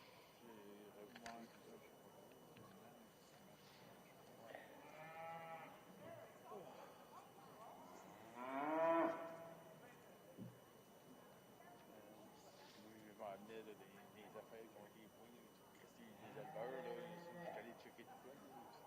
La façon que je l'avais écrit, je suis allé vérifier. Ils ont transféré, ils ont à la fille. Des fois, là. Ah ouais. Moi qui aime ça, de mélanger. Oh oui. C'est lesquels qui ont vraiment. Ça, André, il en connaît pas mal. Mais des fois, lui, il découvre genre quelque chose. Ouais, ils analysent pas mal tout. Lui va faire ça, mais il est plus assis. J'essaye pas d'analyser. Il y a eu des époques, c'était à la frontière. Il y en avait. C'est éclaté aujourd'hui. Même s'il y en a qui ont plus de pays que d'autres, ils ont retransféré, puis il y a des experts là-dedans. Ouais, mais il y en a. Sans nommer personne, il y en a un galop. Ouais. Oui, puis Michel, c'est les experts. On avait des citoyens, essayer de régler, savoir qu'est-ce qui était quoi. Ah ouais. Il avait amené un autre, va sortir le poil, va sortir un autre. Là, tu voyais pas le tatou dans l'oreille, mais on essayait de checker ça dans le temps, tout. Il y en avait, à Québec, là. Il y avait des choses. Quand Jonathan Fox était venu à Hereford. T'as-tu vu? Hey, ça, on va du cheval avant. C'était le plus spectaculaire. Il parle d'un gars qui était venu dans les années 80. Jonathan Fox, il avait amené son frère. Il a tombé en bas. C'était un gars de cirque.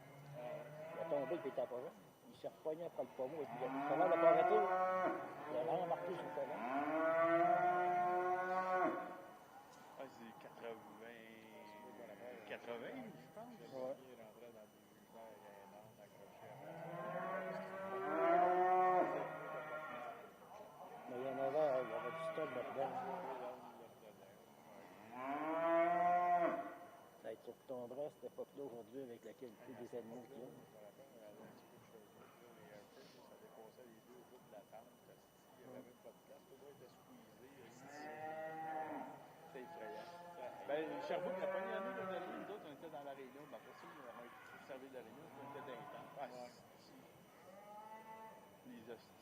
Donc, dans les tentes, il y avait fait partir avec un poteau hostie. Ben, ça, les gars, ça les pique. Il arrivait ici, il sortait sur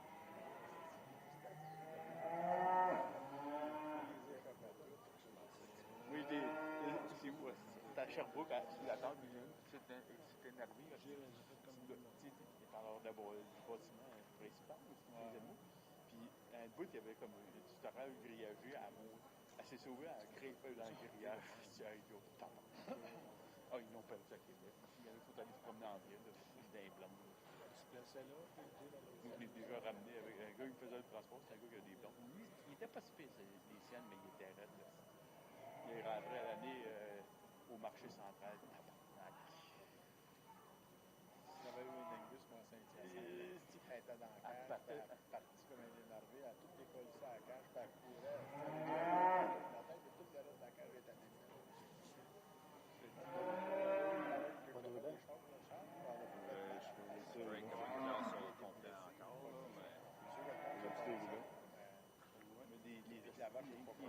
Les crises de blonde qui étaient raides.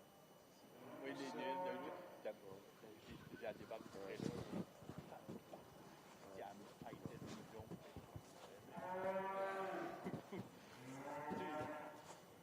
C'est même pas intéressant.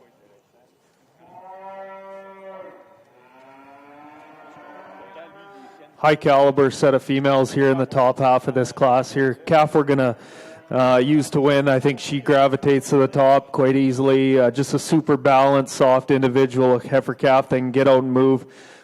She's nice in that front end, really nice in that skull structure. Really like the way she sits down on her feet.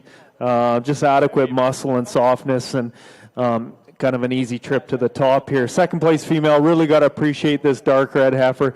She stands proud, really high in that head. Calf that's got enough base to her chest here when you analyze her. She's got enough muscle over that top. She's sweet in through that front end. She stands down nice and square. She maybe just don't quite tie it in on the finer points as our lead female does, but a female you got to admire for her softness, her color, her foot structure, and bone type. But nice pairing at the top end here.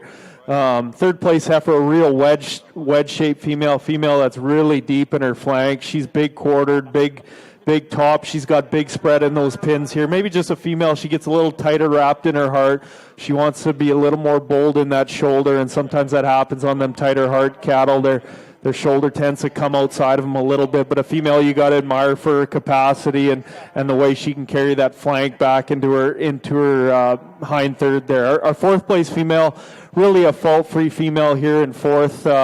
Female that offers lots of balance there. She kind of plays it safe. She's not overly explosive in her muscle type. She can get out and move nice. She just gets out-horsed and out-powered in the class. But I think a female these are the type of females that tend to get better with age. She plays it safe as a calf, and she'll outdo herself as time goes on here. Female in fifth. Long-made female, a female that offers lots of weight per day of age. Definitely the biggest performing heifer in class here. Again, maybe just not exactly my type. A female that, again, is hard to poke a hole in. I'd maybe just moderate her a little bit and shorten her up. But a female that's, it's hard to criticize her on structure or anything. And moving down in six here, a big capacious female that offers lots of natural belly. She's got some muscle. She can move. She maybe just gets a little clunky in that front third. Doesn't quite have the head and neck that our females ahead of her do here. Females, I don't find major problems in here as we trail down the class. I think heifers that maybe just get lost in some finer details. This is the top half of our class, but I'm certainly not going to criticize these heifers. I think heifers that in age and time, they'll kind of meet their mold, and we'll find them out here again.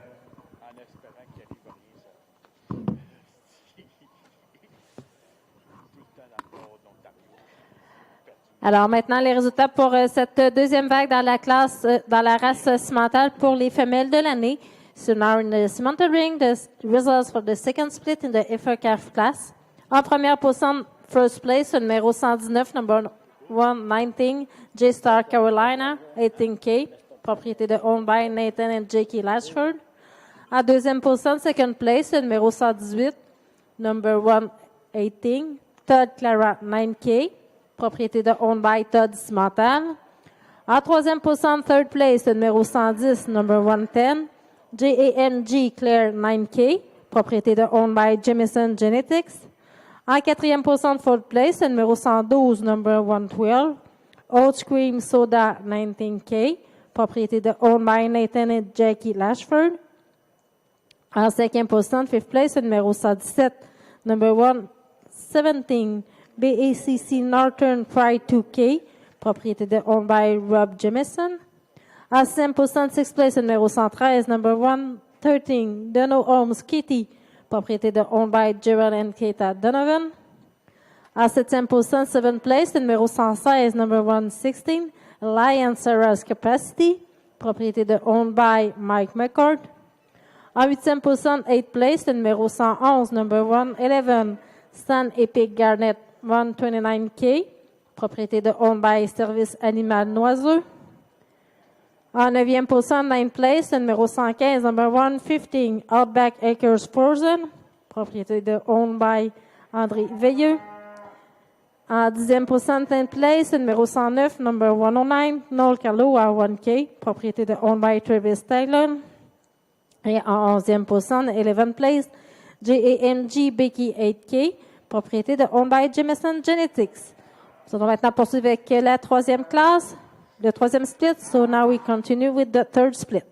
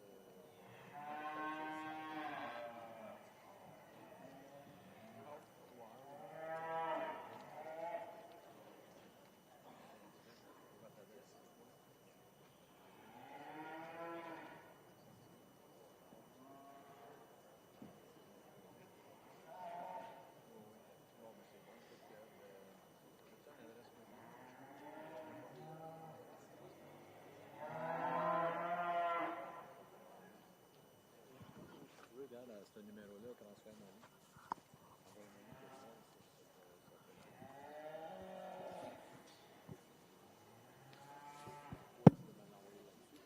Well, we get into this division championship, and you feel like you're judging at Denver here. The quality from 1st to 12th, like phenomenal group of heifers here. I think these exhibitors really need a nice round of applause.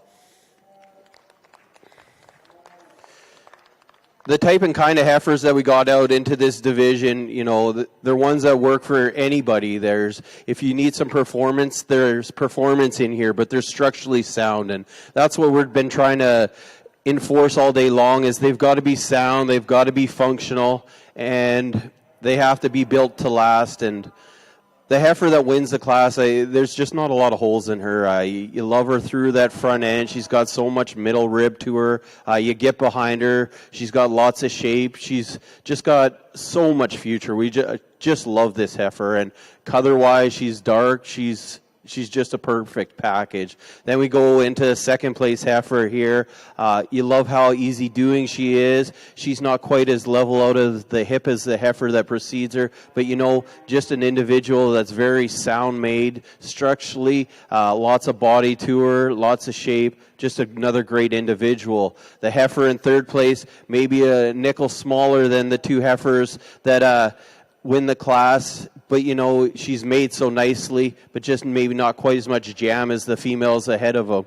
The heifer in fourth place here, definitely the power female of the class. You just love her so much for how much power she has. We'd just like to freshen her up to place any higher. And then we have talked all these heifers, but just an impressive class of Hereford heifer calves.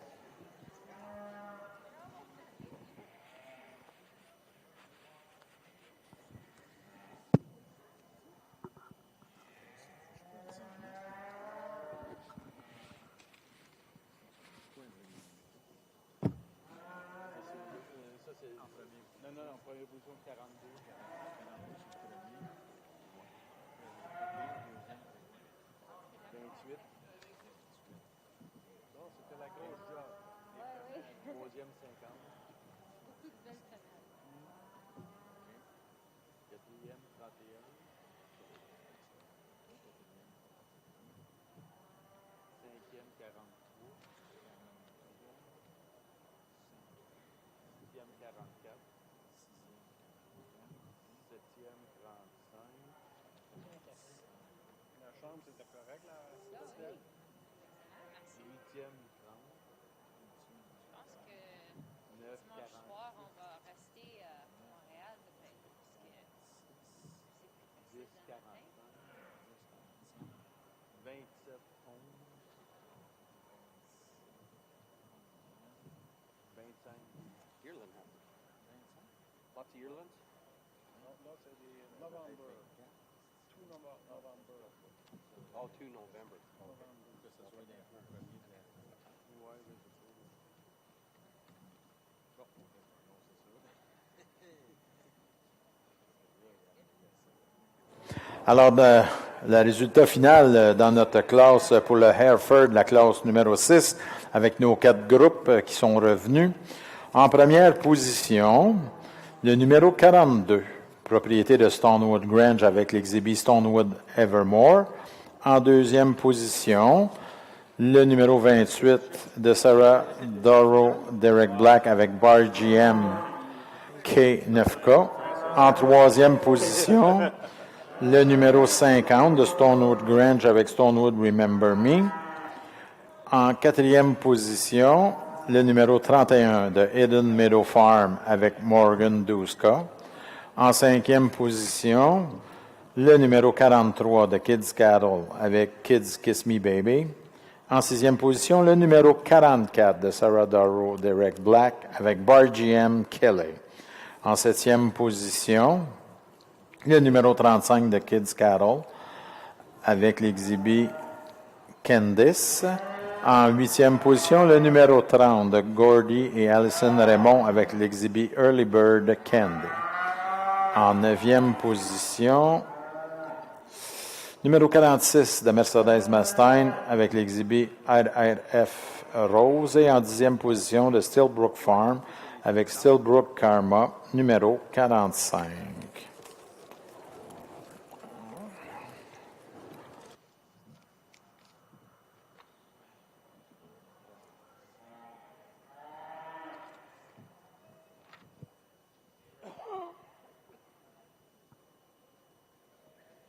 This November Hereford heifer class, we're just going to keep them just the way they came in. And the female that wins the class for ourselves just has a little bit more substance to her than maybe the female in second. Female that's got some length of front end. She's pretty to look at in terms of her head. And female that has some future when she gets a little bit more conditioning. And the female that comes in second, I think that time is probably going to be on her side. And she's just going to need to have a little bit more conditioning to maybe compete with the caliber of females that we saw in the division before, but a nice heifers here.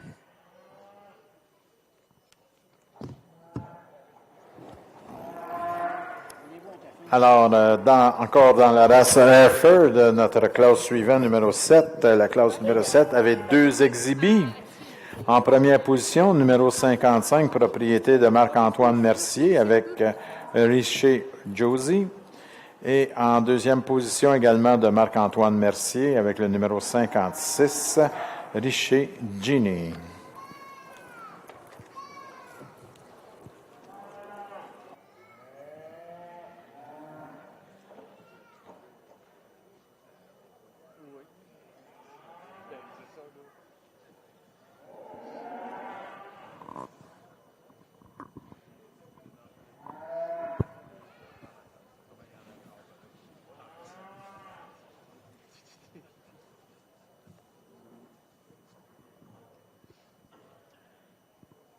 Powerful set of heifer calves here to close out this division. Our top 2 pairing here, a lot of similarities, a lot of things we can take away, both exceptional females here. Heifer calf we're going to start with, super powerful female. Again, a female that offers lots of balance. She's confident in the move. She's confident in her stride. She stands down really square, stands down on a nice square foot. Think a female, when you analyze her in that front third, she's super nice in that head and neck, and just ties it all in together. If I had to knock on her a little bit, I'd maybe just fill her in behind the shoulders over that loin a little bit. But a female that offers a ton of balance and gets out and glides in the ring here. Our third place female, probably a notch more attractive in that front end, really nice in that head and neck, yet she offers lots of width in that chest floor here. Female, I just like to sure up on that hind set again, stand her down a little square, just allow her to relax a little bit in her movement off that hind wheels, but a female that really complements this lead-off pair and make a good tandem to start off with. Our third and fourth females are a lot alike too in their type and kind. I think females that just get a notch straighter when you compare them to our lead pairing here. Really polarizing female here in third, one that really strikes you. She's super attractive in her type, very clean in through that head and neck. Again, I said she's just a notch straighter. She maybe gets a little tighter wrapped in her belly when you compare her to 1 and 2. Spot 4 here, she's same type pattern as hole 3. She's a big performance heifer in the class. The big yielding heifer. She's definitely the biggest statured heifer in the class. You know, I'd moderate her a little bit, soften her up in that rib cage to kind of compete with 1 and 2. But heifers you really got to admire for their build and their ability to move in the ring. Heifers 5 and 6, heifers that get out and move, they're maybe a little more rugged in their makeup. I'd like to clean up the underline on our 5th hole heifer here, but heifers that are sound in their build, they're fluid in their movement, heifers that are hard to poke a hole in, they maybe just don't tie in the finer details to get up in the top third of that class. So we move down here, 7 through 11, again, heifers you got to appreciate. Maybe just heifers that don't quite tie it in as nice. They don't have that natural substance, that sweetness about them in their front end. But, tough class. It's a tough show, and got to commend these guys right to the bottom.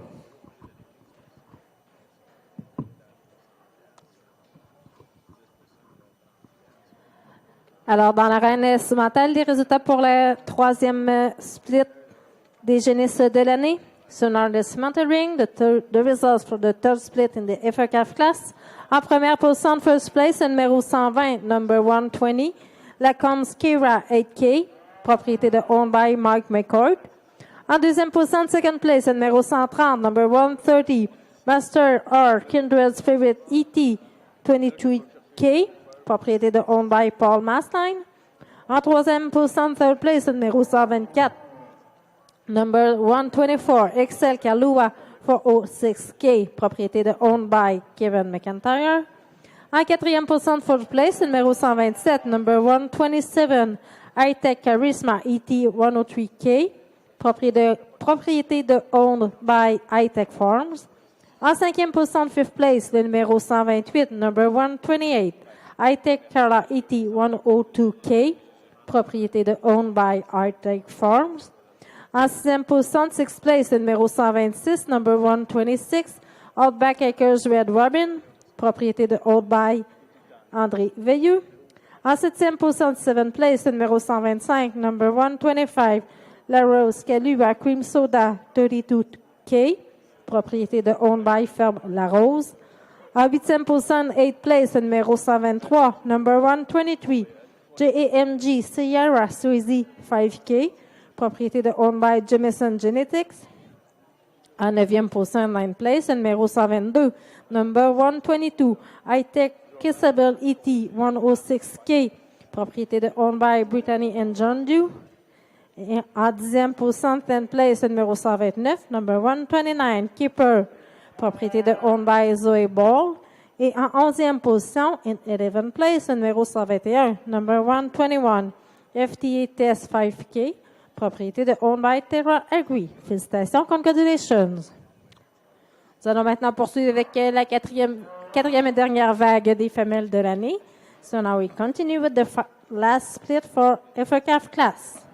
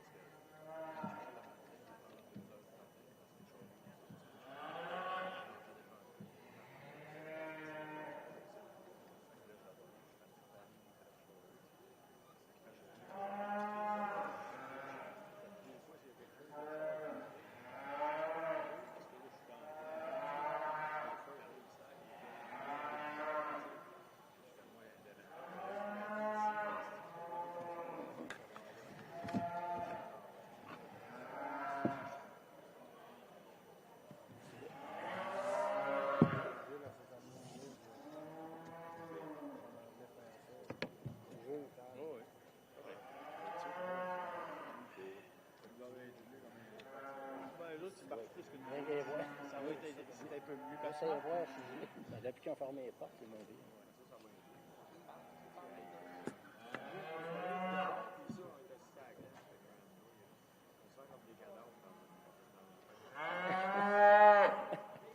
Il est merveilleux fort. Ouais. Merci. Elle est mieux installée.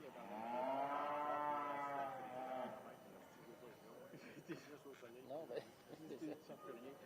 Ça ne veut rien, c'est ça. C'est même plus.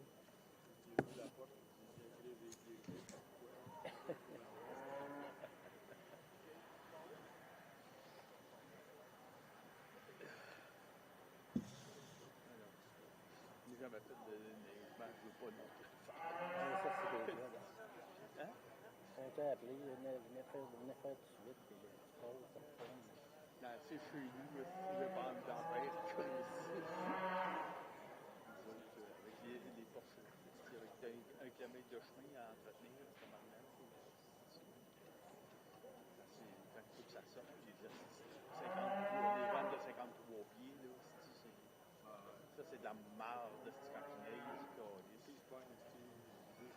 arrive chercher une cale. Quand il arrive, ils sont vides.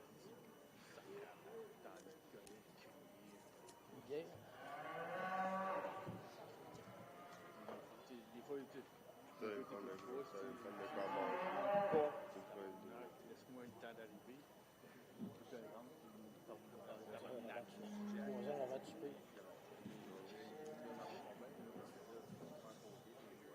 ça. Il est pas facile à tasser non plus. Même à chose. Ça tire. Vide, t'es tires. Plein, t'es tires. Ben, si on a de la traction, tu vas étirer, mais si on n'a pas de traction, il faut pas que ce soit exacté dans le jeu. Il est sorti une fois. On l'a sorti une fois, mais c'était pas avec le tracteur. Il y avait un gars qui. Non. Il y avait un gars qui faisait du bush chez nous. Il allait charger une skidder. Le winch de 40 tonnes sur le skidder. Puis lui, avec ses cartons chaînés, là. Le truck est sorti. Le truck s'est fait sortir de là. Maintenant, ici, le pire, c'est ça. C'est quand ils viennent, puis il neige, puis il vent pas. Tu nettoies ça, les gars montent, puis tant que tu charges, ça prend. Deux travaillent encore. C'est ça, dans la dernière. La bouffée. C'est encore le commander, Non, nous autres, Combinator. Toilette.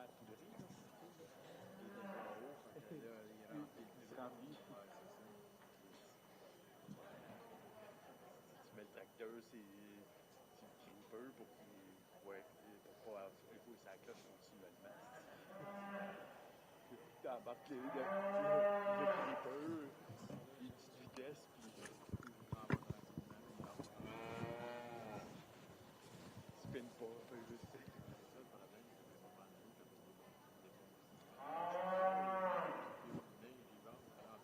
Pretty deep water here in the oldest division of heifer calves here. Exceptional way to start off the class here. Belly dragon heifer calf. She ties it in real nice for me. Great on the move. Super soggy in her type. She's super strong over that loin. I think a heifer gets out, moves on a nice foot. She carries that rib back into her quarter and ties that flank in really nice. I think a heifer could probably compete in another breed and a couple breeds and pull it off and be successful as well here. Second place female again, that's super sound on the move. She's attractive in that front end. She's strong over that top as well. She maybe just don't stand on that hind set as nice as our leadoff one does. I don't think it's a problem in any way. A little different type as far as what she can offer for body type and substance than our leadoff female, but a female you got to respect for what she offers and a sound complete package here. Third and fourth females here are rightful for this spot here. A high growth female in third, a long spined heifer, a female that gets out and moves. She maybe just gets a little tighter wrapped, maybe a little shelly in her rib to compete in that top end here. A little more of a soggy heifer here in fourth. Our red baldy, a female that gets out and moves. She maybe just don't tie it in as nice in that hind set and in that flank. She gets a little flatter in her muscle and her bone, but certainly well deserved in that fourth hole here. Again, our big performing, big statured heifer we park here in fifth. I think a female. She brings lots to the table here. She's lots of performance. Maybe just kind of falls out of character for what I'm looking for. She gets bigger in her type. I'd moderate her a little bit, but a female that you got to respect on her movement and her structural ability here. And as we round out the class here, females that, again, exceptional individuals. I can't say a bad thing about them. I just females that, they're a little premature in their condition to compete in the top end here. They're a little lighter in their muscle, but I think females that, their brightest days yet to come, and they're getting their first few shows out of the way here. They want to get out and run in the ring, and sometimes makes it harder to analyze, but right from top to bottom, we got a strong set of heifer calves.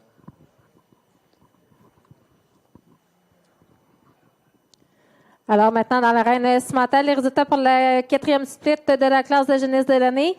So now in the cemented ring, the result for the fourth place in the Hereford calf class. En première position, first place, le numéro 134, number 134, Master R. Letitia 59K, propriété de owned by Paul Mastine.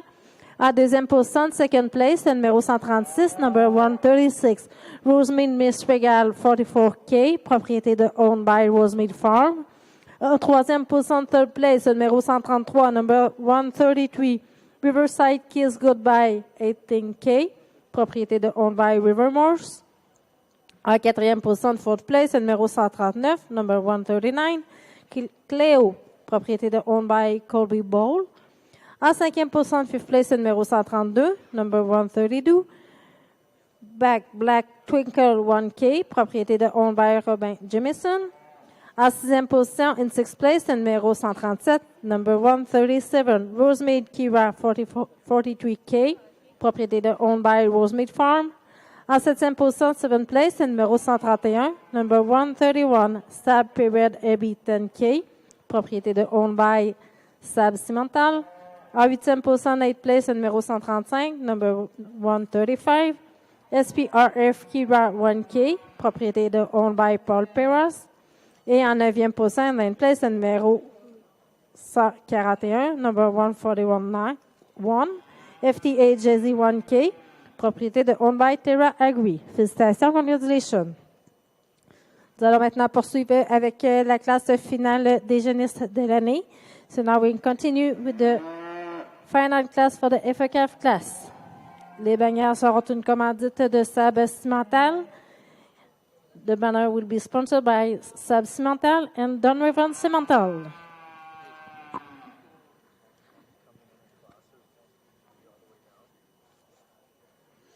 All right, over here on the Hereford side here, I think we start off the class with a heifer that wins the class pretty handily. You just love everything about her, how she's designed through that front end. She's got so much middle. She's really structurally sound. She's just a female that hits you really hard as she walks around the class, just a attractive made individual. The heifer in second place here, you like her through the front end. She's got lots of length to her. She doesn't have the elegancy as the heifer that wins the class, but a good individual. Maybe just like to loosen her up over that loin just a touch too. The heifer in third, if you trimmed her up just a touch, she'd have a real good chance at winning this class. You know, so much body to her, so much length, very structurally sound. She's got lots of shape to her. She's just carrying a little extra condition right now to place any higher, but a good individual. Really a fresh made heifer in fourth place here. You view her from the side and she gives you a really nice look. I'd just like to stouten her up when you get behind her to place any higher. Another heifer in fifth place here. Really like the extension in the front end. Lots of middle to her. I'd just like to strengthen her up on those back wheels to place any higher. Then we get two heifers that round off the class here. They're just giving up some of the overall finish of the heifers ahead of them to place any higher. Just like to tie them in a little smoother and get them around the ring just a little freer to place any higher. Alors, dans la race Hereford, en classe numéro 8, en première position, numéro 60, propriété de Owen Grundy avec GCC Razmataz. En deuxième position, numéro 59, propriété de Fred Stewart avec Kids Jacqueline. En troisième position, numéro 63 de Rebecca Hamilton avec l'exhibit Rolling Acres, Jad. En quatrième position, numéro 62, propriété d'Amanda Boucher avec Jelly Bean. En cinquième position, numéro 58, la ferme Bradley avec Bradley Jesse. Et en sixième position, propriété de Jason Brock, numéro 57, exhibit BLB Just Remember. Finalement, en septième position, numéro 61 de NLCL Cattle Company avec l'exhibit 301G Jessica.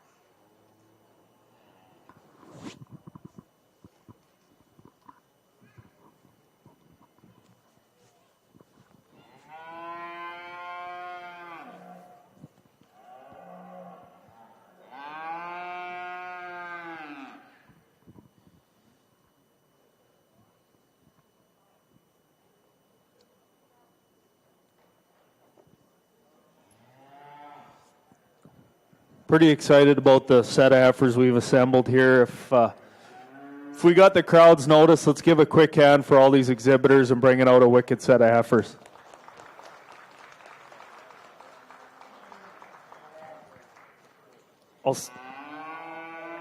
I'll steal Cole's line from the Hereford ring. He said that he felt like he was in Denver sorting the Hereford heifers, and I'll go one above him. I don't know if they'd assembled this kind of set of Simmental heifers in Denver. So I think everyone in Quebec and the show's got, a lot to be proud of, that this high caliber heifers can come together, and pretty neat to sort them. And you guys got to be all proud of yourselves. That take home the whole lot in this class, and just a really exciting set of heifer calves to navigate through. And there's lots of winners in this class, and there'll be lots of future winners at other shows here. I think the two heifers we're going to pick, maybe just more my kind. I think there's heifers in here, different types and kinds, that do better under different people. We're going to break the rules a little bit. We're going to go out and select champion and reserve. I'm going to place 1 to 12 on paper, but we're going to just kind of showcase our two champions in the ring here for now. But great set of heifer calves. You guys got to be very proud of the group you brought today.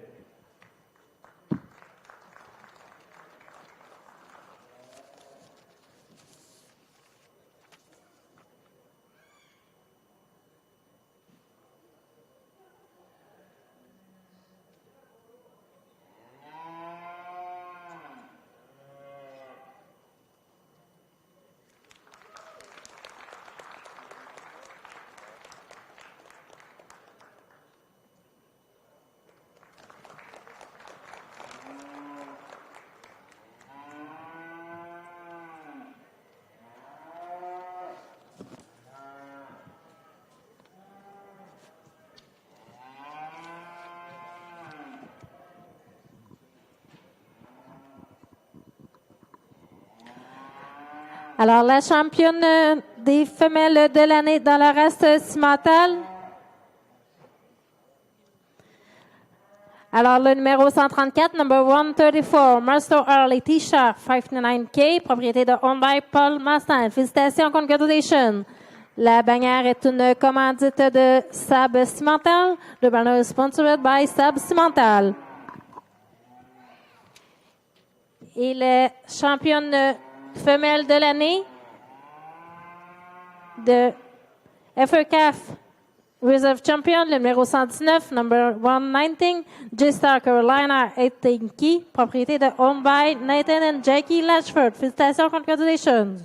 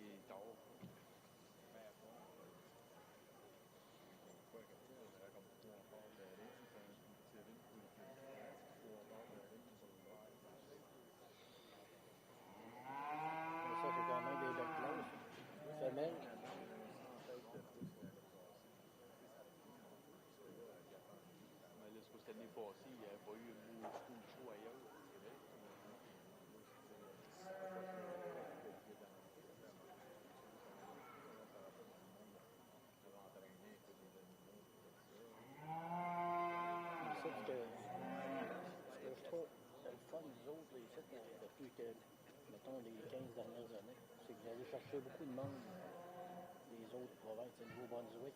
De plus en plus, les gens s'attirent à venir ici. C'est quand même une bonne compétition. Les autres, c'est pas loin, Québec.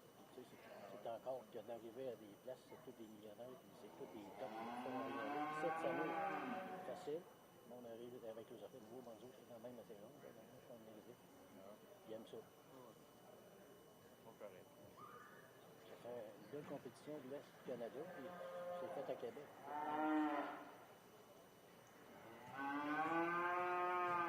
On va voir Legault. On va voir M. Legault en y avoir. Non, regarde, moi, la création en valeur, bien plus que c'est là.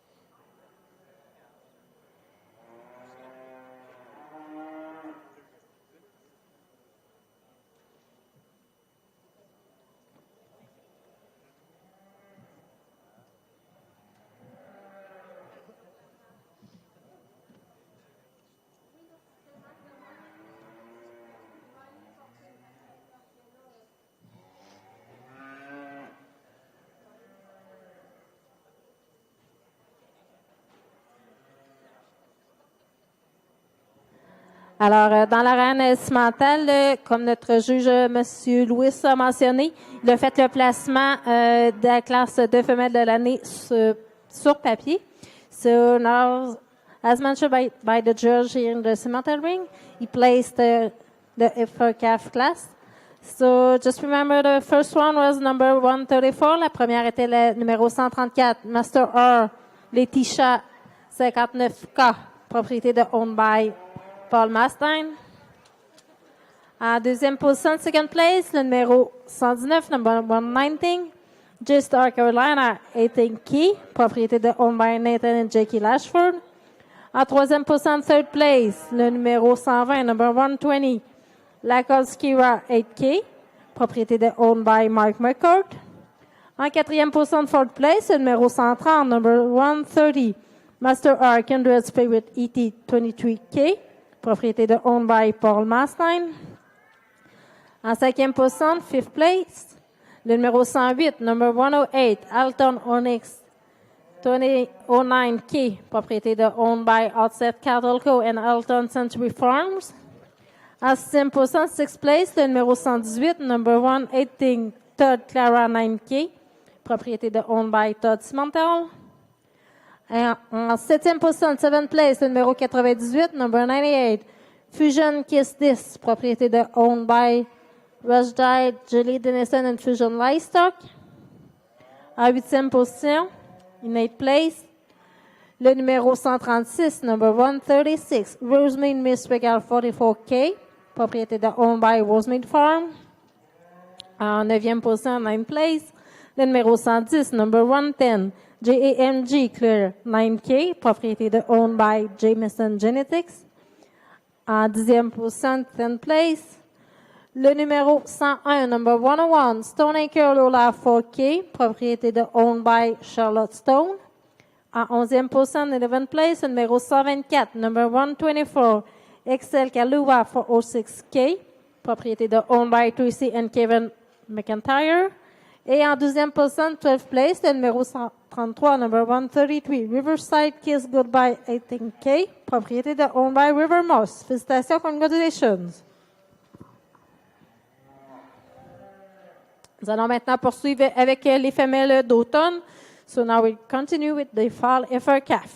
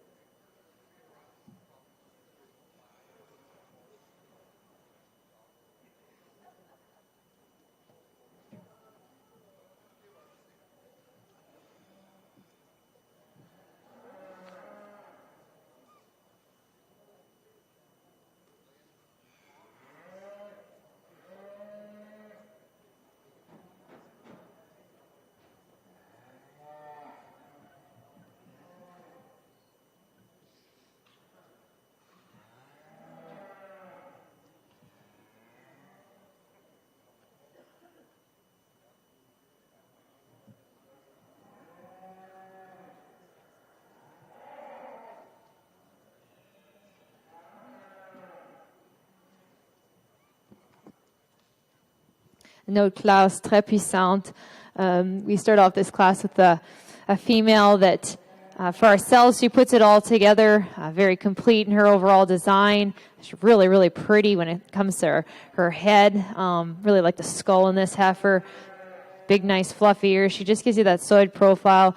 Long neck on her. I think in terms of, looking at her from behind, she's so wide base, nice tail head setting, wide hipped, extra belly, and I think she'll have a nice udder in time as well. So a female that comes to the class and really gives you the look of something that can run with any breed, any time. Move into the second place female, and this is one she's not wanting to cooperate with this gentleman. But, this is one that there's a lot of quality in this heifer, and when she wants to show, she is the kind of heifer that can give you that really nice side profile. She gets out and moves a little freer than the heifer in third. That's why she edged that heifer out. We like it in terms of how her teat placement is set at this juncture, and we foresee that this is going to be a really nice cow. She's probably going to come back with a calf at side, and we really like the look of this one. We move into the third place female, and for myself, when she's standing on side profile, you just fall in love with her. She really has that pear shape. She's nice and clean in that front end. She's got some middle, beautiful hip structure, one that I think has a lot of future as well. We move into another heifer that fits in with the third place so well. I just like to, maybe freshen her up a little bit, give her a little time on some stubble, and I think that she's really going to be a phenomenal female. You see that she's already dropping down an udder, and there's so much substance to her, and I think time will be something that'll be on her side. Next, we move to the fifth place heifer. Really, really nice, long spine female. She's really pretty. This gentleman does such a nice job showing her. Maybe one that we just like to also see her just freer moving, a little bit more flex to those joints today to compete with the two that came to the top. Another female here, when you get her on side profile, she's just absolutely stunning. Lots of belly and rib shape in this female. That's probably, what maybe is a bit of a drawback. She's wanting to roach a bit on her top line today, and that's where she's maybe on the move, maybe not as attractive as she is just sitting. The next, we'll move into a female that fit in with the last female, very much so. I think in terms of her eye appeal, she's a dark-made female. She's got some body and some substance. I think one that maybe I like to have her teats be a little bit shorter, but one that has so much shape to her, and I think she's got a lot of future. Next female, big power female. She's got lots of rib shape. She's just getting a little tighter over that loin, maybe not moving out in that front end as freely as we'd like to see. And we move into another female here, nicely packaged. She's just maybe in a class that's just honestly just punching above her weight class. She's just a really nice made female, but that's where we get into some capacity type issues here. Move into a female that's really long bodied. I like her front end when she came in. I just foreseeing that I'd like to see that teat placement be ever so different than it is for her to really get in the hunt with this class. And a couple females that need some more time in terms of their overall preparation, having more feed and more days on feed in order to compete with this caliber of a show, because this is a really strong show. That was an amazing class of yearlings from top to bottom. Alors, résultat dans la classe 9 des Hereford des Taures de l'année. En première position, numéro 73, propriété de Stonewood Grange avec Stonewood Shottle. En deuxième position, numéro 69 de Steve Goodine avec l'exhibit Goodine Carla. En troisième position, le numéro 65 de Ray Smith avec l'exhibit Arthur RN 900 Annie. En quatrième position, numéro 74 de Kids Cattle avec Kids Josie 5F. En cinquième position, numéro 68 de Harley Young avec Destiny Option. En sixième position, le numéro 70 de Hidden Meadow Farms avec Lady Pioneer. En septième position, le numéro 64 de NLCL Cattle Company avec Stonewood Susie, 26J. En huitième position, le numéro 66 de Harley Young avec Chianti Eclipse. En neuvième position, le numéro 75 de NLCL Cattle Company avec Stonewood Cinnamon. En dixième position, de Fred Stewart avec l'exhibit Kids 504C Jordan. Et en 11e position, numéro 71 de la ferme Bradley avec Bradley Justice. Et en 12e position de la ferme Maple Hills avec Maple Hill Jackpot.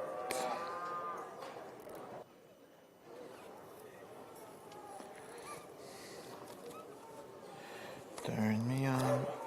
One split of fall-born heifer calves here, punching their ticket here at the top. These pair of females that lead off, they complement each other quite well. Calf we're going to lead off with, super sweet in that front end. She, combines lots of maternal, yet she's got substance and muscle. She gets out and moves really nice. Her owner's just missing a show stick. That's all that's wrong with her. So, second place female, again, she big performance type female. Female that maybe doesn't want to quite cooperate as well for this guy as he'd like her to, but female you got to admire. She fits in that second hole quite nice here, but a big performance type female. Both these heifers are going to be big power cows here down the road, big stature, big belly, big muscle cows. So I think, exciting future ahead for both of them. And as we get, third through six here, third place female she's structurally adequate. She's a nice foot, gets out, moves well. She's good in that heart. She just gets a little flatter in her muscle type, a little flatter in her rib. And four's a lot alike, in comparison to three, she maybe just gives up a little more power and substance yet here. But females that are sound to the ground, they're nice footed heifers that offer enough chest floor. I think they just kind of run into a roadblock here in our top pairing. And we close out the class with 5 and 6 heifers that just kind of come short on type and muscle. Long spined heifers that just fall a little flat in terms of their shape and their overall amount of substance they can offer. But right down to the bottom, we got a nice split here.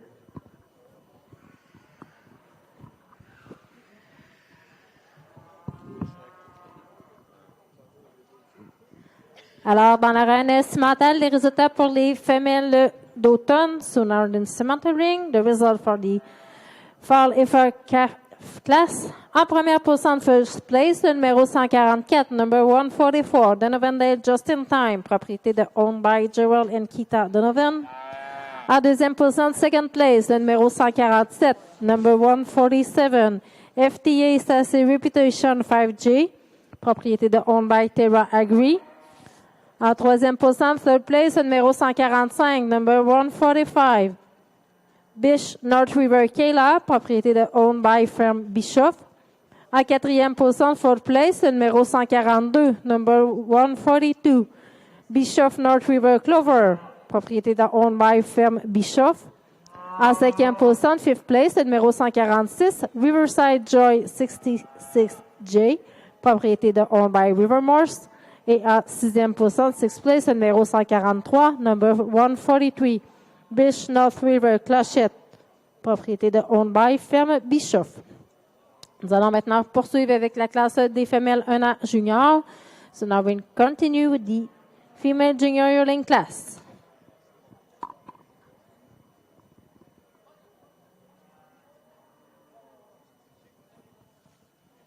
Well, another really strong division here on the Hereford side.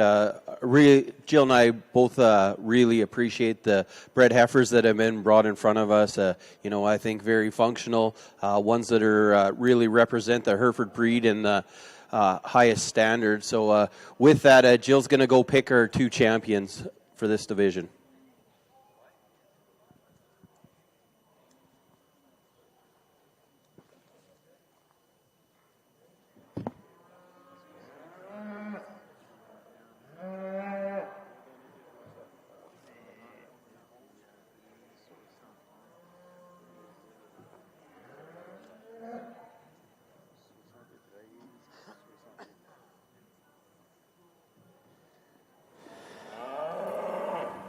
Alors, la championne junior dans la race Hereford, le numéro 73, propriété de Stonewood Grange avec l'exhibit Stonewood Chantel. Et la réserve junior, le numéro 69, propriété de Steve Godine avec l'exhibit Godine Carla 129J.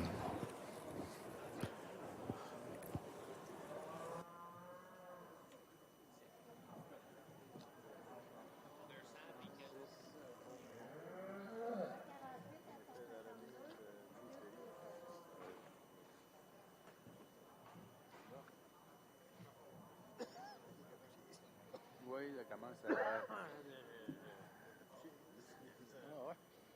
Ouais, elle commence à lever pas mal. Là.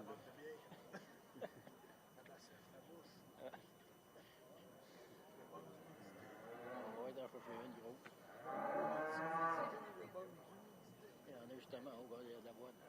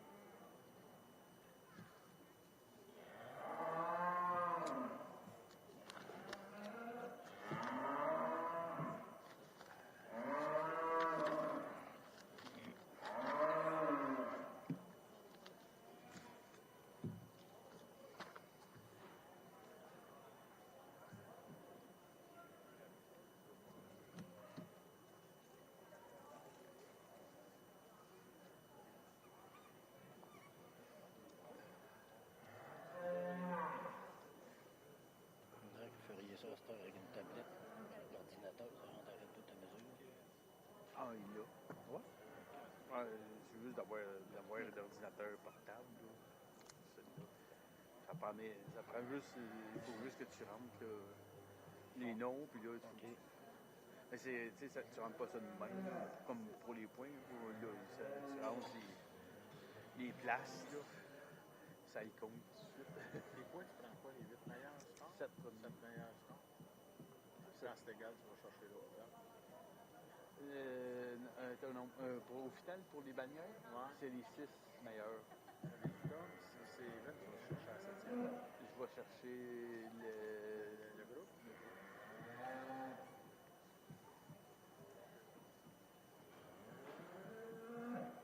Alors, on va aller chercher le 7e. Il faut que tu aies une clause pour départage.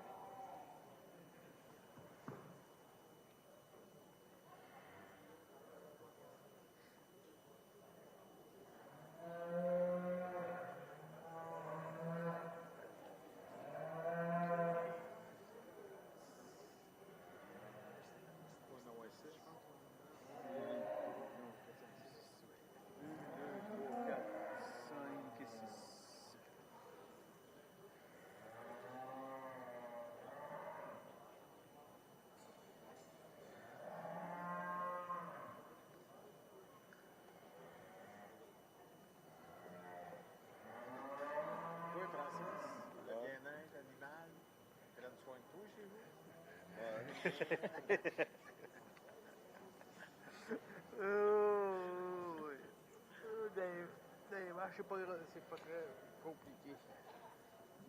En championnat, c'est quoi? Tu veux de junior?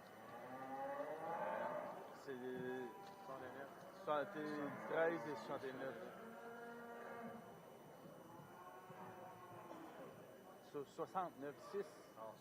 69. Ah. You don't know that position? No.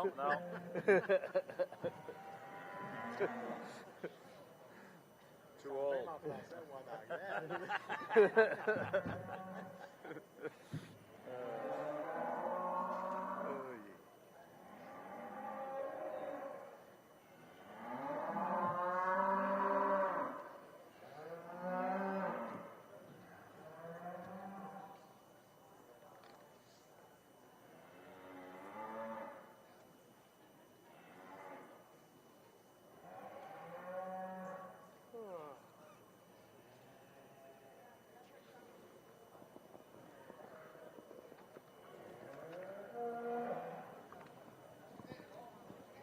Ça irait bien, tu sais, c'est au lieu de remplir un autre tu avais un portable, puis tu rentres direct.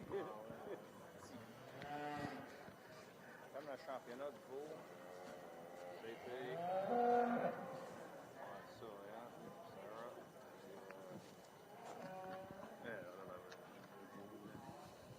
Solid set of bred heifers here. We're going to lead off with, I think, a female that offers the most cow-like characteristics, a big capacious female that's really nice on the ground. She gets out moved real nice. A big statured female that's got lots of barrel.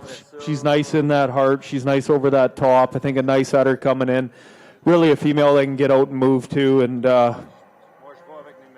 kind of an easy lock on that first hole. A second place female, a heifer that really isn't interested in being in the ring here. I think she offers the most kind of natural brood cow look. She's big in that middle. She's nice over that top. She's good on the ground. She's just not really excited about being here today. Our third place female, a good honest heifer as well, a female that offers ample amount of rib. Cow that can get out and move. She maybe just gets a little flatter in that muscle type. Gets a little higher in that flank to kind of compete with 1 and 2, but a good honest female in our third hole. Female that's got that brood cow look here. Moving into our fourth place female, I think a female maybe under a different guy's sort, and she's going to move up in the class here. She's a long-bodied female, offers tons of extension in that front third. I think a female that just gets tight around in that rib. She wants to cut up in that flank just a little bit for me, but a female, I think she offers lots to maybe a different kind of crowd, and I think she just kind of fell into a class that there's not much like her, and heifers that offer just a little bit more natural broodiness and cow-like characteristics. 5 and 6 great heifers that maybe don't have that pin width. heifers that aren't as sure over that top. Good, honest heifers, though, that offer structural soundness, females that can get out and move. They maybe just don't have the dimension and power that we're seeing in this class.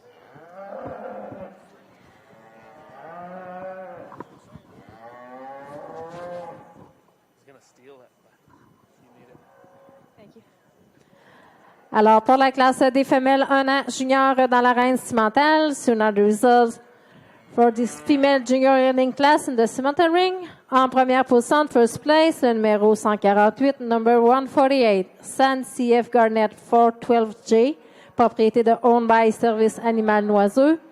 En deuxième position, in second place, en addition à votre catalogue, in addition to your program, Todd Volian 45J, propriété de Owned by Todd Cimental.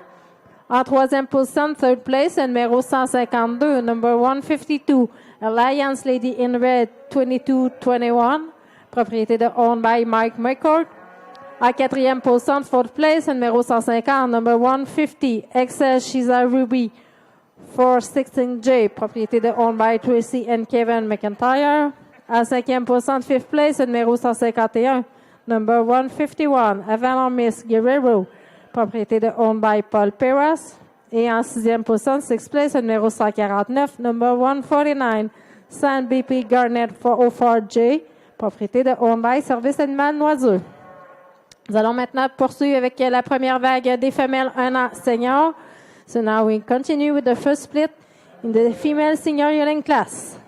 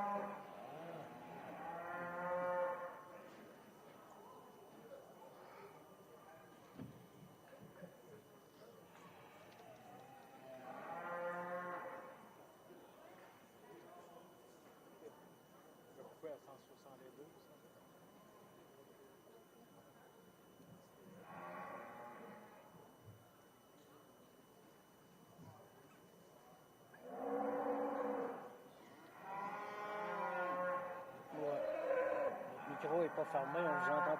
Votre micro n'est pas fermé, on vous entend parler.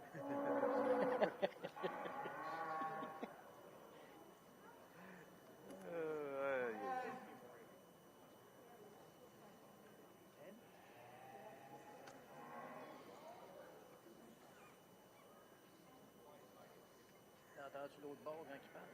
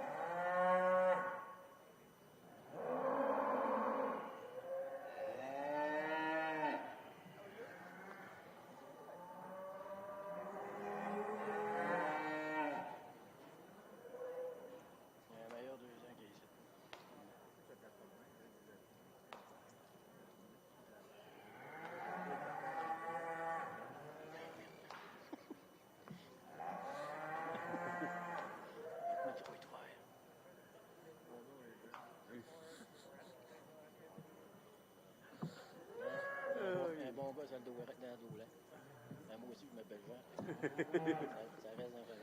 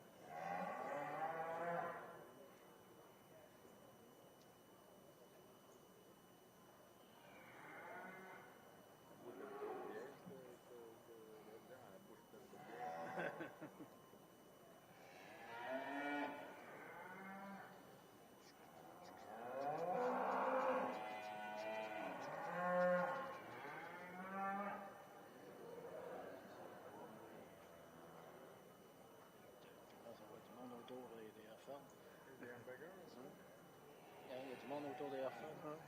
T'es pas fou. Ils font tout ça pour les hamburgers? Ouais.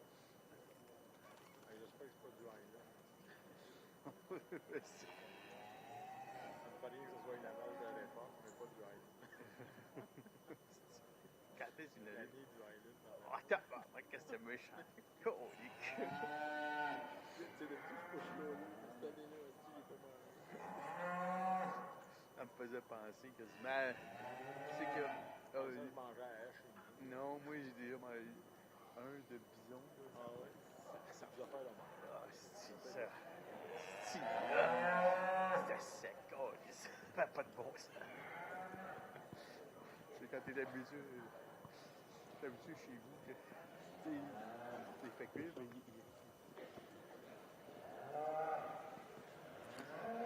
This 2-year-old class of Hereford females, we sure had our work cut out for us. In terms of overall maternal powerhouses, I think that you can say from end to end, these females are exceptional.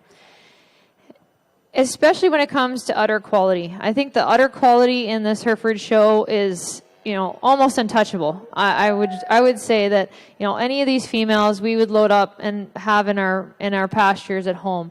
Just so impressed in the caliber. When it came to our top pairing here, it was very difficult to really analyze these top three females. I think the top three females you could go any different way, any given day, and that's mostly because you might fall in love with the cow, and then the calf might not have quite as much jam as the next calf, but then the next cow might not have quite as much shape as the cow in front of her. So, we just kind of went back and forth. Udder quality-wise, I think they're all excellent. The female that comes to the top of the class for ourselves, she's absolutely stunning. We love this cow. We fell in love with her when she came in the ring. Everything about her tells us that she's going to have a big future. She's really clean-fronted, flat-shouldered, level over the top. She's got some spring rib, a beautiful udder structure. We love her quarter. We love the way her lower quarter comes into her back leg. She sets down her back leg with authority. We feel that this female is just really, really one of a kind. The heifer calf in front of her, she's a younger heifer calf, and so we're going to give her that.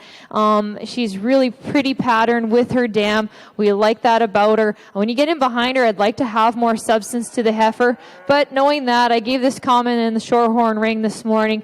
You know, a lot of times when you're breeding your show heifer, one of your best females, that they're going to be a 2-year-old, you're going to give them, you're going to breed them to a calving ease bull, and so that's where I think. That's where you give them a little bit of grace when it comes to calves outside that might not pack as much punch, because we know that a breeding decision was made and we like the pairing. They're really, really well put together.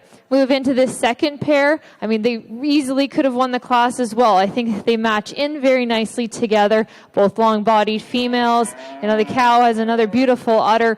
Maybe she just gets a little high over the top of that shoulder for us. Heifer calf, she's really nice. I like her lower quarter. I think that she's got some depth of flank and some overall shape. Probably gets just a little bit plainer in her front end in comparison to the heifer calf on the first pair. We move into the third place pair, and I will say this one gave us some trouble. We thought about this long and hard.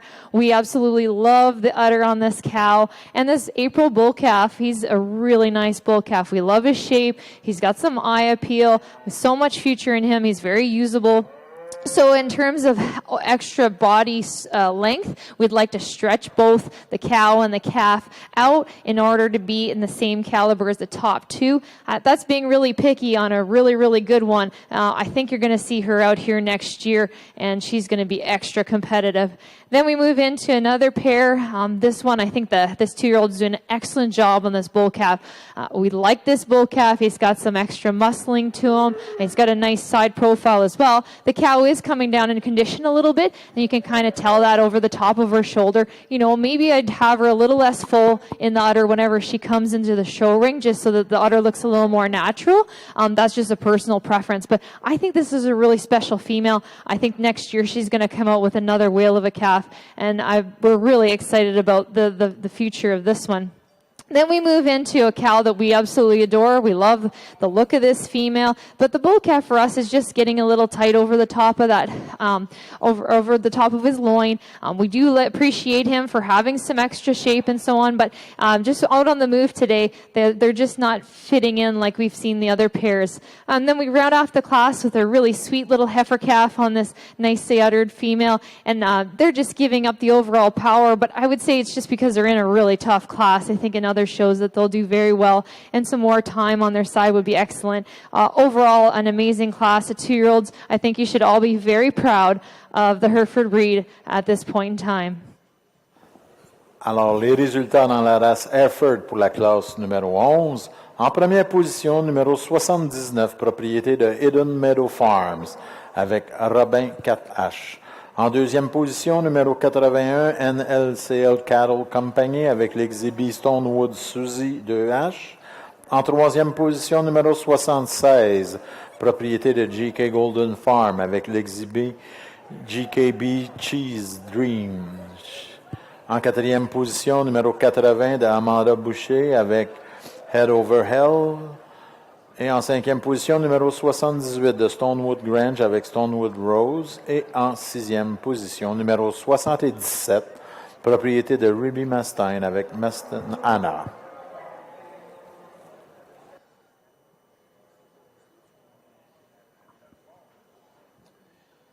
Really competitive set of breds here in our Simmental ring. Heifer that finds the top of the class really fast here. Really an attractive, sweet-made female. I know I'm getting repetitive on these lead-off heifers. I got a lot of time for this heifer here. She ties in everything I'm looking for. She's really nice at her, nice on the ground. She gets out and moves. She's super bold in that rib and carries that into that front end really nice. Got the head I'm looking for, and the kind of adequate amount of extension in that front third. Just a really sweet-made female. Our females in 2 and 3 here, I think you could flip-flop them on either days. They're kind of a saw-off. You trade one for the other on a few different traits here. The female in second, she can hide a few more things. She's got a little more hair. She can, she's got a few more tricks up her sleeve maybe than her third-place female who's slick-haired and But female in second, she maybe just gets jammed up in that front end a little bit, but she's super explosive in her rib. She's big over that top. She's soft-made individual. She's, very expressive in that hind quarter. A female that can get out and move. I'd just maybe relax her, kind of soften her up in that front end just a bit for me. Our third place female, again, a really honest type female. She's a slick-haired one. Female that offers a ton of rib. She gets maybe a little shorter in her chassis, but a female you can really see a lot of cow work and cow potential in. She's big rib. Really nice udder coming in. I'd maybe stretch her out over that loin to kind of catch up to number 2, but a nice pairing in 2 and 3. Our fourth place female, I think a female standing still. She can jump and kind of compete with that first place heifer. Big rib, nice fronted, big topped individual. I think she runs into a little bit of trouble on the move. Just like to soften her up on that hind set to be competitive with the top end here. 5 and 6, both big, powerful, staggering females that definitely outperform most females in the class here. Big rib, big broody type cows. I think females both that kind of run into the same trouble. They just maybe fall a little tight on that hind set. They're not as free in their movement as we've seen near the top of the class, but females you got to admire for their power and their spring of rib and the amount of substance they pack. Moving down the ring here, 7 to 10. I think females, our 7th place female, she's a big growth female, a big long female. She just gets a little tighter wrap to give her a little more rib dimension to kind of compete with the top end of this class here. And then females that are, they're structurally true to their word here. They're females that can get out and move. I think they just run a little tighter pin. They don't have that power and substance to get in the top half of the class.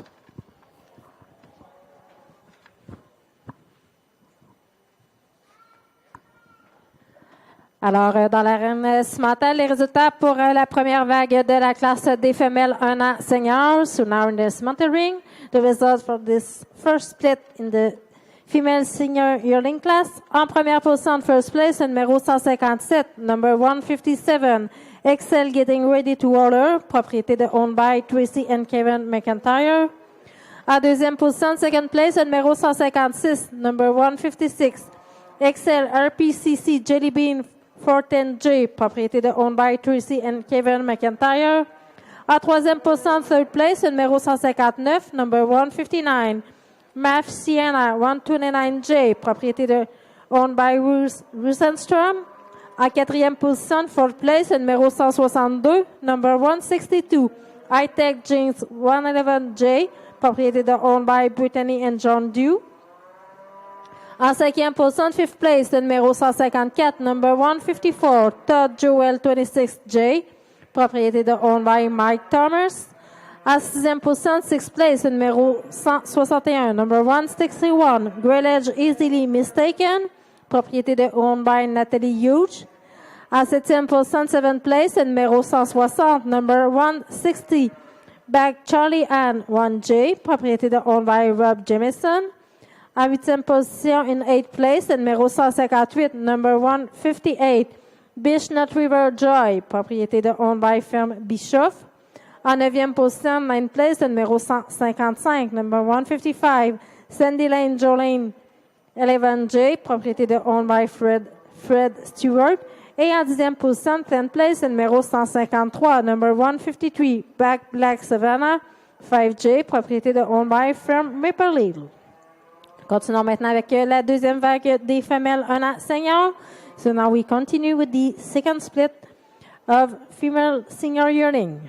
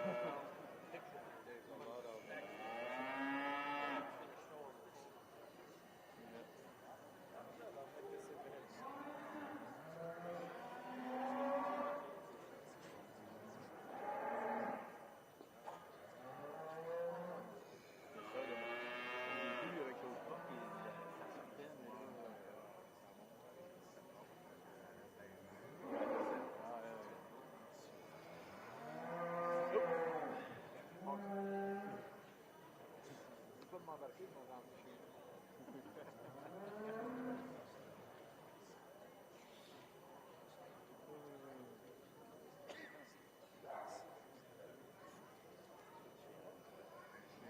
Oui, c'est le même que tout à l'heure.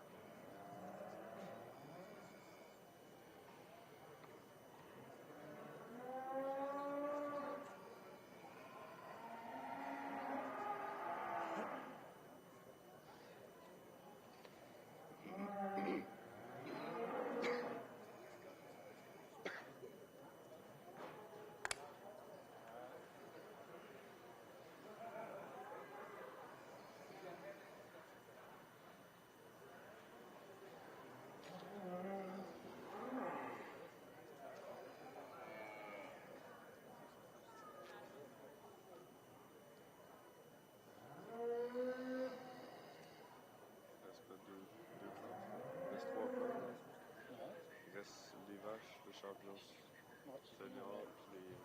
Ça, après ça, C'est des groupes. seniors, j'en change.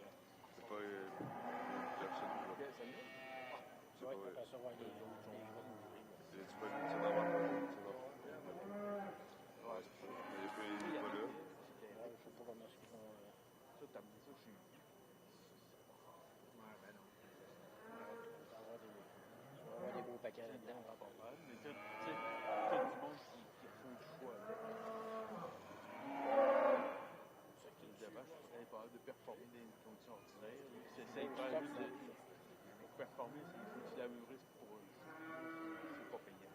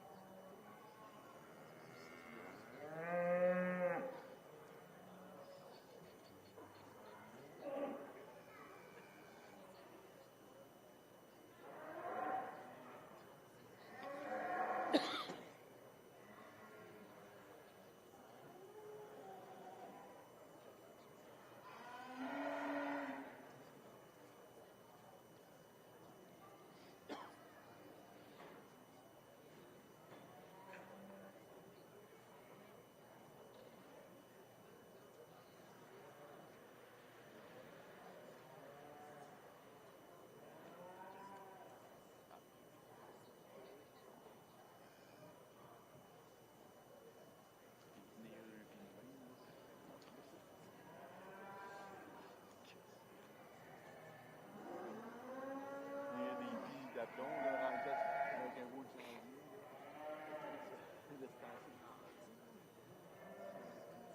Il reste les deux premiers. Il y en a un qui n'était pas là? Oui, c'est là. C'est Landry.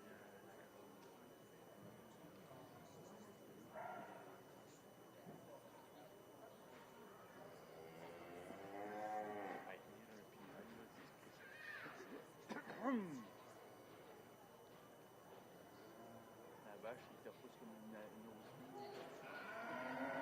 Du lait.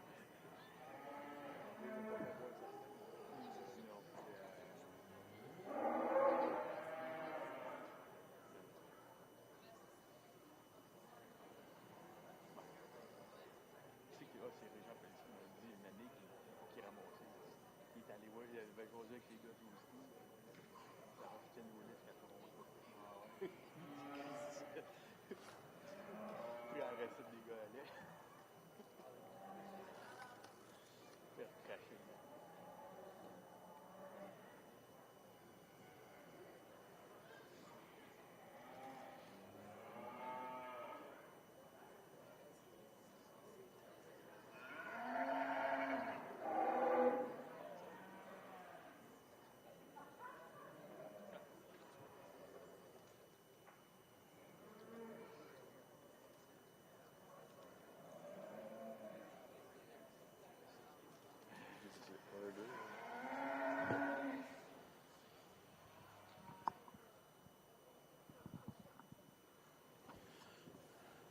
Well, another exceptional class, and they say there's lots of ways to skin a cat, and this class is an example of it.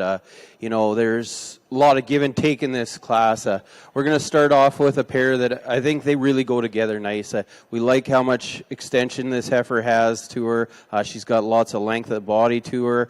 You look at the cow, she's got a lot of length to her too. A really nice, tidy little udder. They're just an attractive unit together.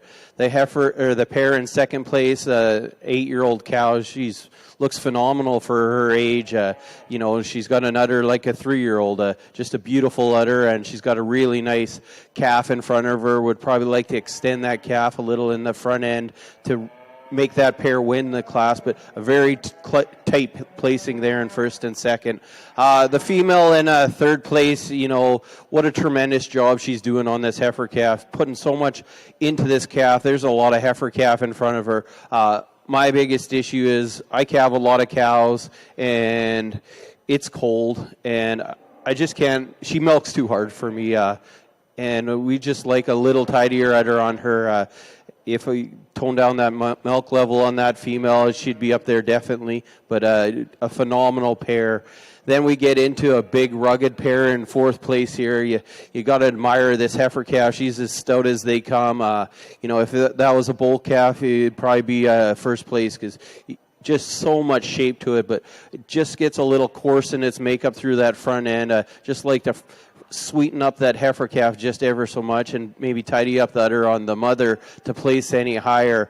The fifth place heifer or pair, another cow that's dropping down a monster of a calf in front of her. Really a powerful cow that has an extremely powerful calf in front of her. I just like to sweeten both of them up to place any higher. Then the sixth place cow, she's got a big rugged bull calf in front of her. Just like to change his structure a little bit to place any higher, but a very nice uddered female.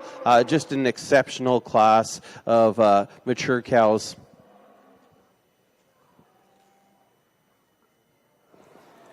Alors, résultat dans la race Hereford, la classe numéro 12. En première position, numéro 83, propriété de Sarah Darrow Derek Black, avec l'Exhibit Bar GM Dazzle. En deuxième position, numéro 88, de Amanda Boucher, avec l'Exhibit RWB Cookies and Cream. En troisième position, numéro 82, de Stonewood Grange, avec Stonewood Chattel Vinger. En quatrième position, numéro 84, Mercedes, propriété de Mercedes Mustang, avec ANL RNL Suma. Et en cinquième position, numéro 87, de Stillbrook Farm, avec l'exhibit Stonewood Wendy. Et en sixième position, propriété de Steve Godine, avec Erika 14E.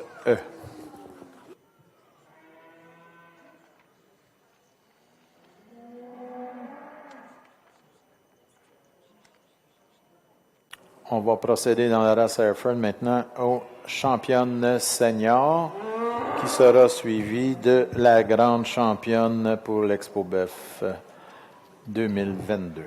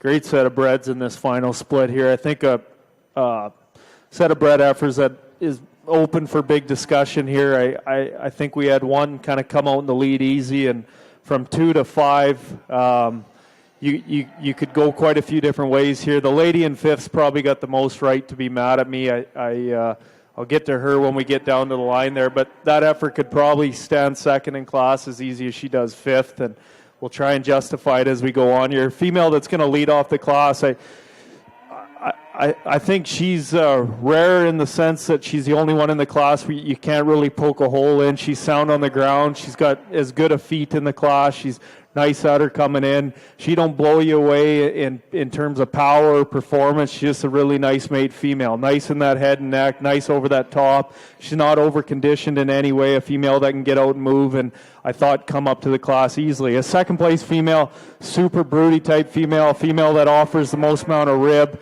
very powerful in her makeup. She's nice, really nice, powerful head. Really strong through that front third here. Maybe a female I'd change her a little bit in the way that udder's coming in. She maybe falls off a little bit in that twist. She maybe just don't tie in that rear third as nice as our leadoff female does, but a super explosive, really moderate type of female. Our third place female, the biggest statured one in the class here, the red baldy, big barrel type female, definitely the heaviest one in the class here. Female that offers lots of substance, lots of power. Again, maybe just comes down to type and kind and the critters I'm looking for today. I'd moderate her a little bit to compete in that top two. Certainly a female you can't take away anything from. She's going to be a big cow as she progresses, but a big powerful individual, and I thought third was the right spot for her. 4 and 5 here, two moderate individuals. Our female in fourth, a really powerful type female that ties that head and neck in really nice. I'd just like to sure her up a little bit on her rear wheels, maybe give her a little more space in between those teats. But a super attractive female standing still. Our fifth place heifer, a female that's really nice, really elegant, really sweet in that front end. She definitely gets outpowered in the class, but I think female that can come back with a calf at hand in a year from now and maybe win the whole deal. But she just gets a little bit outgassed, and I struggle to pick on her a little bit. She's just maybe not my kind of heifer, and kind of run into powerful females in front of her. Fifth and sixth females, the two full-blood heifers, big statured, big powered females. They don't have the barrel or that roundness and substance that we've seen in the top 5 here. And rounded up the bottom here, good females that can get out and move. Udders coming in really nice. They're just plainer in their makeup. They don't have the power to get up in that top half, but a solid set here right to the bottom.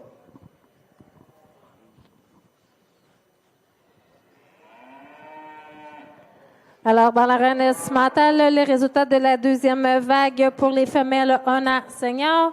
So now the cemented ring. The result for the second split, for the senior yearling class. En première position, first place, numéro 163, number 163. Master R Just a Dream 7J, propriété de owned by Paul Mastine. En deuxième position, in second place, le numéro 172, number 172. JAMJ Queen of Arundel 1J, propriété de Jameson Genetics. En troisième position, third place, le numéro 170, number 170. Rosemead Just a Dream 31J, propriété de Owned by Rosemead Farm. En quatrième position, fourth place, le numéro 168, number 168. Tonette Jelly Bean, propriété de Owned by David Gray.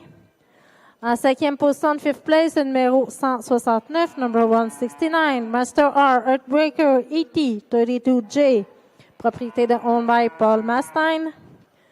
En sixième position, sixth place, le numéro 164, number 164, Snowdam Jasmine, propriété de Owned by Mike McCourt.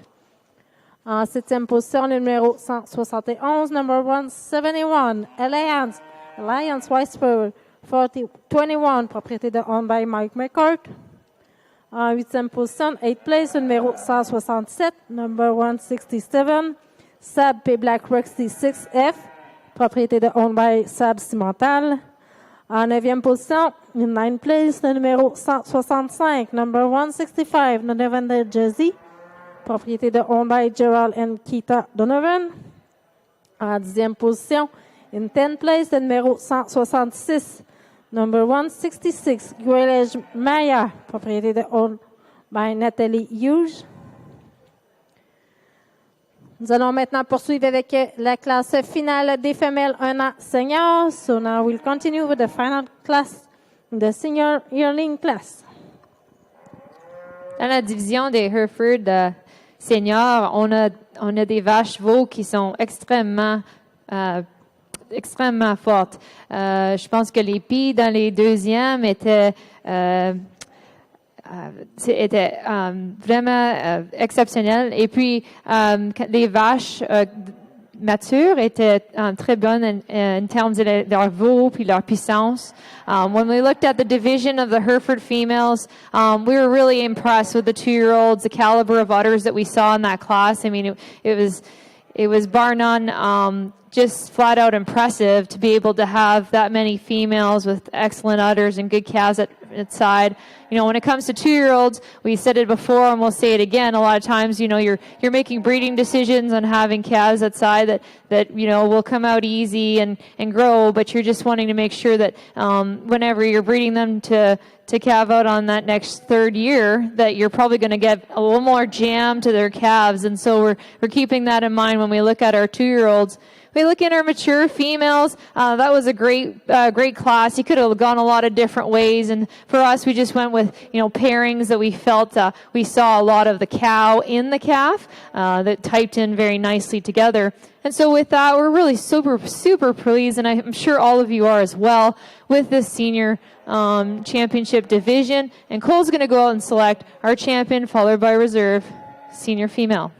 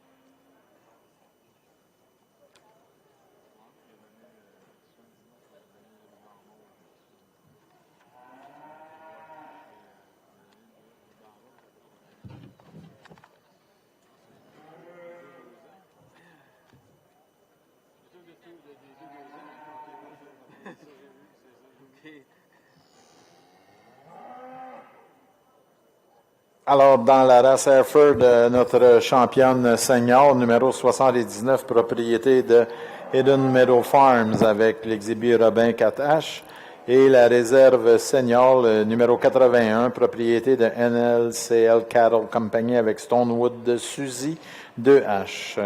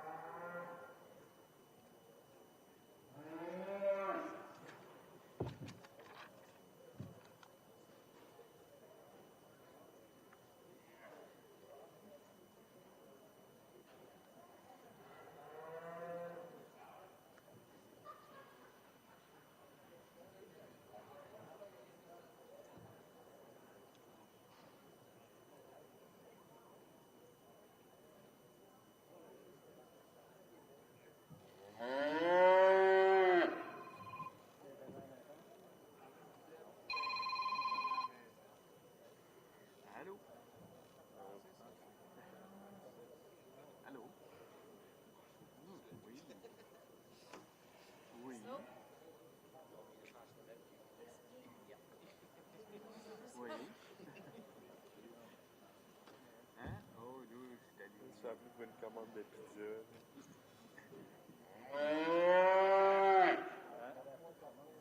Alors maintenant, dans la race cimentelle, voici maintenant les résultats pour la classe de femelles 1 an senior. So now the cimental ring, the result for this female senior yearling class. En première position, first place, le numéro 163, what number 163. Master R, Just a Dream 7J, propriété de owned by Paul Mastine. Félicitations, congratulations. En deuxième position, second place, le numéro 172, number 172, JAMG, Queen of Arundel 1J, propriété de owned by Jemison Genetics.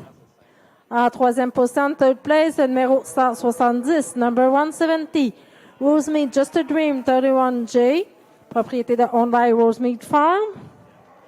En quatrième position, third place, le numéro 156, number 156, Excel RPCC Jelly Bean 410J, propriété de owned by Tracy and Kevin McIntyre.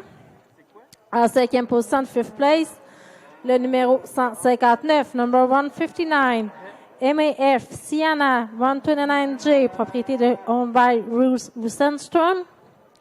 En sixième position, sixth place, le numéro 168, number 168, Tonette Jelly Bean, propriété de owned by David Gray. En septième position, seventh place, le numéro 169, number 169, Master R. Heartbreaker, ET32J, propriété de owned by Paul and Jennifer Mastine. En huitième position, eighth place, le numéro 162, number 162, High-Tech James, 111J, propriété de owned by Brittany and John Dew. En neuvième position, le numéro 154, number 154, Todd Jewel 26J, propriété de owned by Mike Thomas. Et en dixième position, 10th place, le numéro 161, number 161. Grey Ledge Easily Mistaken, propriété de owned by Nathalie Hughes. Nous allons maintenant poursuivre avec la présentation du championnat junior. So now we continue with the presentation of the Female Junior Championship. La bannière de la championne junior est une commandite de Minnowbrook Farm. The banner for the junior champion female is donated by Minnowbrook Farm. Et la bannière de la championne junior de réserve est une commandite de la firme Benoît Beauregard. The Reserve Junior Champion Female banner is sponsored by firme Benoît Beauregard. Cole et moi, on voulait prendre la chance de remercier l'Expo Boeuf, le comité, pour nous avoir ici aujourd'hui. Aussi, les éleveurs, pour votre foi dans notre opinion. Vraiment, c'était un show exceptionnel. Et puis, pour moi, ça fait 23 années depuis que j'ai jugé cette expo avec ma sœur Carrie. J'avais 17 ans. Alors, c'était le premier gros show que j'ai eu la chance de faire le jugement. Et puis, je pense qu'il y avait 50 jeunisses Thibault. Et puis, c'était un gros show pour nous autres. Je pense que c'était comme un stepping stone pour nous autres. Puis avoir la chance de juger à Expo m'a donné la chance de juger à d'autres places. En Ontario, autour de Canada et après ça, autour du monde. Alors, merci beaucoup pour la chance et nous autres, on est très excités d'être ici aujourd'hui puis demain. Je sais mon français va améliorer aussi. Ça fait beaucoup d'années depuis que j'ai eu la chance de parler en français. J'étais dans mes vingtaines quand j'ai été à l'Ouest. Alors, merci encore. Puis Cole va donner un commentaire. Just wanted to mention that we're really appreciative to have been asked to be here. I was 17 years old along with my sister Carrie when we judged here 23 years ago. So I'm really aging myself there. But there was 50 heifer calves in the Hereford show that year, and I'll never forget that we had to make rows upon rows upon rows of cattle because there was no splits. And her and I, we really enjoyed the opportunity to judge the caliber of cattle that came there. And I'm not going to lie, there was probably some mistakes made. You're young and you're just kind of trying to figure out how to evaluate cattle. But it really was a stepping stone for me. As a stepping stone, I was asked then to judge some shows in Ontario and then across Canada. And then now I've judged in many countries around the world. And sometimes on my own and sometimes with Cole. So I just really want to thank Expo for having faith in the next generation. I see a lot of mentors in the crowd, in the ring, and I also see a lot of young people excited to take on this industry. And when it comes to the Hereford breed, I couldn't be more proud of the quality of cattle that are in the ring today. And so it was strong 23 years ago, and it's strong today. That says a lot. And so thank you so much. Cole's gonna give a final commentary, and I'll pick my champions. I was thinking she said enough, and after being married for 16 years, she's usually finishing my sentences and starting them now. So, but Jill and I really enjoyed ourselves. We were lucky enough to be sharing the ring beside some great cattlemen like Kyle Lewis and Lee and Don Wilson. We traveled from Montreal over here and had a great visit, and right from the airport, we've enjoyed this. Being in Quebec and had an awesome experience eating poutine and judging cattle. It doesn't get much better, and I'm probably looking forward to having a beer after this too. So, but the cattle have keep coming, class after class. They've been phenomenal. The divisions have been awesome, from the bull calves to the senior bulls to the heifer calves, the bred heifers, the cow calf pairs. This is a great representation of the Hereford breed, why it's been one of the strongest breeds in the world for such a long time, and why it's going to be one of the best breeds in the world for the rest of their lives. We're excited about our champions, and there's been a lot of great champions that have already left the ring here. These cattle are going to go compete at any of the fall shows at the major ones and be extremely competitive. And I think we found two animals that we feel that are going to best represent this show onto the next Toronto Royal, Agribition, and so on. But thanks for having us again. It's been an honor to judge this show. Thank you very much. And Jill's going to go select our Grandin Reserve now.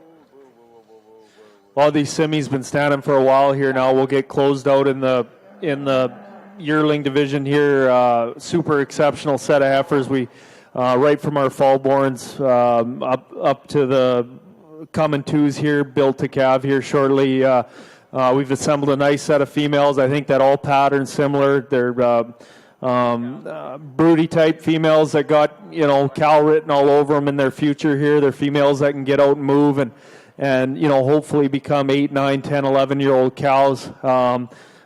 Females that are built for production.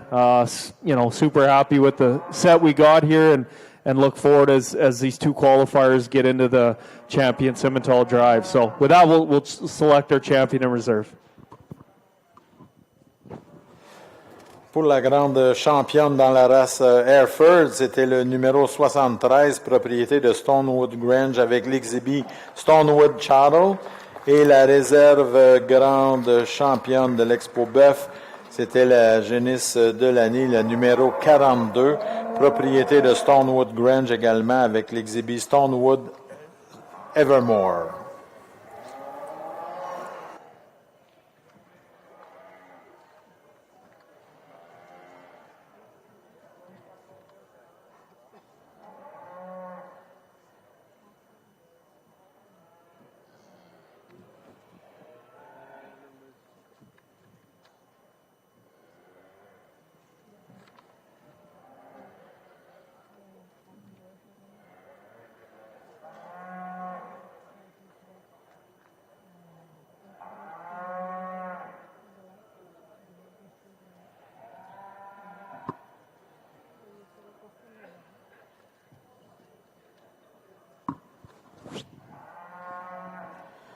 Alors, dans l'arène cimentale, la championne junior pour Expo Boeuf 2022.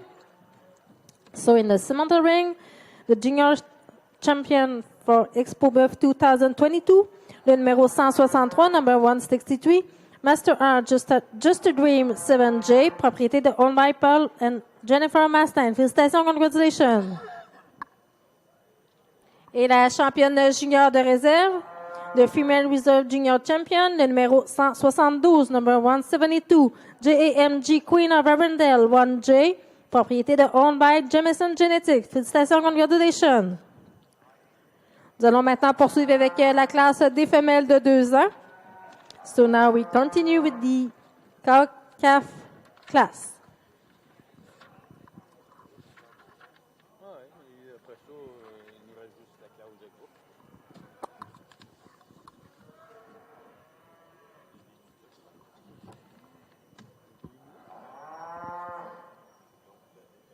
Mais pourquoi ils l'ont pas fait dans...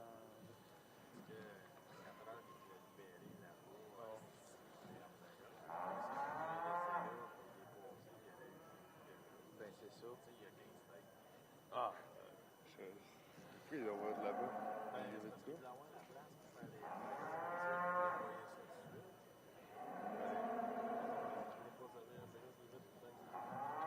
ben c'est ça, là, ça ira pas plus vite, là. Il aurait dû... Les autres, il aurait dû... Oh, ouais. Ben, c'est ça. Là, à cause d'eux autres, là, à cause des limitants qui sont venus cette année. Ah ouais, on va frapper dans le oh, on a eu le temps de se réchauffer. Ouais, c'est ça. Justement, pendant l'année, on va avoir le temps de rentrer en dedans. Les doigts gelés, mon ami. Moi, c'est pas si pire. Mais j'ai... Le nez est plus gelé. Les doigts. Là, c'est les pieds quand je moi, il n'y a pas assez de riche, je mets les pieds ici dans la même pied. Fait que je marche là. Je me lève les pieds, mais même là, s'il faut pas que je marche là, après ça. Bon, on va aller marcher dans les tables, là, ça va. Ah, dès qu'on va sortir d'ici, on va y aller. Ici, il fait moins 12. C'est haut, Parce qu'il y a de la glace en dessous. Oui, la glace, ils l'ont pas enlevée. Tu sais, ils l'enlèvent pas, fait que le plancher est déjà froid.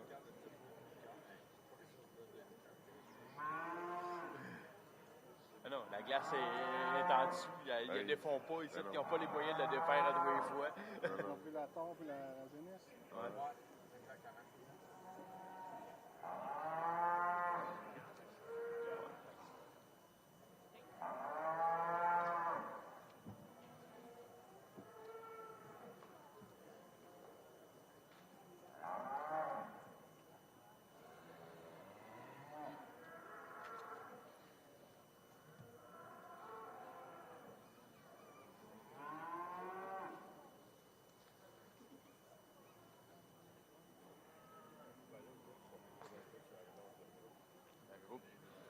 Je pense faire les données bannières, les 2 dernières bannières. Puis...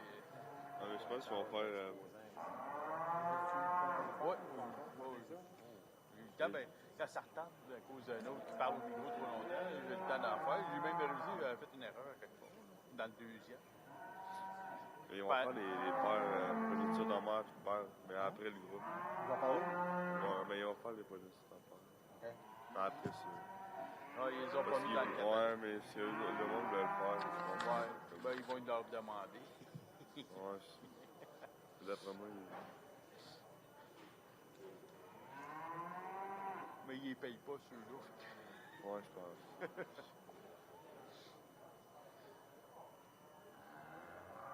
Mais elle est offerte. Pour une étude à faire, il faut qu'elle s'aille offert.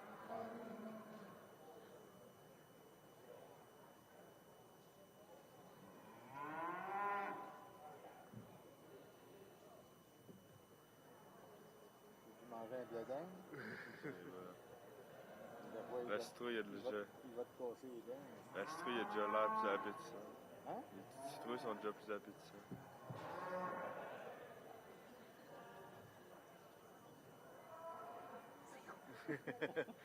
On dirait assez dur, c'est ça. Ben là, c'est de broche. C'est des vrais, je pense que c'est des vrais. Des vrais. des petites citrouilles de Il décor. faut être en plastique, là. Mais non, c'est pour faire... de ça, là, de la citrouille de même, là. Ouais. On les varnit. On les varnit toutes, là, puis on les vend en décoration. On fait des petites, tu sais, des courges, là, croches, là. Ouais. Les tonnes, les Américains, ils font ça. Ouais, pour la déco, faire de la déco. Ouais, la déco, vous l'avez. Faire de la déco pour les épices d'automne. On a des bledins séchés aussi, là, c'est qu'on attache avec les sortes. Ouais.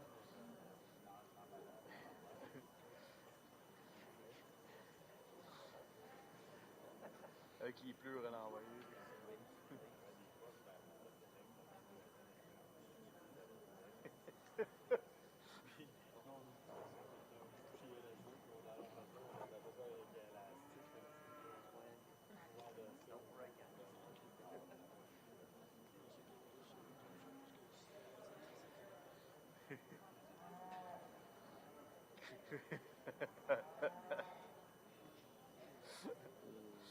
C'est pas si pire. Puis j'ai fait la chasse au... Non, quand il y a du grain là, libre, là, il y a des souris, puis... Pas juste des souris, mais de toutes sortes d'affaires, les Suisses, puis les écureuils, puis... Ouais, mais ça dépend aussi. Ouais, des rats dans... Ouais. Moi, je l'ai vu quand j'ai commencé à travailler chez quelqu'un. Ben, ça arrive ça dans les... Il faisait du... Dans le temps, il faisait du maïs dans le crime, là. Et il y avait des rats dans le crime. Il fallait... Si on y allait à la fin de la journée, on tirait les rats. À coup de 12 des rats.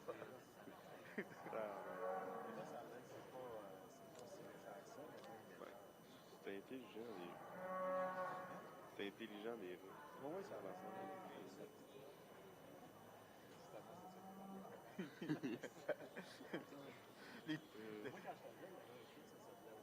Ouais.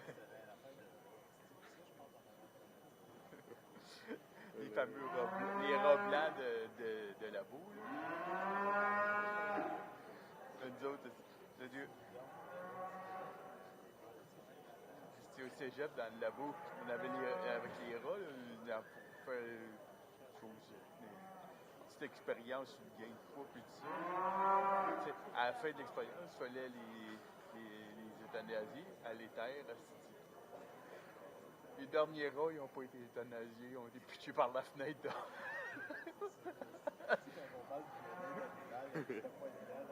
Mais non, mais là, tu sais, nous autres ici, là, l'éther commençait à...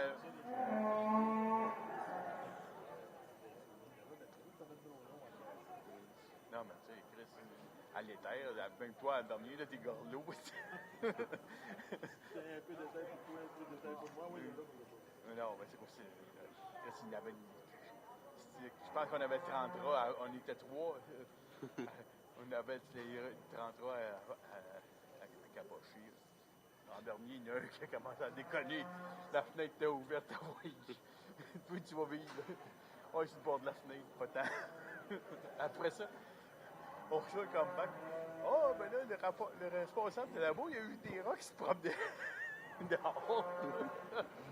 We're low in population, but high in quality here. Pair we're going to lead off with Wicked Cow, raising a great big bull calf. He was out here earlier today. I criticized him for being maybe a little bigger for my type, but he's a sound-made calf. He's well-developed. He's nice on the ground, good foot. He's nice testicle development. Sweet-made mother behind him, just a cow that offers a bunch of natural rib shape. She's a good uddered cow in the class, and just sound to the ground. She's not cheating in any way. She's not in over condition. She's in nice shape, raising a monster bull calf. I don't know what more you can ask for. Second place pairing here, a pair you gotta love too. I mean, this split was close on the two here. As good a heifer calf we've seen all day. I don't believe she was out earlier. When I say as good a heifer calf standing still, I'd maybe just free her up a little bit on that hind set, but a sweet-made, powerful calf. She's got lots of softness, lots of hair. She stands square. Really nice in that front third. Gotta love the cow too, a sweet-made cow. Just like to clean her up on that underline a little bit. If we're getting into an udder contest, she's got a great udder. I just shorten those teats up a little bit to run with that first cow. But a super attractive female in that second hole doing a whale of a job on a high-profile heifer calf. Rounding up the class here, a pair you really got to admire, a hard-working cow. We seen this heifer calf earlier today doing a whale of a job on a calf. Not much more you can ask for. A cow with a great udder. She just gets kind of outgunned and outhorsed in a stacked set of twos here.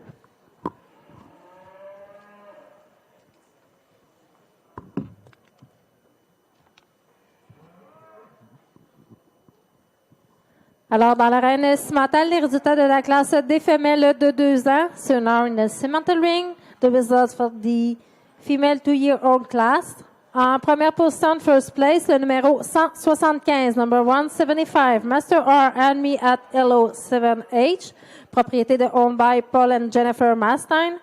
En deuxième position, second place, le numéro 174, number 174, Outset OT106H, propriété de owned by Outset Cattle Co.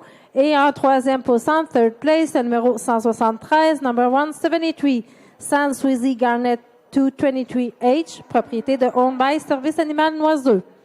Nous allons maintenant poursuivre avec la classe de vaches adultes. So now we continue with the matriarchal class.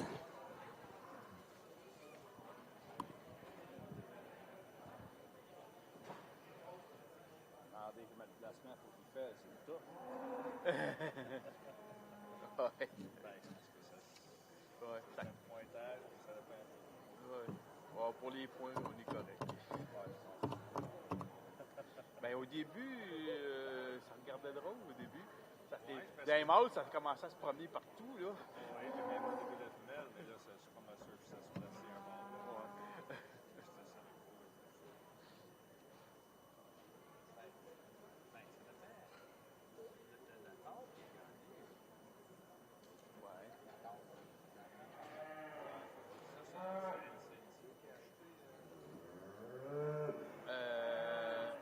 Non, c'est Eden Meadow.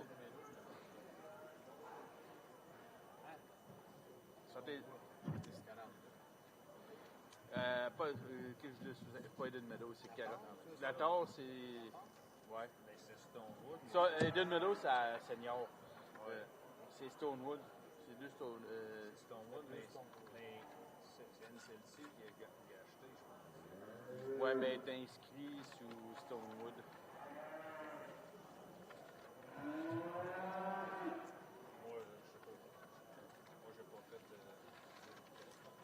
Non, ben, elle est inscrite, c'est Stonewood qui est inscrit dessus. C'est comme le corps de Ray. C'est le nom de Ray. Ouais.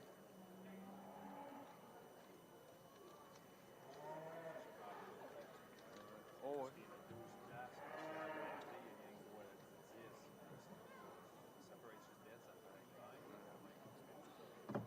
Ouais, c'est ça. Non, les beds, ça ne dérange pas parce qu'il y en a qui sont ensemble.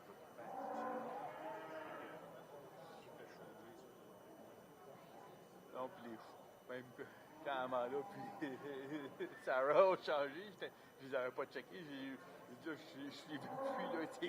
Ok, ouais, mais Amanda et Sarah, ils ont changé parce que je pensais que c'était comme l'envers. Ouais, moi, ben, j'ai pas checké qu'est-ce qu'ils font. Je les ai vus changer. Tu manquais quelque chose, là.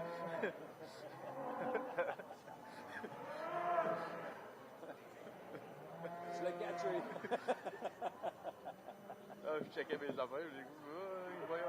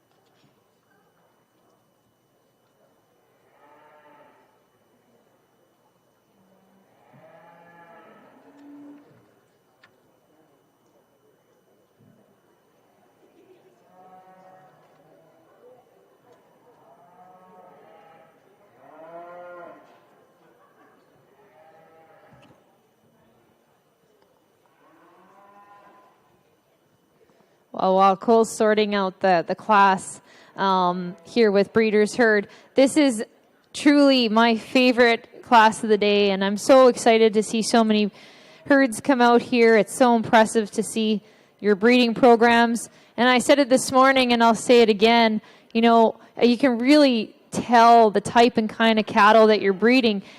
And, you know, whether that's the type and kind that Cole and I picked today or not, I think it's really important that, you know, you continue to do what you're doing and breeding these great cattle, because it's been an awesome show. And I think one thing that's always so impressive is just to see, you know, the levelness and the type and kind that you've got out here is exemplary. Once again, you know, keep breeding the type of cattle you want to breed. For us, it's just one opinion today. But thank you so much for having us. We really enjoyed our day. Congratulations to our champion and our reserve.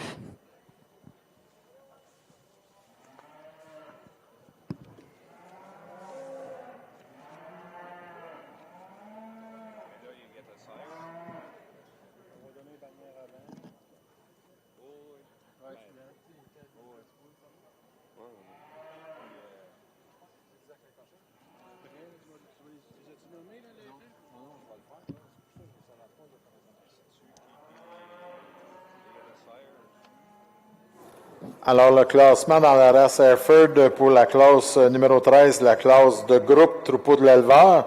En première position, numéro 91, Stonewood Grange. En deuxième position, c'est Sarah Darrow d'Eric Black. En troisième position, c'est la ferme de Goody Allison Raymond. En quatrième position, J.K. Golden Farm. En cinquième position, Amanda Boucher. En sixième, Steelbrook Farm. En septième, Steve Godine. Alors, il va y avoir la remise des bannières de meilleur éleveur, meilleur exposant.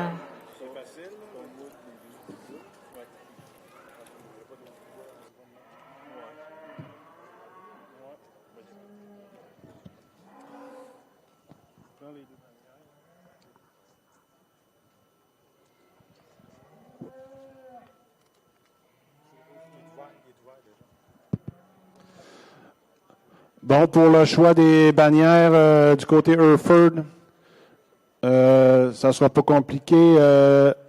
La bannière éleveur et exposant va à Stonewood Grange, Matt's Lady. Félicitations.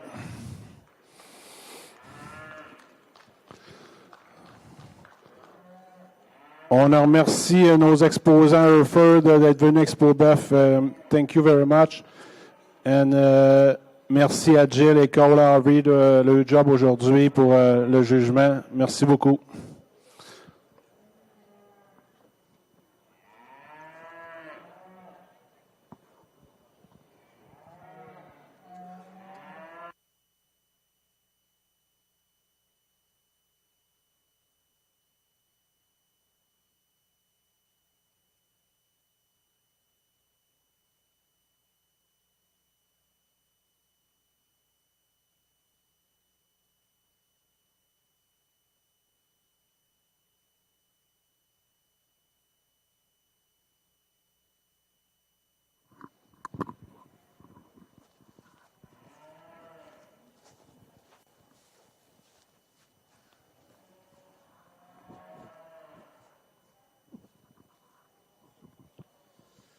We're going to lead this mature division off with a 7-year-old cow, big broody type female, a cow that looks younger than her age, doing a whale of a job on a big strong heifer calf here.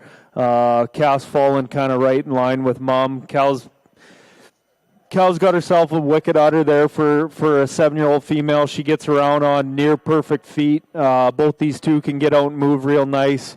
I don't believe the calf was shown today, but a super sweet individual all on her own.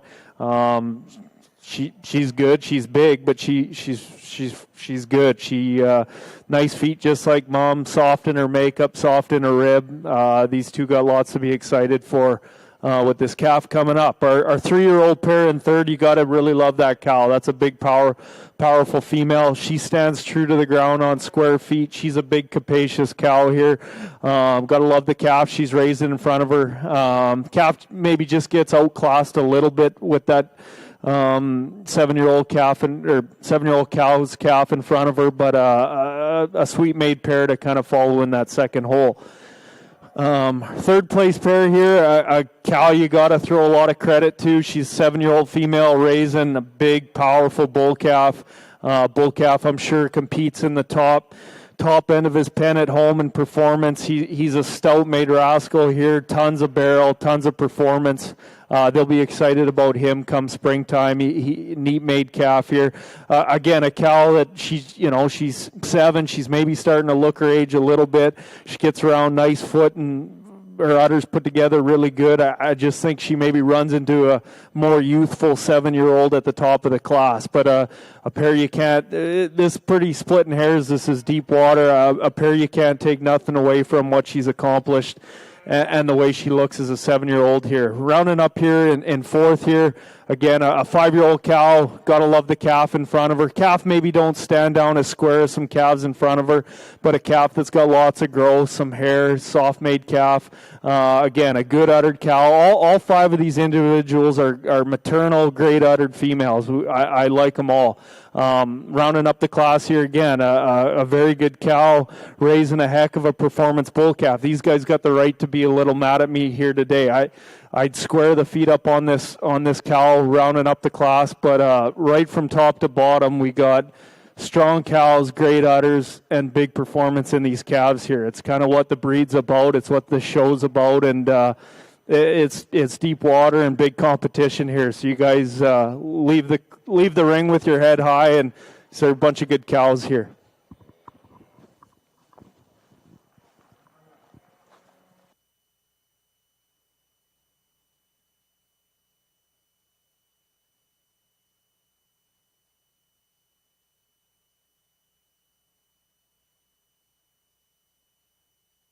Voici maintenant les résultats de la classe de vaches adultes dans l'arène cimentale. So now the results for the mature cow class in the cimental ring.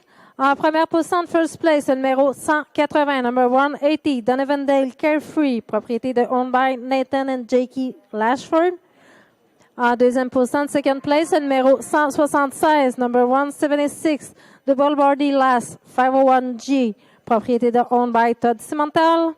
En troisième position, third place, le numéro 179, number 179, Donovan Dale Dash of Glass, propriété de owned by Gerald and Keita Donovan.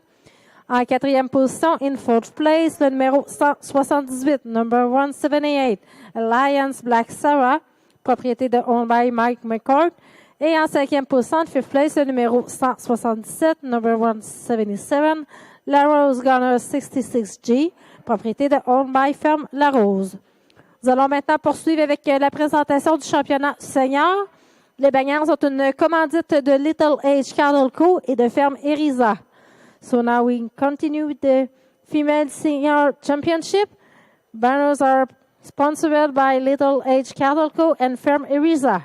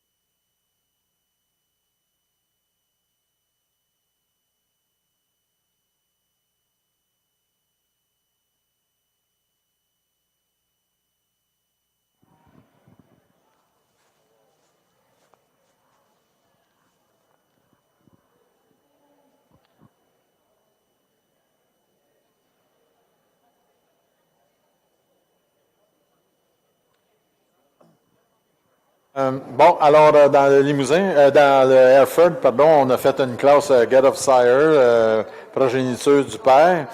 Alors en première position, il s'agit de NLCL avec Empower.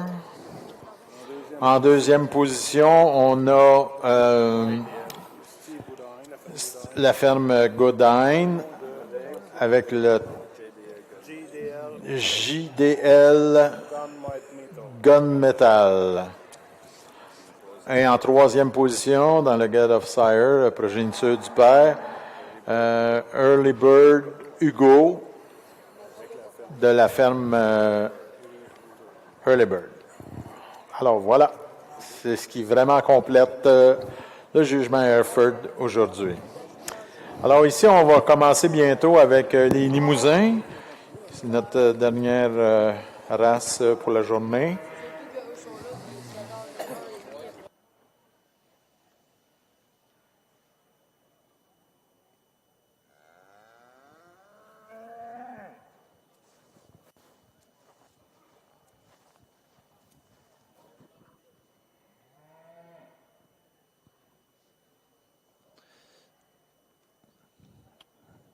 Let's give these guys a round of applause in the Simmental ring here. For anyone who doesn't show cattle or raise cattle even, or got to appreciate cows coming to town and cows raising big calves and cows still milking this time of year. And it's not easy. It's work, and all four of these guys are representing our breed well.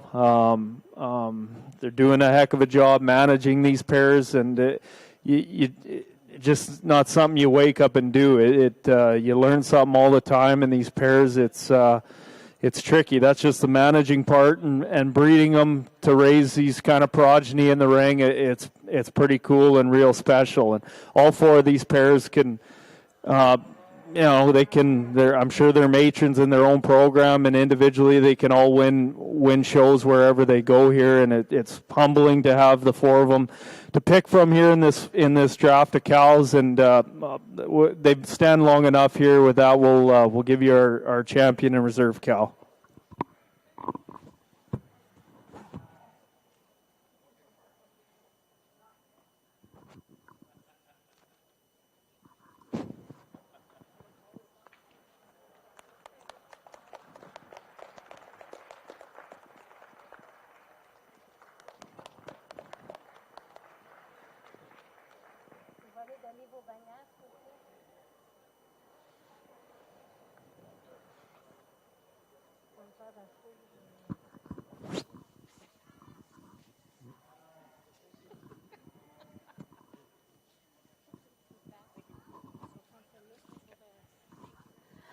Alors, la championne senior cimentale pour Expo Boeuf 2022, le numéro 175, c'est au nom de Female Senior Champion for Expo Boeuf 2022, number 175, Master R. Anmi at LO7H, propriété de owned by Paul and Jennifer Marston. Félicitations, congratulations. Please give them a big round of applause. Et la championne senior de réserve, de Reserve Senior Champion, le numéro 180, number 180, Donovan Del Carefree, propriété de owned by Nathan and Jackie Lashford. Félicitations, congratulations. Nous allons maintenant poursuivre avec la présentation du grand championnat pour les femelles. So now we continue with the Female Grand Championship.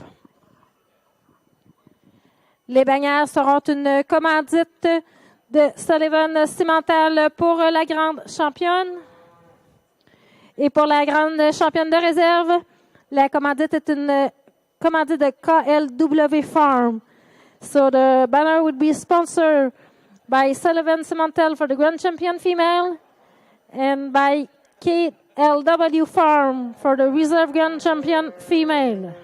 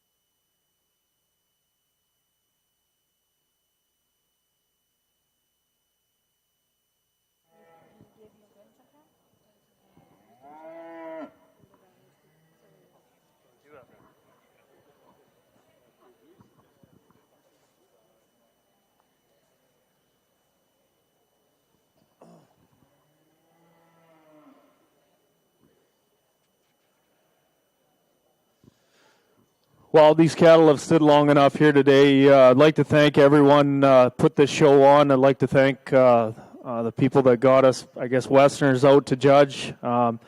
Thanks for thinking of us here. As far as the show goes, exceptionally well run. The cattle coming through this ring and the cattle we sent back to the barn. You guys got to be excited about them, excited about the breed. You know, this lineup in front of us here is a great showcase of where the breed's going.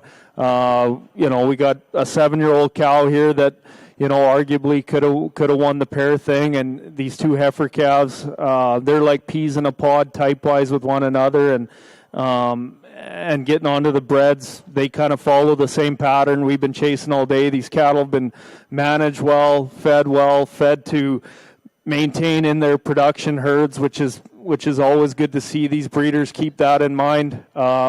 Obviously, at the end of the day, we got to make money on these cattle, and production's kind of the number one thing. These cattle got to look good and be marketable, and I think we've achieved that in this final drive and heaps of cattle we sent back. That being said, commend all you breeders. This show's gotten substantially, I think, better cattle since I was here 4 years ago, and it's fun to be a part of. So thanks, everybody. I think this will be my last time on the mic. Let's go and select our champion and reserve cow.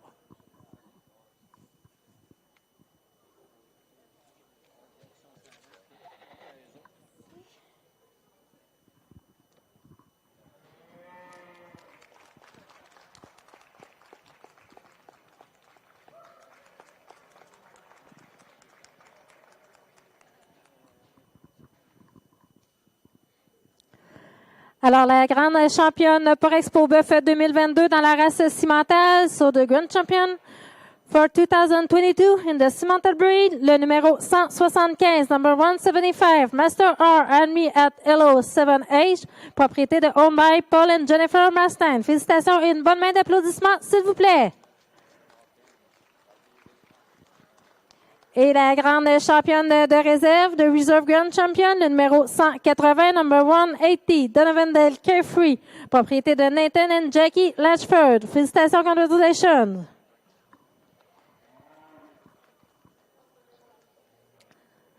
Nous allons maintenant poursuivre avec la présentation de la classe de troupeaux d'éleveurs. So we'll now end the day with the breeders or class.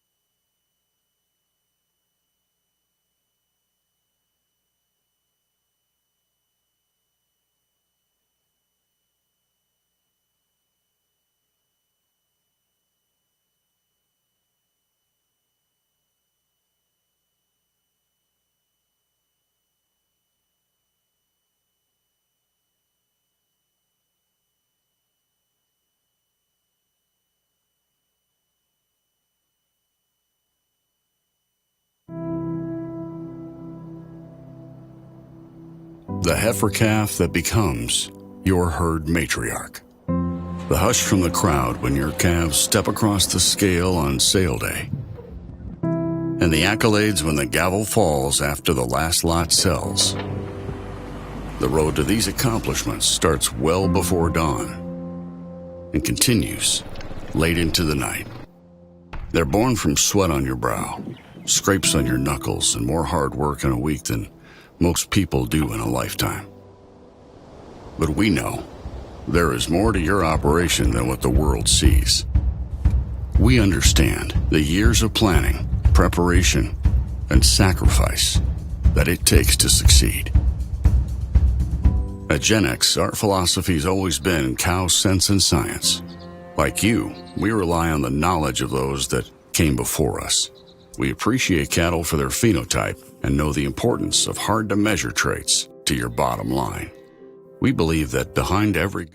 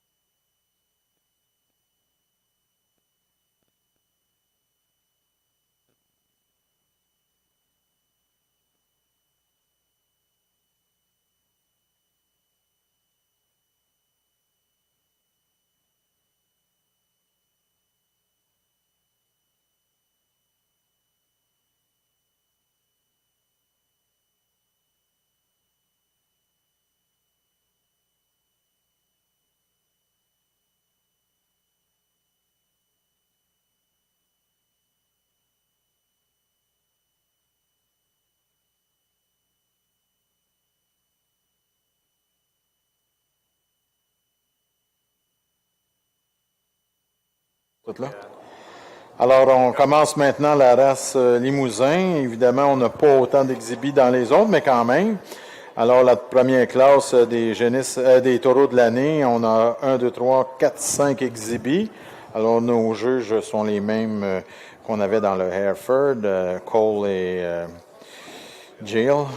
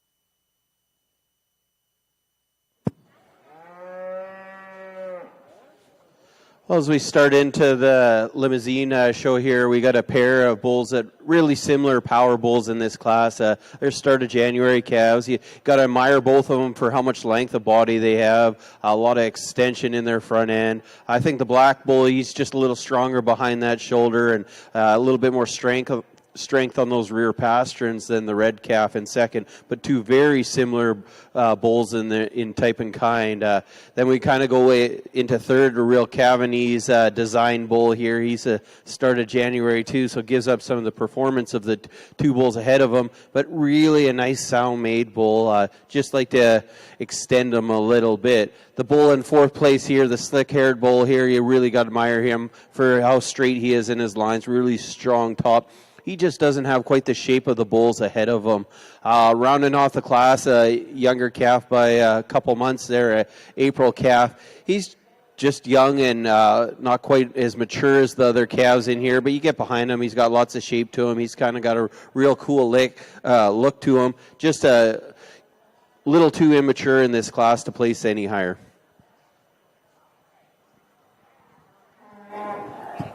Alors, premier résultat dans la classe numéro 1 des taureaux nés janvier 2022. Première position, numéro 154, propriété de Paul Homer, avec Pinch Hill Cash Money. Deuxième position, également de Paul Homer, avec Pinch Hill King Kong, numéro 153. Troisième position, également de Paul Homer, avec Pinch Hill King Ranch, numéro 155. En quatrième position de BLB Jason Brock avec Coda. Et en cinquième position de Marco Campbell avec Cosa Kaboom.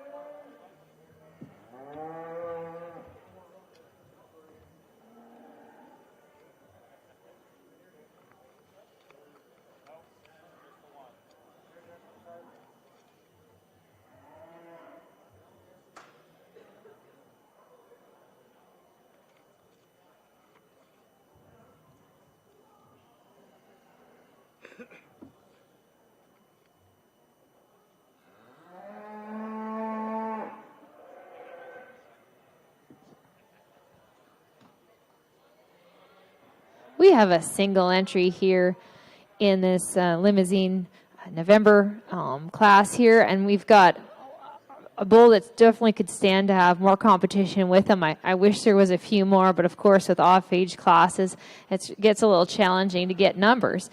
But I think, this bull for ourselves is really long-bodied. He's got some shape to him, some eye appeal, good testicular development, and a nice hip on him that you know and love about the Limousin breed. So overall, a nice individual to win this.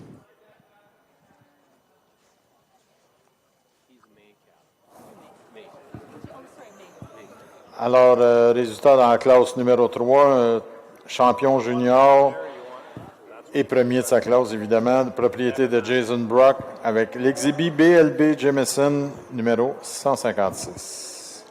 Maintenant, on va procéder au grand champion.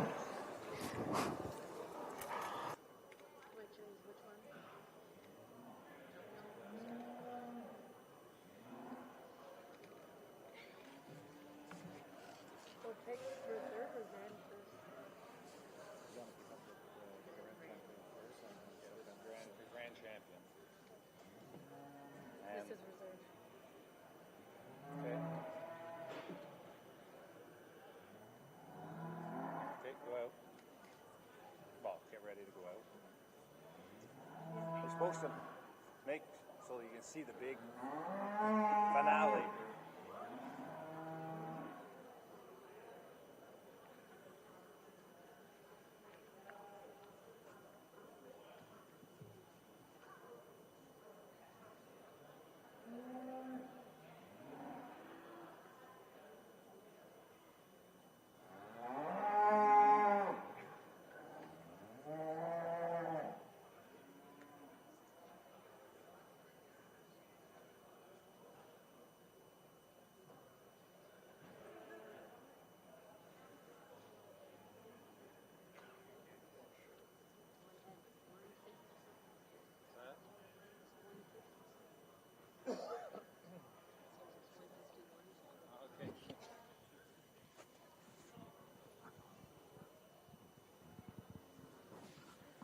Well, we get into this championship drive here in the Limousine bull class here. A smaller division, but lots of quality.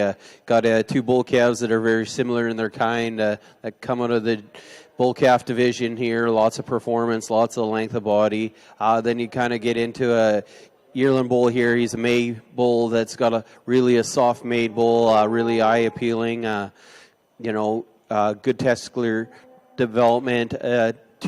A group of 3 bulls all represent the breed really well, and Jill's going to go select our Grandin Reserve.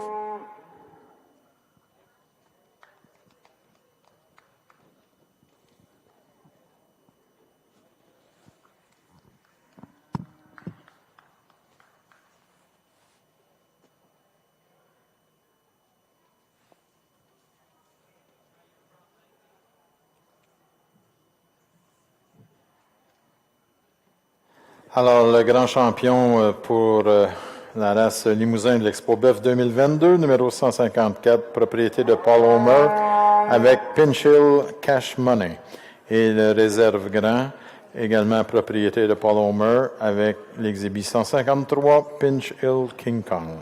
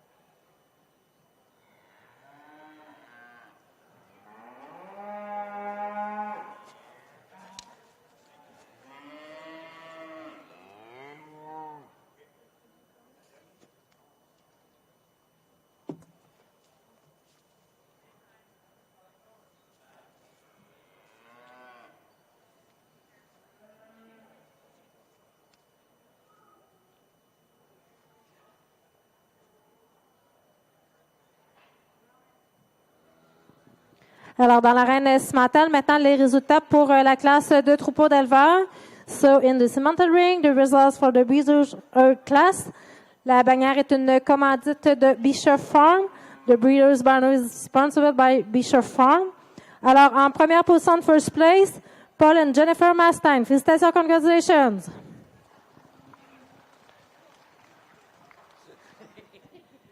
En deuxième position, second place, Tracy and Kevin McIntyre.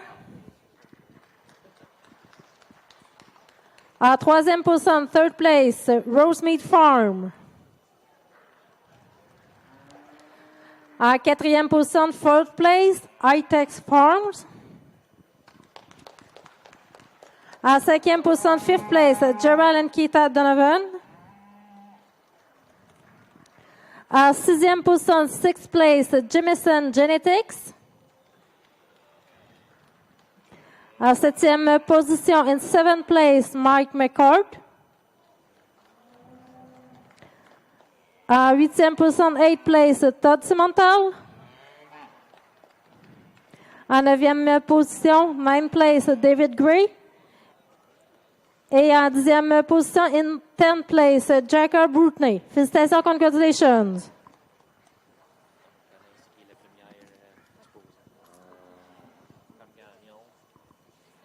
Nous voici maintenant rendus à la présentation des bannières pour cette année. So now the winners for the banners. For the exhibitor banner, was sponsored by Artec Farms. En troisième position, in third place, Donovan Farm. En deuxième position, second place, Todd Simontal. Et en première position, first place, Mark McCart. Félicitations, congratulations.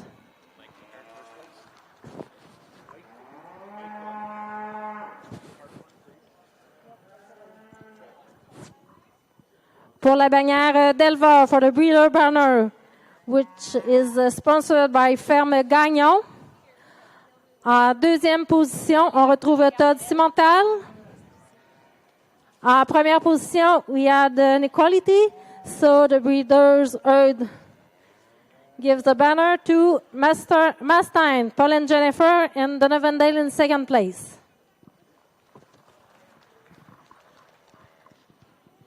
Alors, ceci complète notre jugement cimental pour cette année. Je tiens à remercier tous les exposants, notre juge, M. Kyle Lewis. So that's the end for our show today. So thank you very much to all exhibitors, and thank you to our judge of the day, Mr. Kyle Lewis.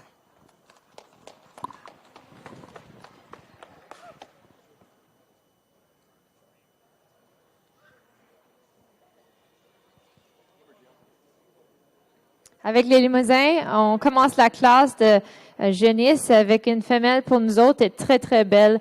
On aime comment que, ses lignes, comment longue elle est. Et aussi ses pieds et ses jambes sont excellents. Quand elle marche, on l'aime beaucoup sur la marche.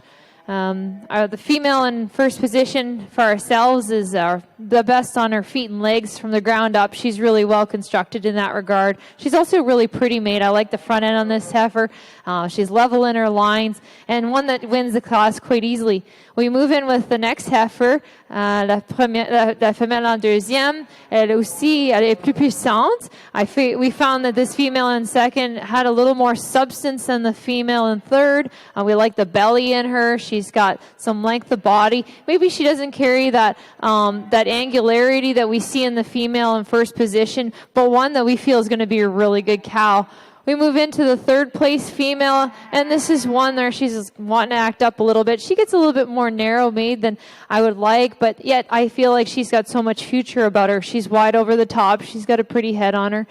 So there's certainly some future about that heifer. Then we move into a couple heifers that are very similar in their type and kind and their makeup. Of course, they're giving up maybe a little bit more age. I'd like for them to have a bit more lower third to be able to be in the hunt with the female that wins the class. And then we moved on with a female that rounded off the class, and she's giving up the age of the class, but I do like the additional lower belly that she has in comparison to the female above her. But then this young lady's doing a really nice job presenting her, so well done.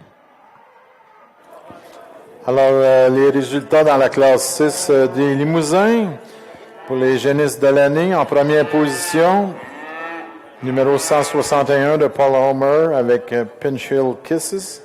En deuxième position, de Marco Campbell avec ATJ Paul Kestrel. En troisième position, chapeau numéro 162 de Paul Homer avec Pinch Hill Kryptonite. Quatrième position, numéro 160 de Paul Homer avec Pinch Hill Kimi. Cinquième position également de Paul Homer avec Pinch Hill Kendra, numéro 158. Et sixième position, numéro 157 de Marco Campbell avec Kozakati.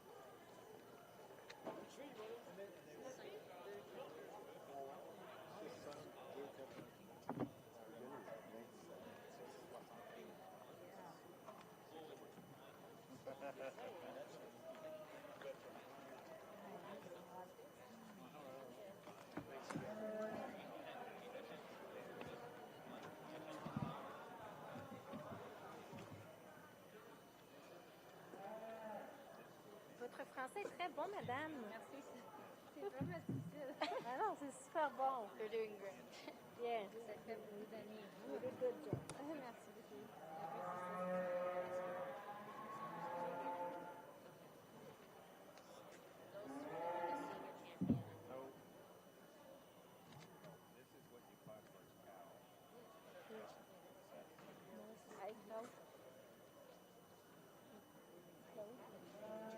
C'est ça, 2 minutes.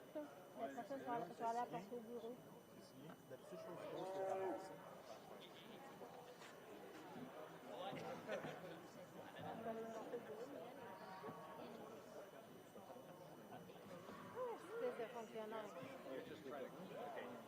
You're grouping them up that way, so you know what goes on.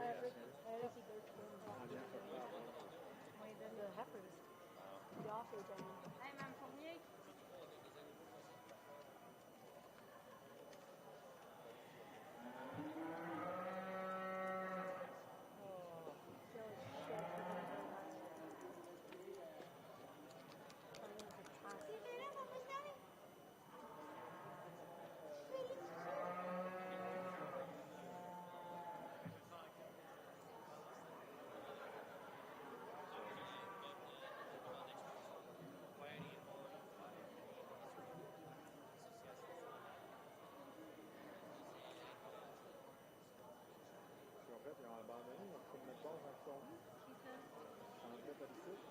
Ah ouais, Je connais le reste.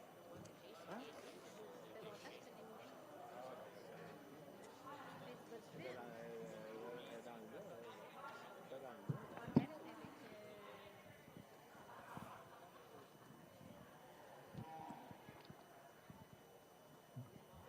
On this class of December heifers, we got a set of twins here. Very, very similar heifers, of course.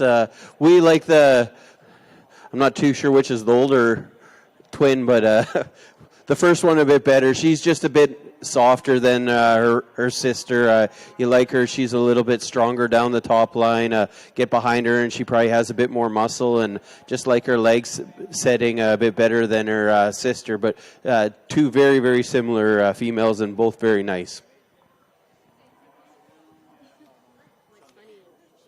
They're new to showing. Yes. What? You're a twin. Yeah, I'm a twin.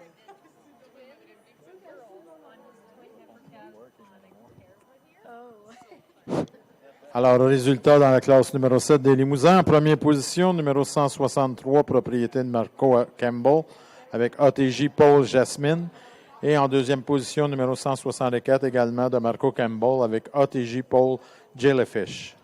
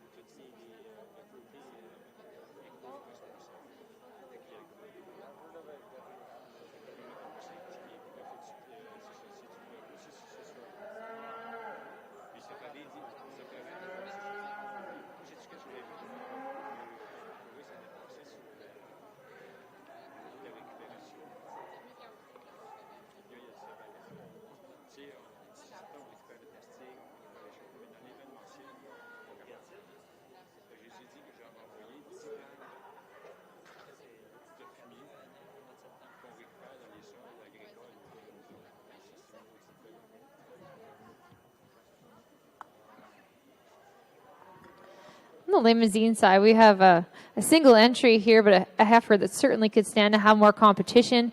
She's one that she's a May. I think she's correct in her growth pattern. I like the size of this female. She's really wide over the top. I like the extra dimension that she has over her top, especially into that rib cage. The female also has a balance in terms of the muscling that she also expresses. A female that also is quite pretty on side profile. So although there's only one entry in this class, a really pretty female to win it.